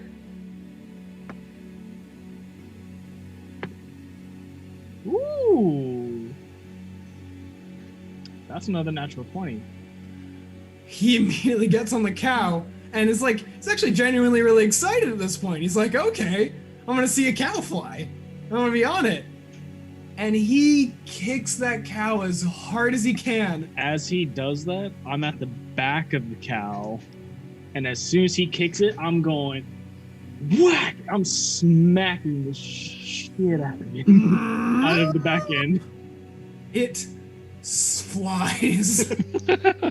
This is a Team Rocket shooting off again moment as this poor halfling with an eye patch goes, oh, gods above! And just continues soaring. And as I do that, I walk away. Well, you still gotta take your cows.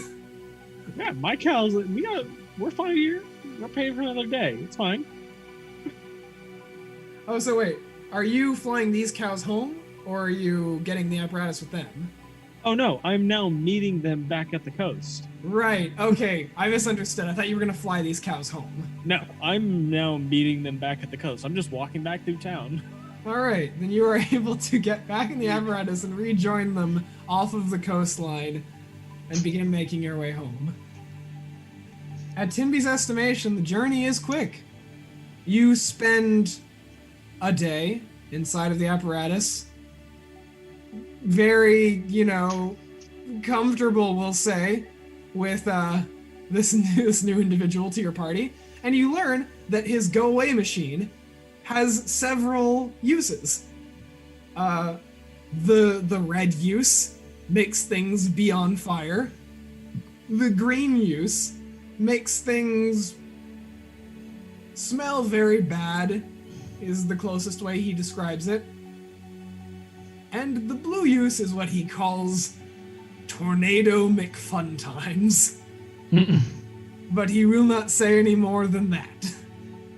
Okay. After a day, you do breach water, or breach air, to refill the stores. And if you so choose, which I assume you might want to, you park the apparatus along the coastline to make camp.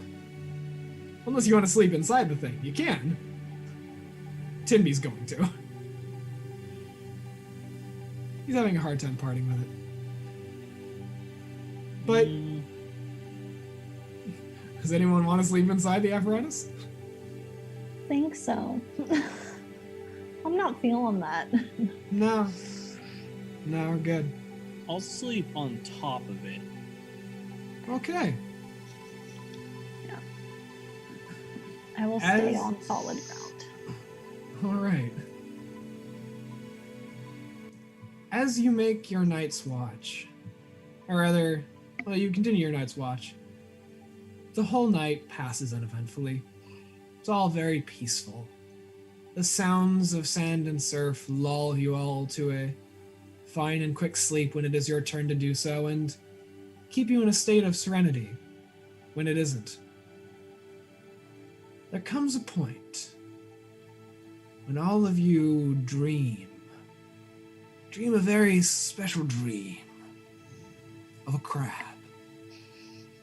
A crab the size of a VW bug.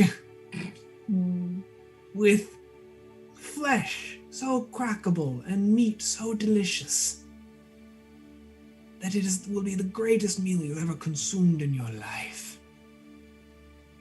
It is a pleasant dream, and it is one that heralds you with confidence in the day to come.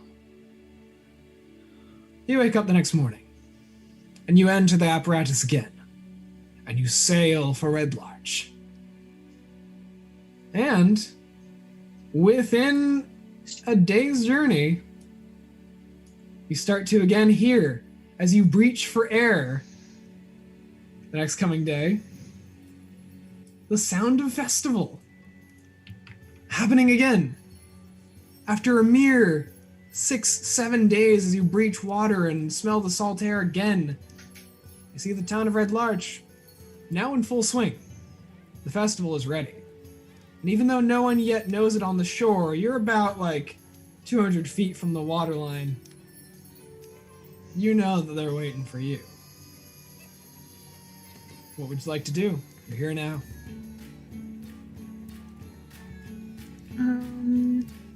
Crab on. Yeah, do we need to release the meat chunks to attract the crab? You can do so now if you wish.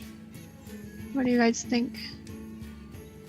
We're 200 feet from the coast? 200 feet from the shore, yes.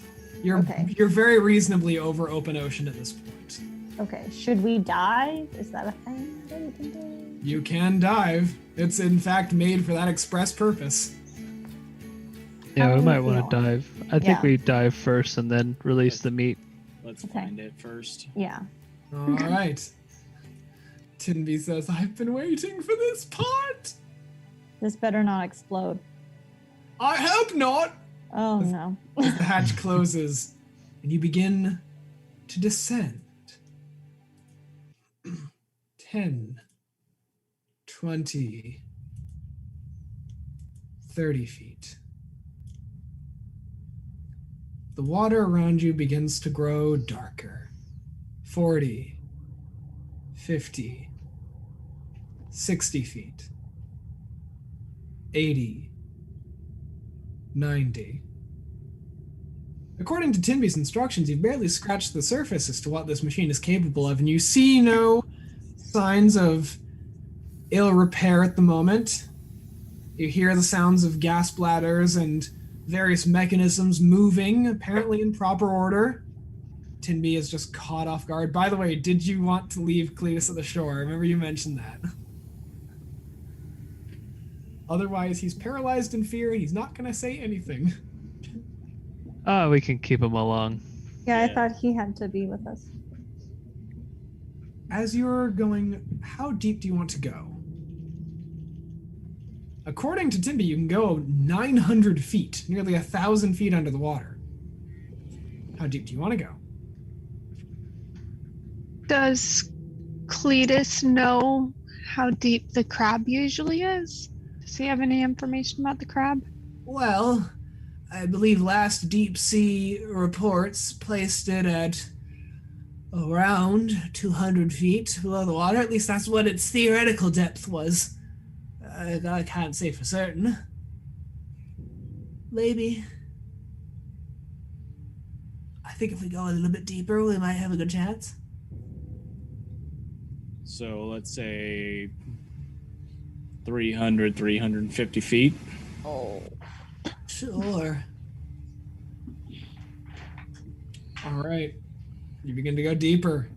At this point, you do flick the headlights on, and your view becomes limited to the 30 feet cones that extend in front of you. Beyond that, not too bad. But as you get deeper, it gets worse. And you know, based on instrumentation inside the machine, you're about 300 feet below. Shall we release the meat? Yeah. Should we? Well, I might want to taste one of the sardines first, but then, yeah, let's release it. We're releasing whale chunks. Oh, that's right, the whale chunks. Use the lobster claws. As one of you walks up to operate the claw, and the claw pulls back and clips the ropes, keeping the whale chunks. And they fly off into the open surf. Now we wait. 10, 15, 20 minutes pass. Can Nothing. we do perception to see if we can pick up on anything? You can. Make a check.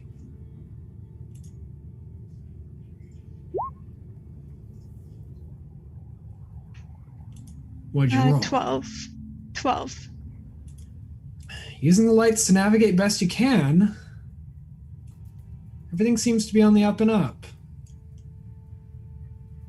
It's at this point, you feel like you saw a disturbance in the water.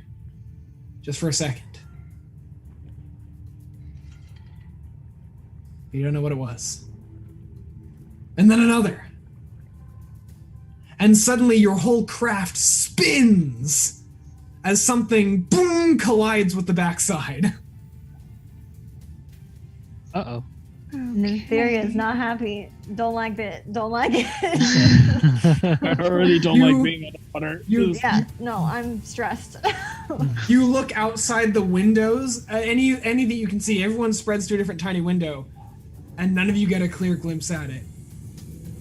But suddenly, Bjorn, you think you saw movement on the port side. BAM! The apparatus is collided with again. And Nympharia, one of your windows goes dark. Oh god.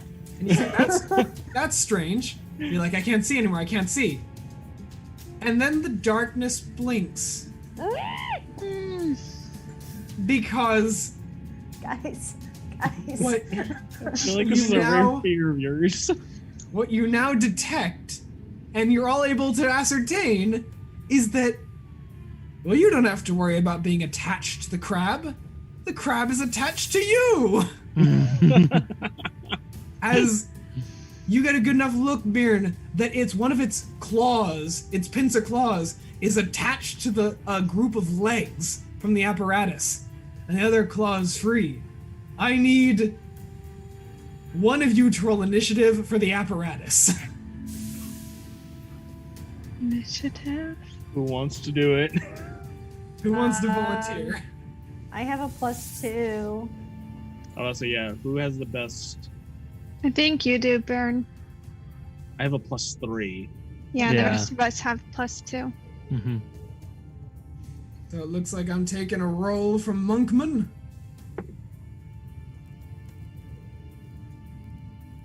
$17. 17, not bad, not bad, not bad. Let's see what the crab can do. 6. Party will be going first. As... I don't know how much party can do, but all right. You need to get to the surface. All right. So you guys are going to be going first. And here's the stats that you're working with here. This thing can move under its own power about 100 feet around if you're underwater. So it's pretty fast. You don't know how fast that's going to be when being towed by a crab. But you can see if you can get there. It all depends on how well you guys operate these controls. There's also the potential that you can attack it. It's basically like a normal movement. It has move action, which is 100 feet, maybe more, maybe less. You can double move without attacking it, or you can try to get one of the pincers around, or someone can swing some magic. I'll need at least 2 people to pilot moving it, though, if it's going to move at all. And do we all get a move and an action, or is it a team thing? It's a team thing. Everyone essentially gets one action to do within the apparatus. Okay. And I need 2 people to devote their actions to moving the apparatus if it's going to move at all. I'll be one of them. I can move too. Okay. Bjorn, would you like to do anything? You can try to attack the crab that's attached to you. And by the way, you're getting a good look at it now. It's absolutely the size of a 4-door sedan, and it is crimson red. And it looks angry if a crab could look angry. It's also got extremely long spider-like legs that extend almost into the deep, past where you can see. Do we know which direction it's hauling us off to? It's not hauling you anywhere right now. It's just got a hold of you. Okay. So it has. Oh, sorry. Go ahead. It has a free pincher. It's Do got we want one to free pincher. Try to grab that. You can, if Byron wants to devote his action to grabbing a hold of the crab and entering like a grappled lockstep. I don't know if it'll benefit us. I was just throwing it out there as an idea.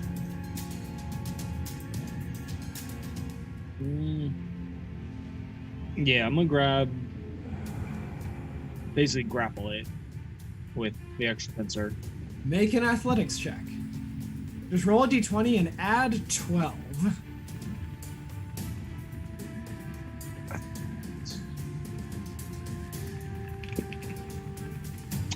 That is a 23. That beats the crab's 14. You manage to reach the pincher around and grab a hold of his extended claw. Now, every turn you have a hold of him, you can try to crush the claw using your action to do so. At that point, you risk breaking the grapple, or you can just maintain the grapple and not worry about dealing any damage to it till it gets to the surface. Gotcha. But you're moving. That leaves Pseudo. Would you like to do anything while you're here? So I'd like to attack him with one of my spells. Do so. I'm thinking I could probably do the most damage with my Burning Hand spell. Try to cook this crab before it gets there. Go for it. Dexterity saving throw, I believe. Yeah. And I think it's a dexterity save of 14. As an 11, it does not make it. All right, so I roll 4d6 and I get a 19. Cool. All right. You hold your hands to the surface of one of the windows and you almost press your fingers to the glass and project your magic essence out of the apparatus.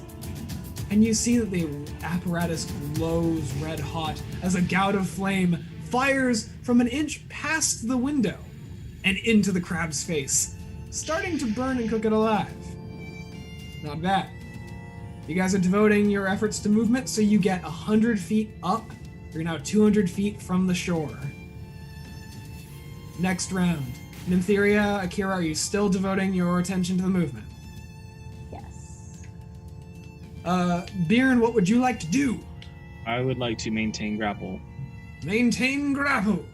You're going to have to, essentially, you're still going to have to make a grapple check, Yep. but you're going to have advantage because you've elected not to deal damage to it. All right. Plus 12, correct? Yep. Advantage plus 12.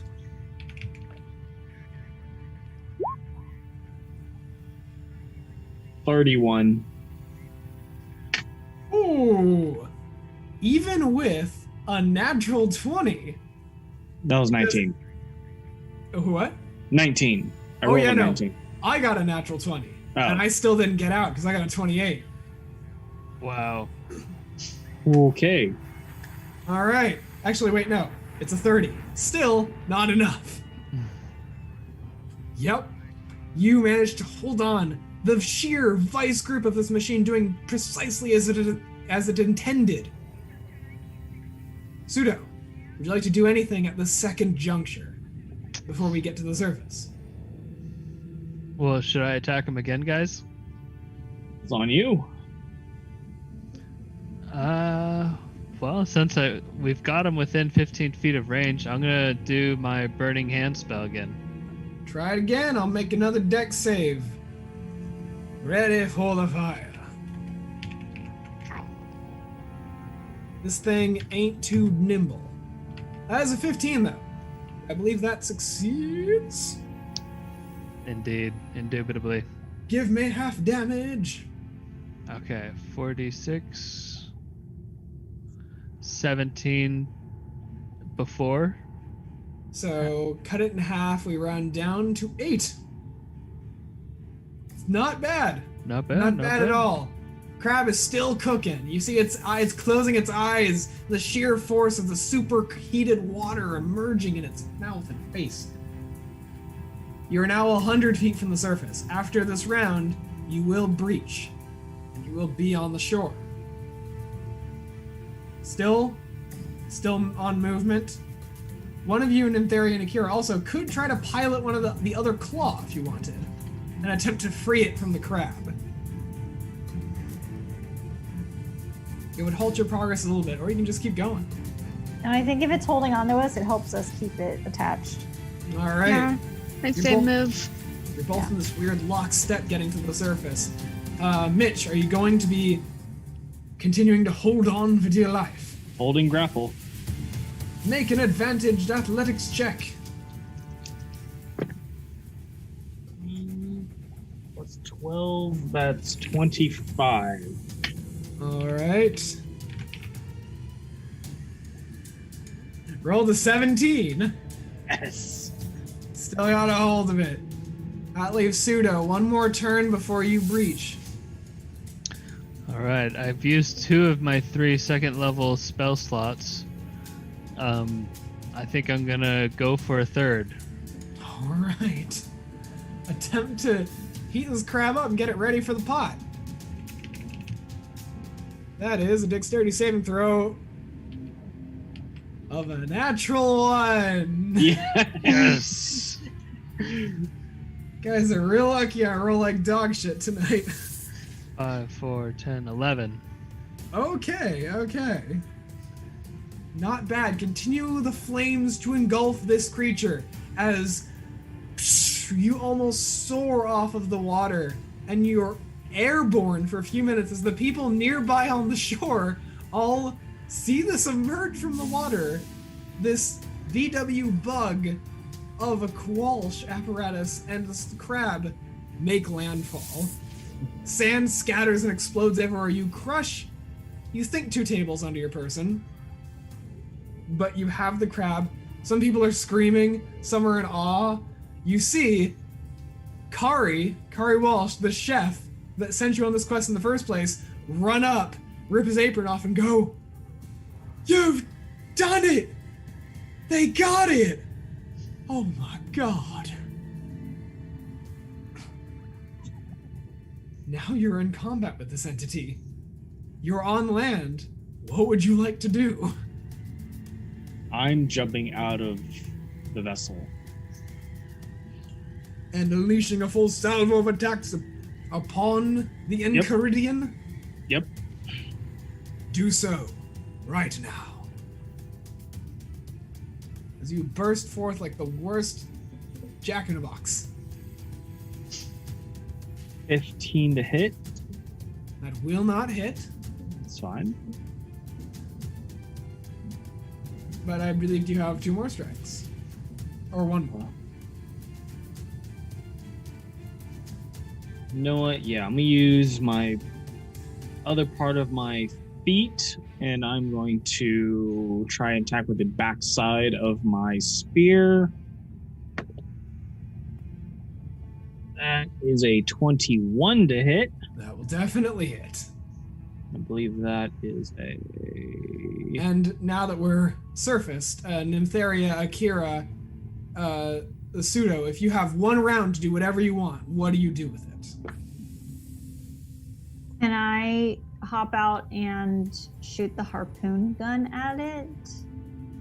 You absolutely can. I couldn't find a harpoon gun in the weapons list, so I don't know what the stuff is for that. That's all right. We're going to invent one. I love that. Tell me what your damage was for the last attack roll. 6 points of damage. 6 points of damage right to the carapace, But then I would actually like to spend a key point and do Fury Blows, which is another strike. All right. which is another 2 strikes. Oh, yes. Go for it. So that is a 16 and a 12. Neither will hit, I'm afraid. No problem. Outer carapace of this one is pretty damn rough. But harpoon gun. Mm-hmm. That is where we were. So I'm going to have you, as you scale out of the apparatus and point it point blank at the thing's face, roll a d20 and just add your normal attack modifier for a ranged weapon. So whatever you roll for your bow. 16. 16. That, I'm afraid, is just shy of hitting. Oh god. But you have plenty of harpoons with you. Great. So you can continue to fire. Does that provide a little more light? By the way, could someone jump into the claw that had him and keep him held by his claw?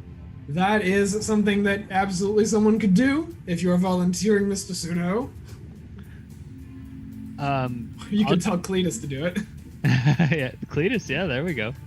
He grips the controls going, "Oh God!" Like, Continued don't let screaming. go. I won't let go! I don't think I can! Good. Alright. Akira, what would you like to do on your turn? So, I'm within range to use my longsword if You I jump sure- out. You sure are.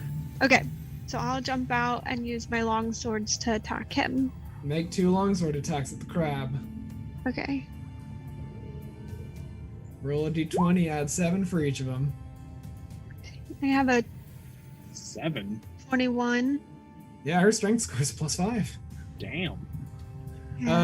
Yep, that's 21, and the other one I see is a 19. 19. Both hit. Roll damage. Okay, what is that one again? The 8. 2. So you're going to be doing for both. 1d. Yeah, 1d8 plus 5 for each one. Okay. 2 9s. Okay. So that's... All right. Yeah, you begin just like, Drax and Guardians 2 just fucking stabbing away at this thing. Pseudo, what you gonna do? Well, I think I'm gonna stay inside the crab. And I'm curious how much damage can be possibly done with the other pincer. There's only one way to find out.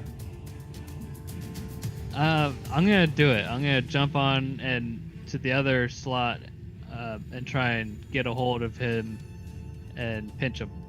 I want you to roll a d20, and you're gonna add 8.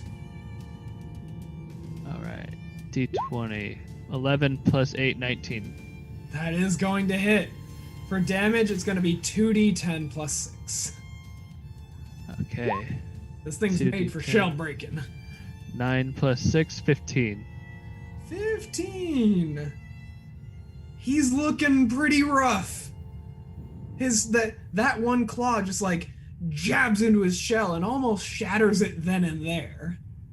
But it holds. With a massive dent in it, it holds. It then gets a chance to strike back at you all.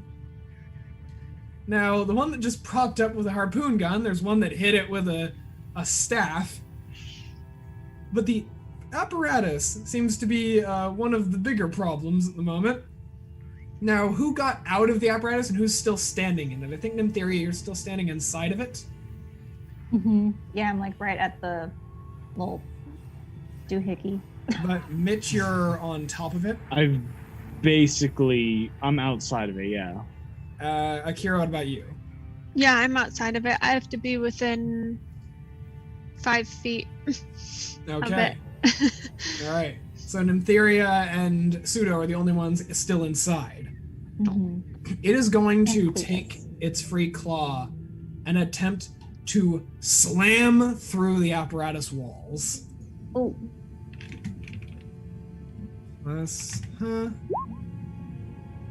It doesn't actually crack through with the first hit. You see, doom, and the wall does not move and it does not bend, but you sense it got close to doing so. It doesn't even with the second hit. You rolled a 16 and a 17. The Oh, yeah. AC of the apparatus is 20. oh, thank God. But you could swear you feel the wall go a little, boom. Just a tad. Just a tad. Now, it's Tinby's turn. Tinby's like, what should I do? Fire, sickness, or tornado McFuntimes? Whoever says the correct answer first wins a prize. Fire? I like your moxie. And he activates a trigger on the potato gun, and the red vial just like gets sucked into an apparatus and fires at the crab, and we're gonna see if he hits. Keep in mind, this is point blank.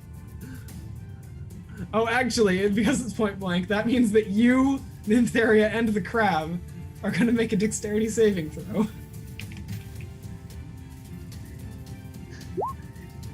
If it helps, the crab failed.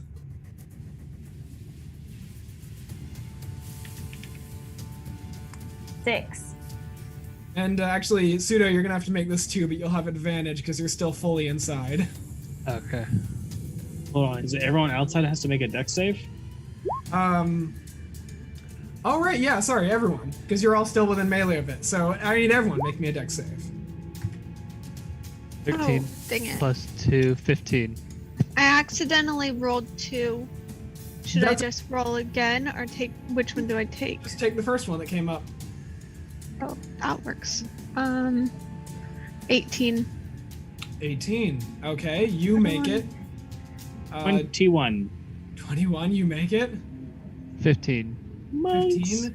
That is 15 is a fail, I'm afraid, Joey. And I'm afraid Kristen 6 is also a fail. Yeah.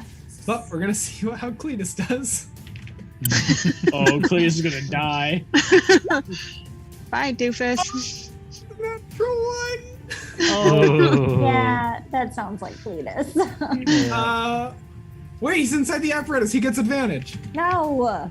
Wait, Oh. do I get advantage? Because I'm Yeah, in the do I get middle. You're advantage? standing out of the hatch. So I get another roll, right?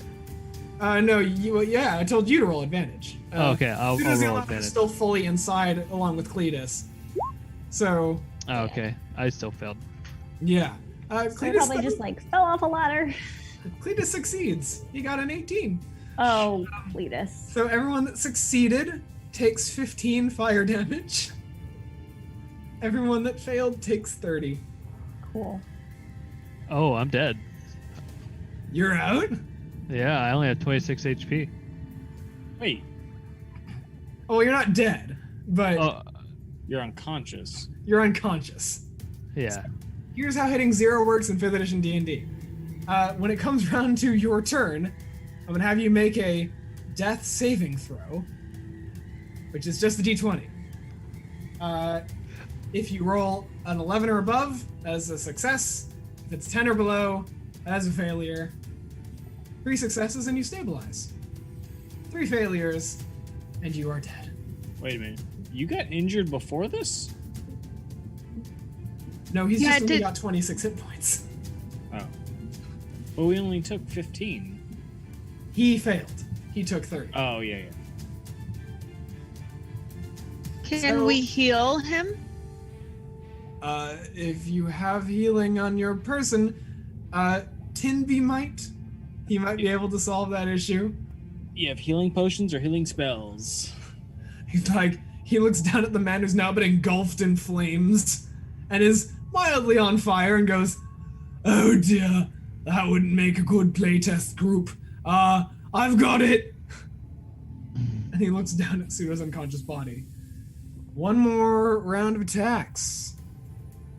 Brian, give me what you got. Bjorn. Bjorn. Did it again.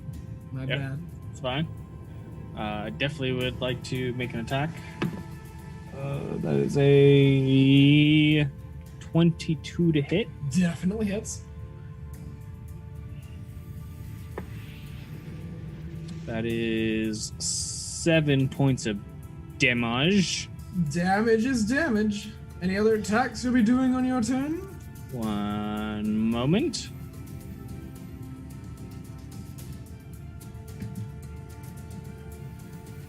Tinby, during this instance, Sudo is going to cradle your head and pull a green vial out of his pocket and just start pouring it down your throat. And you're gonna heal 10 hit points.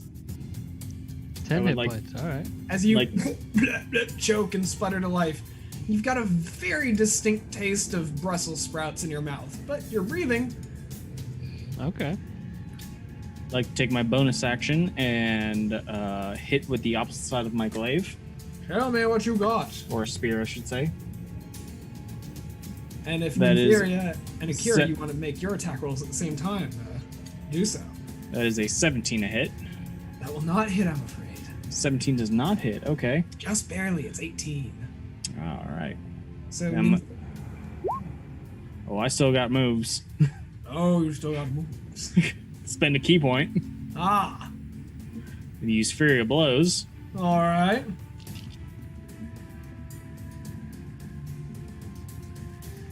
And that is a 22 and a 23 to hit. Both gonna hit.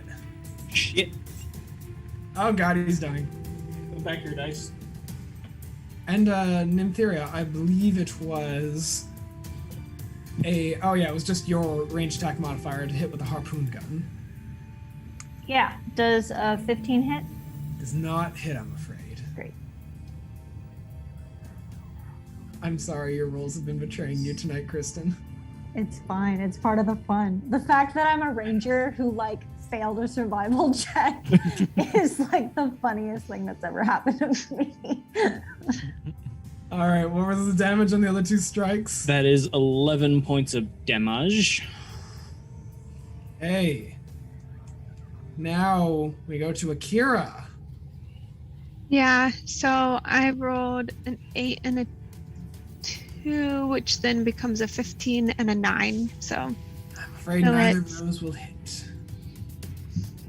The crab gets one more strike. This time its full claw is going to be going around to you, Mitch, in an attempt to grab you in its midst. It's going to make an athletics check to try and grapple you. Can I ask a question? Yes. Is a harpoon gun a two-handed weapon? I'd say you can wield it with one hand if you want to be a badass. Okay. Sure. Just future reference, thanks. I rolled a 17 on my athletics check. Beard. Do I need to roll against it? Athletics or acrobatics? All right. Take your pick. Oh yeah. Either way, I'm definitely gonna take definitely gonna take acrobatics. That is a 21. All right. Deftly you dodge out of the way as the pincer flies towards you and fails to grab you in its sharp midst.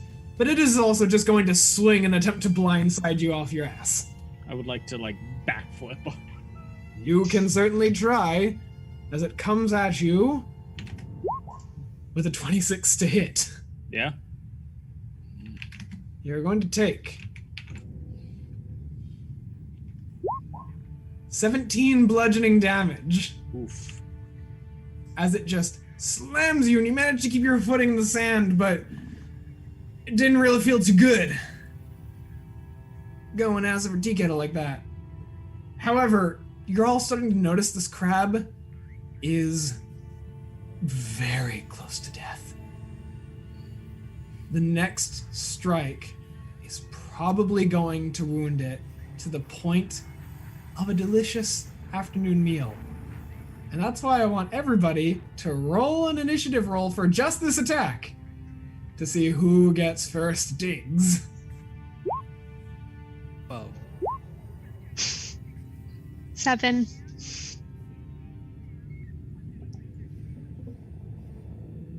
$15. What'd you roll, Mitch? Natural 20. God damn it. It is a natural 20. Alright. What you gonna do, Byrne? This crab's shell's cracking in front of you. The machine is etched ever forward to drag it up to the surf. Finish him. I'm going to. So he knocked me prone on the claw with his claw strike. Is his claw like still in the ground? No. He managed to wrench it free, and it's free flying in the air. Can I at least say I can do some dope monk shit? And as he hit me, I like embedded my naginata in his claw. Not to do Sure. damage, but just to like mount it. Sure. So as it, I don't need to make damage rolls, do I? I mean, if you're going to attack it, Yeah. I'm still going to need an attack roll, but... Yep. That is a 20 not natural That will hit. to hit. Ooh, that's good damage. That is 8 points of damage. That is enough to vanquish the crab for good. As you describe how it is defeated.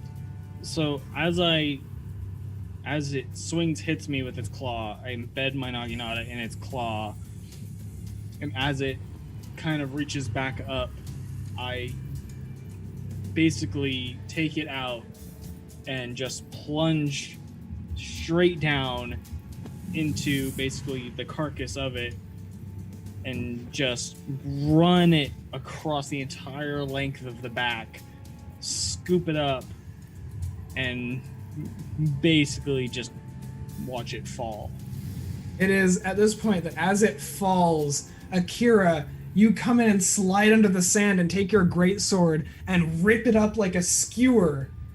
Nympharia, you get one good aim with the harpoon right between the eyes and soar through.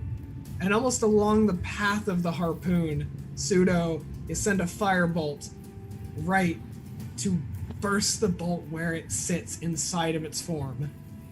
And the crab lays lifeless. Everybody on the beach is in shock and awe.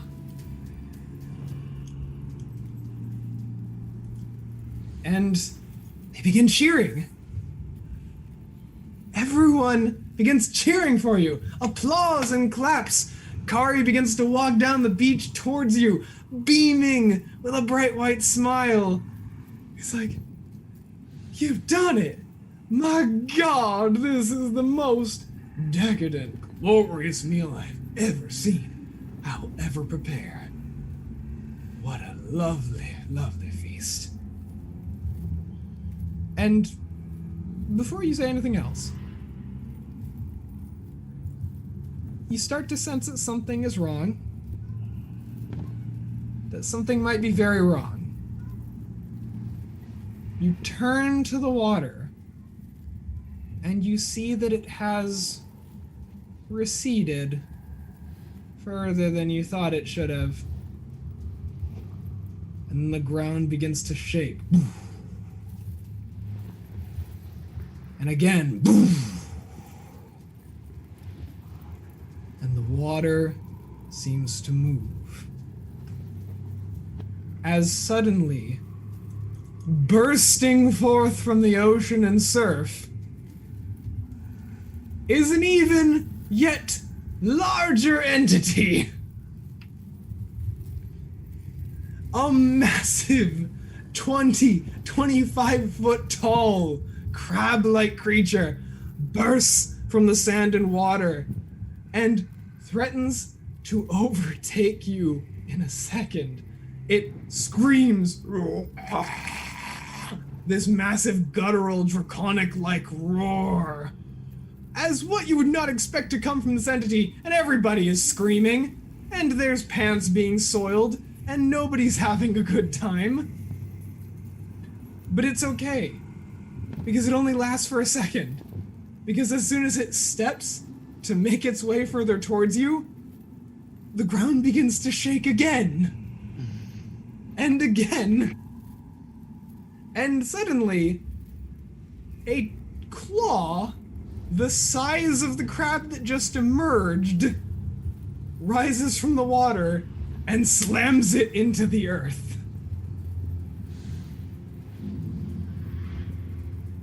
As yet another entity emerges, at which point Cletus rises from the apparatus and goes, "Oh, that's the crab!" And before anyone can react, you all see, just 10 feet into the shore, the old man that was taking a nap with the conical wizard hat and the very ostentatious embellished robes looks up to the coast, row, points a staff, and a beam that could blot out the sun emerges from this man as almost like a Samus in a Final Smash style overwhelming beam of force sends a hole through this eldritch monstrous entity that's emerged from the surf, clean through the meat to the other side. And the whole world is still. And the entity falls forward, collapsing into the surf, the ground shaking, booths being turned over, everything falling on its head. Until you hear what sounds like the sounds of a stomach gurgling. Almost like something's not settling right. You're not sure. And then it's at this point that Tinby comes out of the apparatus and goes, "Well, you don't just stand there!" And he points his machine at the entity and he fires this beam of blue energy that's very thin and almost opalescent as it collides with the creature. And then nothing happens, and everyone is still. And then the building-sized armor plates of this kaiju entity begin to bulge and bulge and burst. And suddenly into the atmosphere are ejected thousands upon thousands of crabs that then begin falling to earth and wreaking havoc upon the festival and the countryside at large. And that's where we're going to end the adventure for today. That's terrifying. But hey, you win! Congratulations! I gotta say, I did not expect the 25-foot crab Nope. Yeah, no. or the No. other next crab or the Samus blast. It was what an ending. Yeah, that was, wow. I hope you I thought guys it was going to be like, you killed the crab, everyone partied, the end. Instead, it was more terror reigns. I hope you guys had fun. Thank you for staying with me. I know that this was like a time, to be playing a game, and I hope that it still had you from start to finish. Oh yeah, I thought it was excellent. I can't believe how well you kept you incorporated our little changes to it that you asked in the beginning, like the flight chase and sense of urgency and all that. That was really well done. Yeah. There wasn't with a flaming sword, you're right. I'm sorry. I forgot. I was going to give Tinby a fire sword. I was going to attach a bayonet to the go-away machine, but I forgot to. Oh, bummer. okay. Let's just retcon it and say that there was a bayonet at the end of the go-away machine, and it lit on fire when he did the fire blast. Yeah, There of we course. go. Yeah, we all saw it. Yeah, we'll say that. That's great. I love it. Well, thank you anyone in the audience who managed to stick with us this long. We appreciate you wholeheartedly. We love you for attending, and please go out there and tell a story that is not at all remotely like this. Thanks for coming. Thanks for hosting. Thank Have a good you night, guys. everybody.